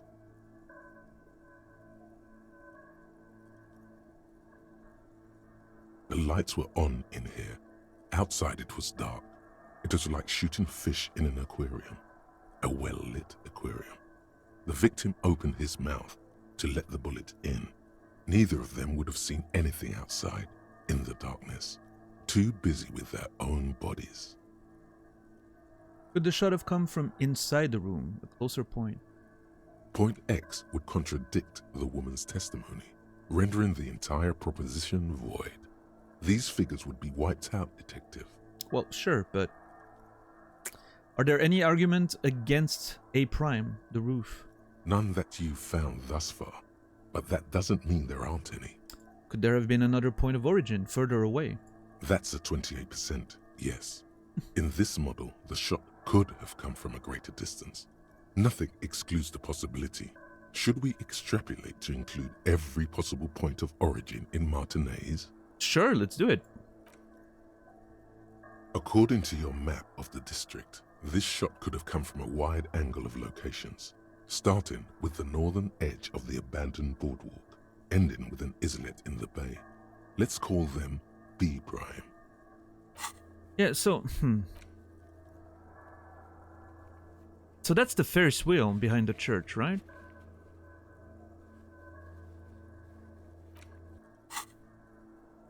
Oh, that's the Ferris wheel. B double prime. B prime is somewhere here. One of those buildings, maybe.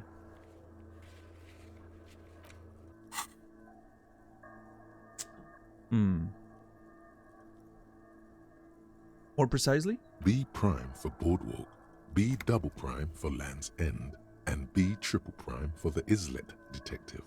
There may be smaller points in between, but those are too fine to zoom in on. Okay. Have a look at point B prime, the boardwalk. 700 meters away. The likeliest of these B positions, 20% chance. A skilled sniper could have made the shot, provided he had a safe sniper's nest. Even with the light on inside, we're talking military training. At that distance, the perpetrator would have had to take wind direction into account.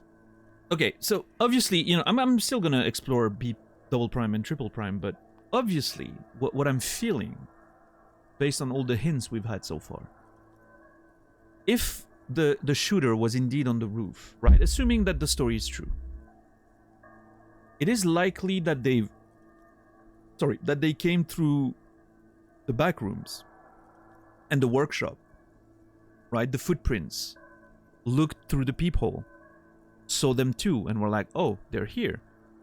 Open the door, get on the roof, shoot, go back in, close the door, leave. It's a very likely, you know, possibility for what happened there. It would come up, like, sort of bring together all those elements that we've seen, right?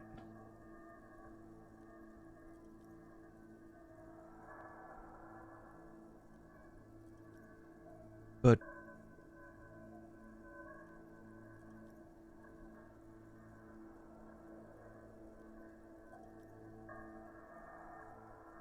who and why are the big questions.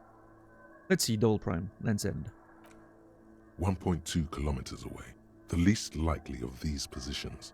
Let's say 3%. A truly skilled sniper could have done it. Possibly from a tent. No, too far-fetched. Okay, triple prime. 1 kilometer away. A point beyond the docks, on an islet in the bay. The fort is ruined, but the perpetrator may have found a stable spot on the beaches surrounding it, where the concrete crumbles into the sea, as you saw in the coin-operated viewer. I did. This is amazing, by the way. The fact that it like takes into account the fact that we watched it through the viewers, and it just adds that to the line here is just, again, this is so impressive, the amount of details that they've put into the variations of text and all that. Like, really impressive. The shot would have been a small miracle, 5% likelihood. There is an extremely narrow field of view from the bay to the window between Rue de Saint-Ghislain 10 and 33A. The angle would have been extreme, and access to the islets is questionable. That's fair.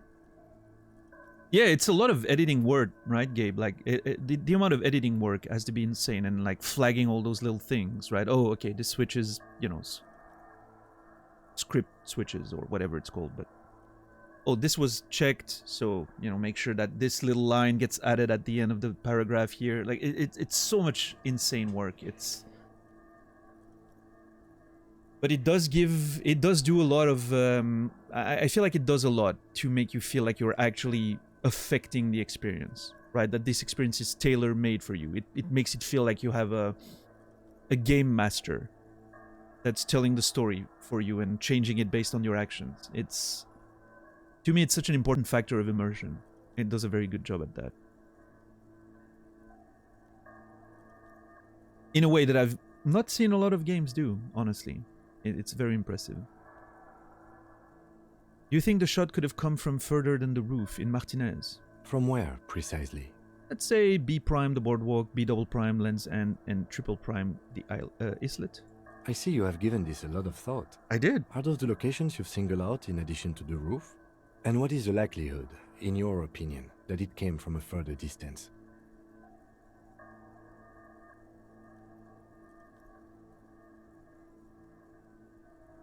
It's okay. It's much less than the roof, but still, I'm just being thorough. It's much less than the roof, but still. At some points, it gets close to feeling like you have an actual GM. No, for sure. I wonder how Baldur's Gate 3 will compare with that, in terms of the freedom of action and taking into account the things you've done. Looking forward to playing it. It's going to be a very different experience, of course. A lot of focus on combat, probably, that this game doesn't have, and a more traditional RPG experience for sure. But I'm hoping it will be interesting in regards of the writing and the freedom and just the feeling of getting close to a pen and paper session, right, in video game form.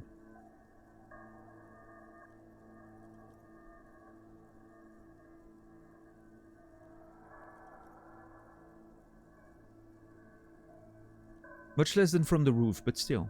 Okay, well, we should see if there is gunshot residue or sniper nests if we go down the coast. Okay. Rule these spots out one by one. Alright, cool. It would be the diligent thing to do. Until then, personally, I'm going with the roof version. It fits the hidden path through the whirling. It does. A simple hypothesis. Absolutely. Blink. Alright, cool. That was nice. Alright, we're gonna have to check a few of the different spots, huh? Let me go out again.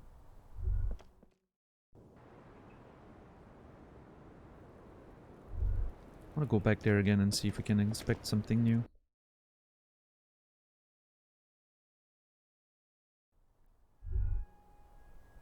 Anything about the tracks? You clearly see footprints in the downy carpet of dust covering the workshop floor. Jackpot. These, unlike everything else here, are new.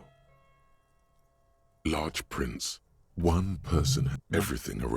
No, this is just the same. Okay, well, let's... I'm gonna take the elevator again. Well, actually, you know what? Let's go down from here. Maybe we'll notice something we missed before.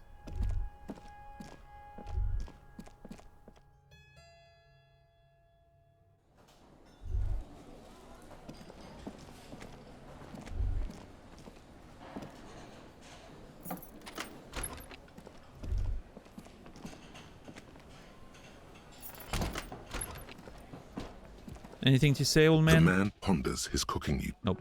Stay masculine, bro. Alright. Ooh.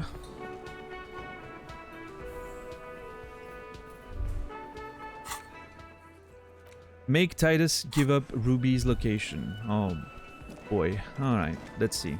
It's you again. What is it? We can't seem to... Like, we're going back and forth between Classy and Titus today. Was the whole stream. I talked to Classy, and now I need to talk to Ruby. Why? He leans back. Regards you with curiosity. Because she's your real leader. I'm going to level with you. She's the next link in the chain that leads me to Lely's killer. I've seen her in a laudanum-induced delirium. The paranormal instinct whispers her name into my ear. Look, I need to pin this on someone, and I've decided to pin this on her. Wow. I suspect she killed the victim. That's why. She's a suspect in another case I'm investigating, a drug smuggling. I mean, could she be the killer? I mean, I guess she could. Not sure why, but not completely absurd.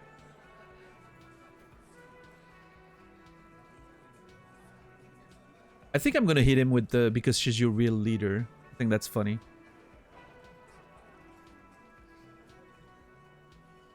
You're cuckoo, cop. I'm the only man responsible for this unit. Get with it, or fuck off. It didn't like that. Yeah, fuck off. Alright, I'm going to level with you. She's the next link in the chain that leads me to Lely's killer. Sounds like you're making her a suspect in this. Not on my watch, you're not. He's very protective of all those ladies. Jesus. Ruby's one of us. We're not gonna throw her under your moral intern steamroller. Fuck that shit. And fuck you too, moral He throws a glance at Titus as the last syllable leaves his lips. The big guy sighs. Ruby is missing. If you hide from the police in a murder investigation, you become a suspect. You know how it works, guys. That's nothing. That's just legalese. You don't even have a sound theory. I don't want to be rude, but we're trying to get some R&R here. Think you could fuck off now?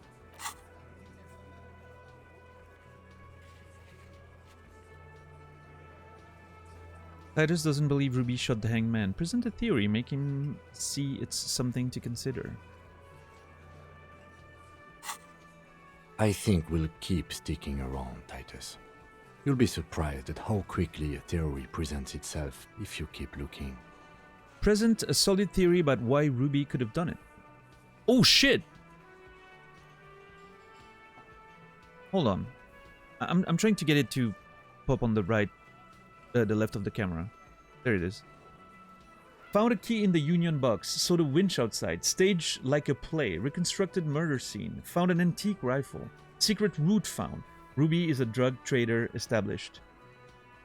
Even with only 4 logic right now because of the clothes we have, we're already on 83. If I change a few clothes, we're nailing this. We've done a lot of investigating. See? Oh, you're not making any progress, blah, blah. I'm just being thorough, and now it all comes together. And I've nailed all of these things. That is some good police work, right there. Love it. -1 from items. Okay. Oh. I'm not gonna do it right now. But I feel like we're onto something.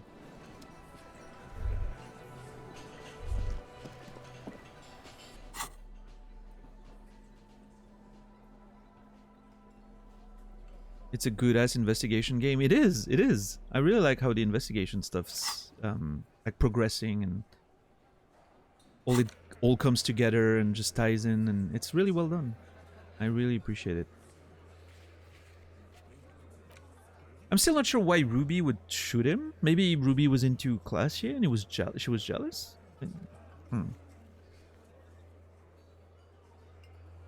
But again, that seems like a weak motive for all of this. There's a chance. Okay, what if... What's his name again? Ellis?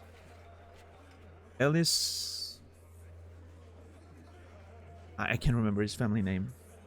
Lely, they call him. What if Lely had something to do with the drug investigation? Or maybe was presenting a hurdle for the drug investigation, so Ruby was like, I'm gonna get rid of him. And then she used all of that context with Classier and the boys to sort of... I know Lely is his nickname, but his real name was Ellis something. When we checked armor stuff, we got that information. But I forgot what his family name was. Don't remind me, by the way. Reminding me of things is against the rules. I'm just thinking out loud.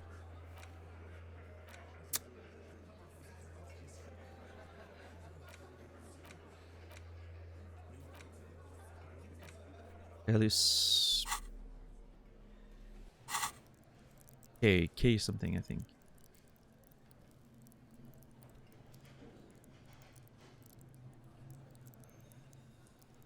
Can't remember. It's fine. I have 4 skill points. Jeez. Lalilulelo. Yeah. I'm gonna be able to unlock so many things to try those checks again. It's gonna be beautiful. Okay, so I'm gonna wait on Titus. Okay, so I need to talk to Classier again without Kim. Yes. Talk to Joyce without Kim. Yes. Send Kim to process the body. I'm gonna have to do that. Talk to Kim about the responsibility. I'm gonna have to do that. Make Titus give up Ruby's location. Explore the other shot locations.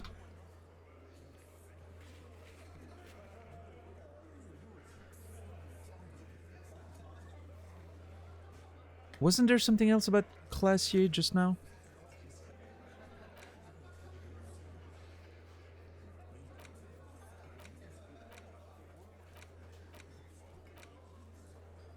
Let's check the checks. Oh yeah, the drama one. Maybe push Classier further. To take her in? Question mark? Question mark? Double question mark there. Okay. So I remember my one of my speculations with the lady driver, which we now know is Ruby, right? Was that she was the one that got my gun from the pawn shop. But obviously now that happened, the killing happened before I was there. So that doesn't check out. Especially if she had access to guns already. If, again, assuming that it is her, and I'm not sure it is, but...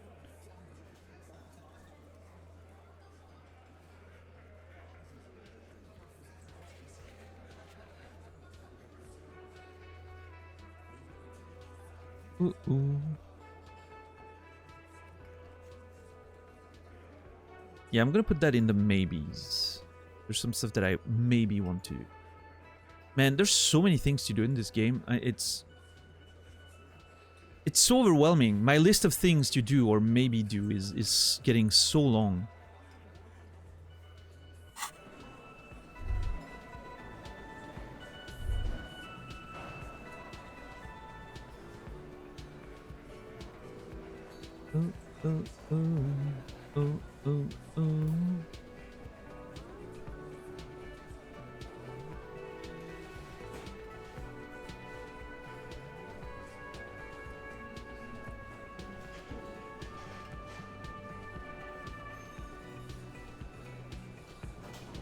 That version of the song is a very good one. What a jam.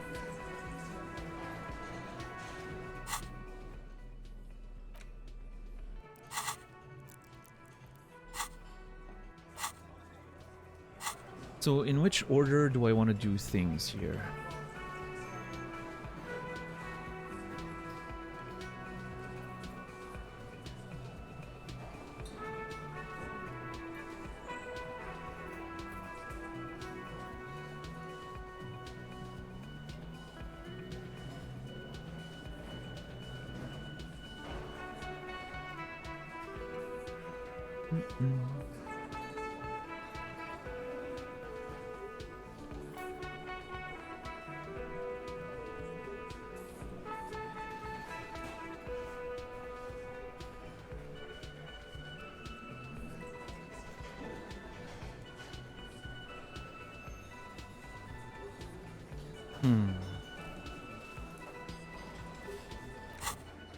I think, could we... I wonder if I'm gonna... I could talk to Titus tomorrow, first thing.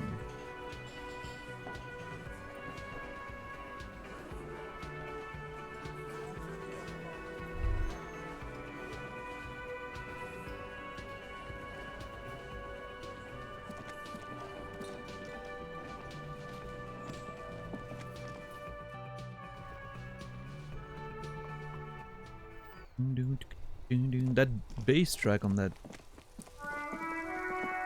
version of the song is amazing.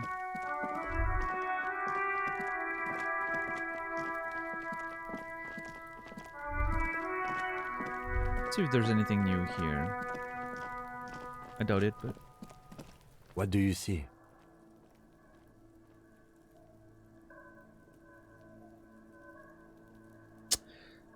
Ooh. So our odd soul wasn't in the back of the whirling. No horizontal bootprint. Whoever walked in the whirling's pinball workshop didn't walk here. Oh. That's an interesting... Huh. No. These prints are pretty standard. The ones in the dust looked custom. Or maybe they're just a foreign design. It's a boot print, whatever the case. Their odd soul was in the back of the whirling. I don't know. They're about the same size. Not the same boot, no. But they could be the same person. Yeah, yeah. Someone can change shoes, right? It still doesn't rule Ruby out. People change shoes, after all. But this isn't an argument for her guilt either. So it's interesting, and it may be due to, like, sort of the way you progress in the game, but I feel like the way Ruby suddenly is a suspect here wasn't brought in the smoothest way, based on the structure of the conversations and all that. I think it could have been... It's suddenly like, you know, oh yeah, she's, you know, Ruby was mentioned, and suddenly she's a potential suspect. I mean, it makes sense, right, that she could be involved, especially after she helped Classier, like, frame the whole thing as a hanging, and now she's gone as well, but it seems interesting that suddenly we seem very focused on her being potentially the main suspect. I think that could have been a bit smoother in the way the sort of the narrative unfolds, but again, with a game with that many different ways of decomposing approaching things. Now. Every hour, he looks less like a creature and more like a pile of intestines. It's bound to have moments like that. The lieutenant adjusts his glasses and takes people own one pair of shoes. Some people do, yeah, believe it or not. Not us turbo nerds who barely ever go out, but some people do, yeah.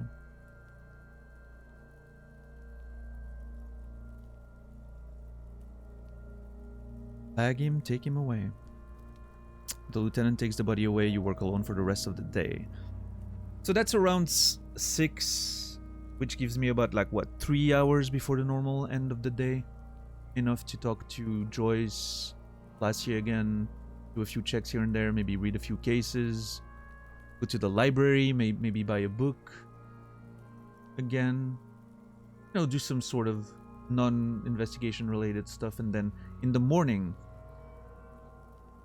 get back on Titus's case and Classier's case, or specifically maybe explore the other side of the river tomorrow on day 5.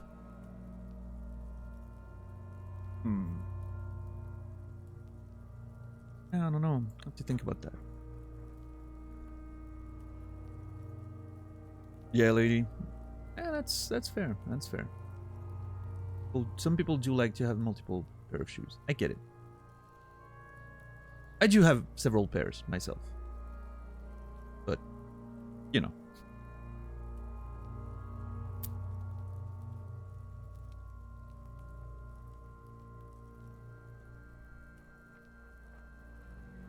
Listen, for 6 years of my life, I used to date a fashion designer, okay? It was very intense about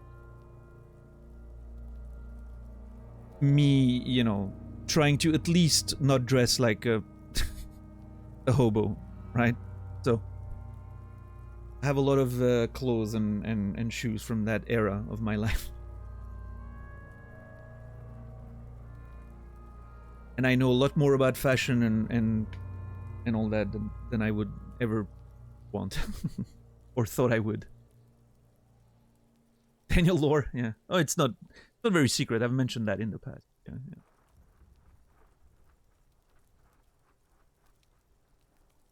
Yeah. My longest relationship ever was with a fashion designer.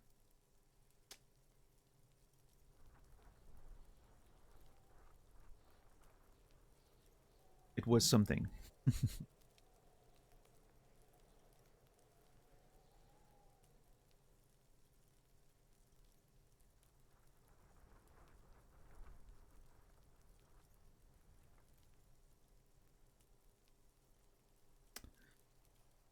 Alright, so I'm gonna send Kim away.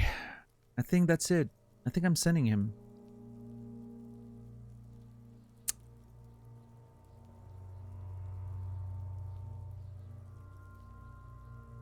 And then we'll go talk to Classy again. We're gonna try to unlock a few checks by putting points in.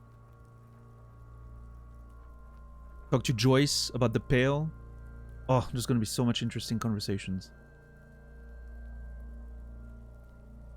And then we'll resume like the proper investigation on day 5 in the morning, I think. Alright, let's bag him, take him away. That body needs to go before it's like literally rotting. I had to Google Chuck Taylors. They're nice. They're fine. Yeah. My current sort of daily pair of shoes is just a pair of white sneakers. Basic white flat Nikes that I have. They're just very standard.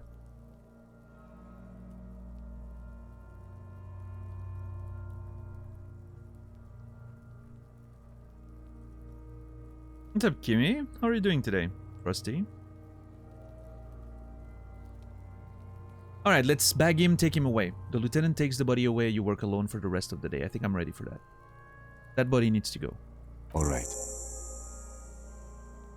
He takes out a shiny black body bag and starts pulling the plastic over the dead man's face. Man, I have so many skill points. It's insane. I'm gonna be able to do so many things. Do checks over and over.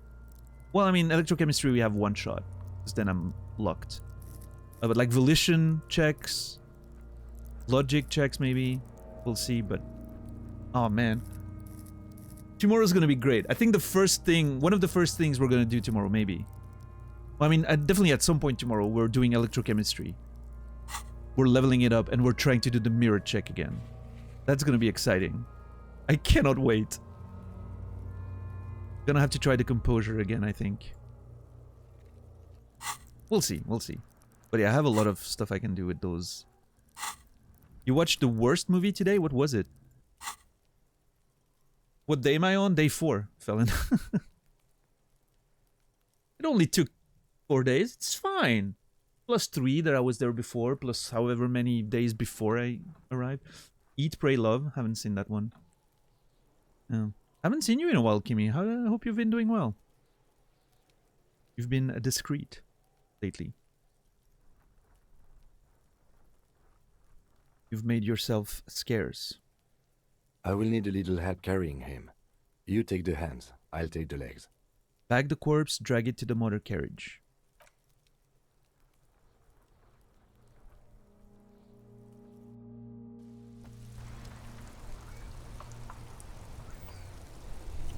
Oh.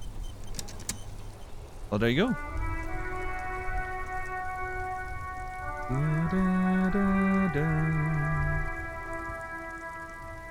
You don't have to. You deserve 2 hours of utter peace instead of watching Eat, Pray, Love. Okay, noted. It wasn't on my list or radar anyway, but I'll know to... Actually, you saying that it's that bad makes me actually want to look into it, but... Alright, we're alone without Kim. I feel so very lonely now. What is the first thing I do without Kim? Without my boy? Talk to Classy again? Talk to Joyce? I don't know. I will figure it out. tomorrow.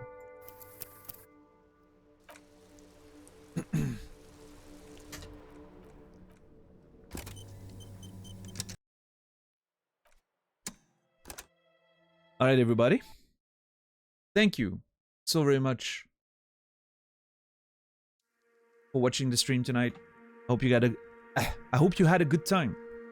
Thank you so very much, everyone, for the support. Thank you for the follows. Thank you for the subs, the resubs, the gift subs. Thank you for the lurks and the conversations. I truly, truly do appreciate them. We're gonna raid out in a couple of minutes, as always. If you don't mind waiting, I would appreciate it. Another good Disco Elysium stream. I don't know. I was feeling a little out of it at the beginning today, but it slowly got back into it, and yeah, now I'm very excited to resume tomorrow, and I'm excited for the Without Kim time ahead of us right now. Talk to Joyce again, a bit more of a like private conversation with Classier potentially. Maybe finally get the mirror check that I've been trying to get since the beginning of the game. Exciting times. So I'll be back tomorrow in about 19 hours, 7 p.m. Central European Time, 1 p.m. Eastern, 10 a.m. Pacific, for more adventures of Disco Elysium. But yeah, as always, thank you everyone for the support. It really means the world to me. Thank you, thank you. I wish you all a beautiful rest of your day, evening, or night. I will see you guys tomorrow. And until then, remember me, and I will remember you.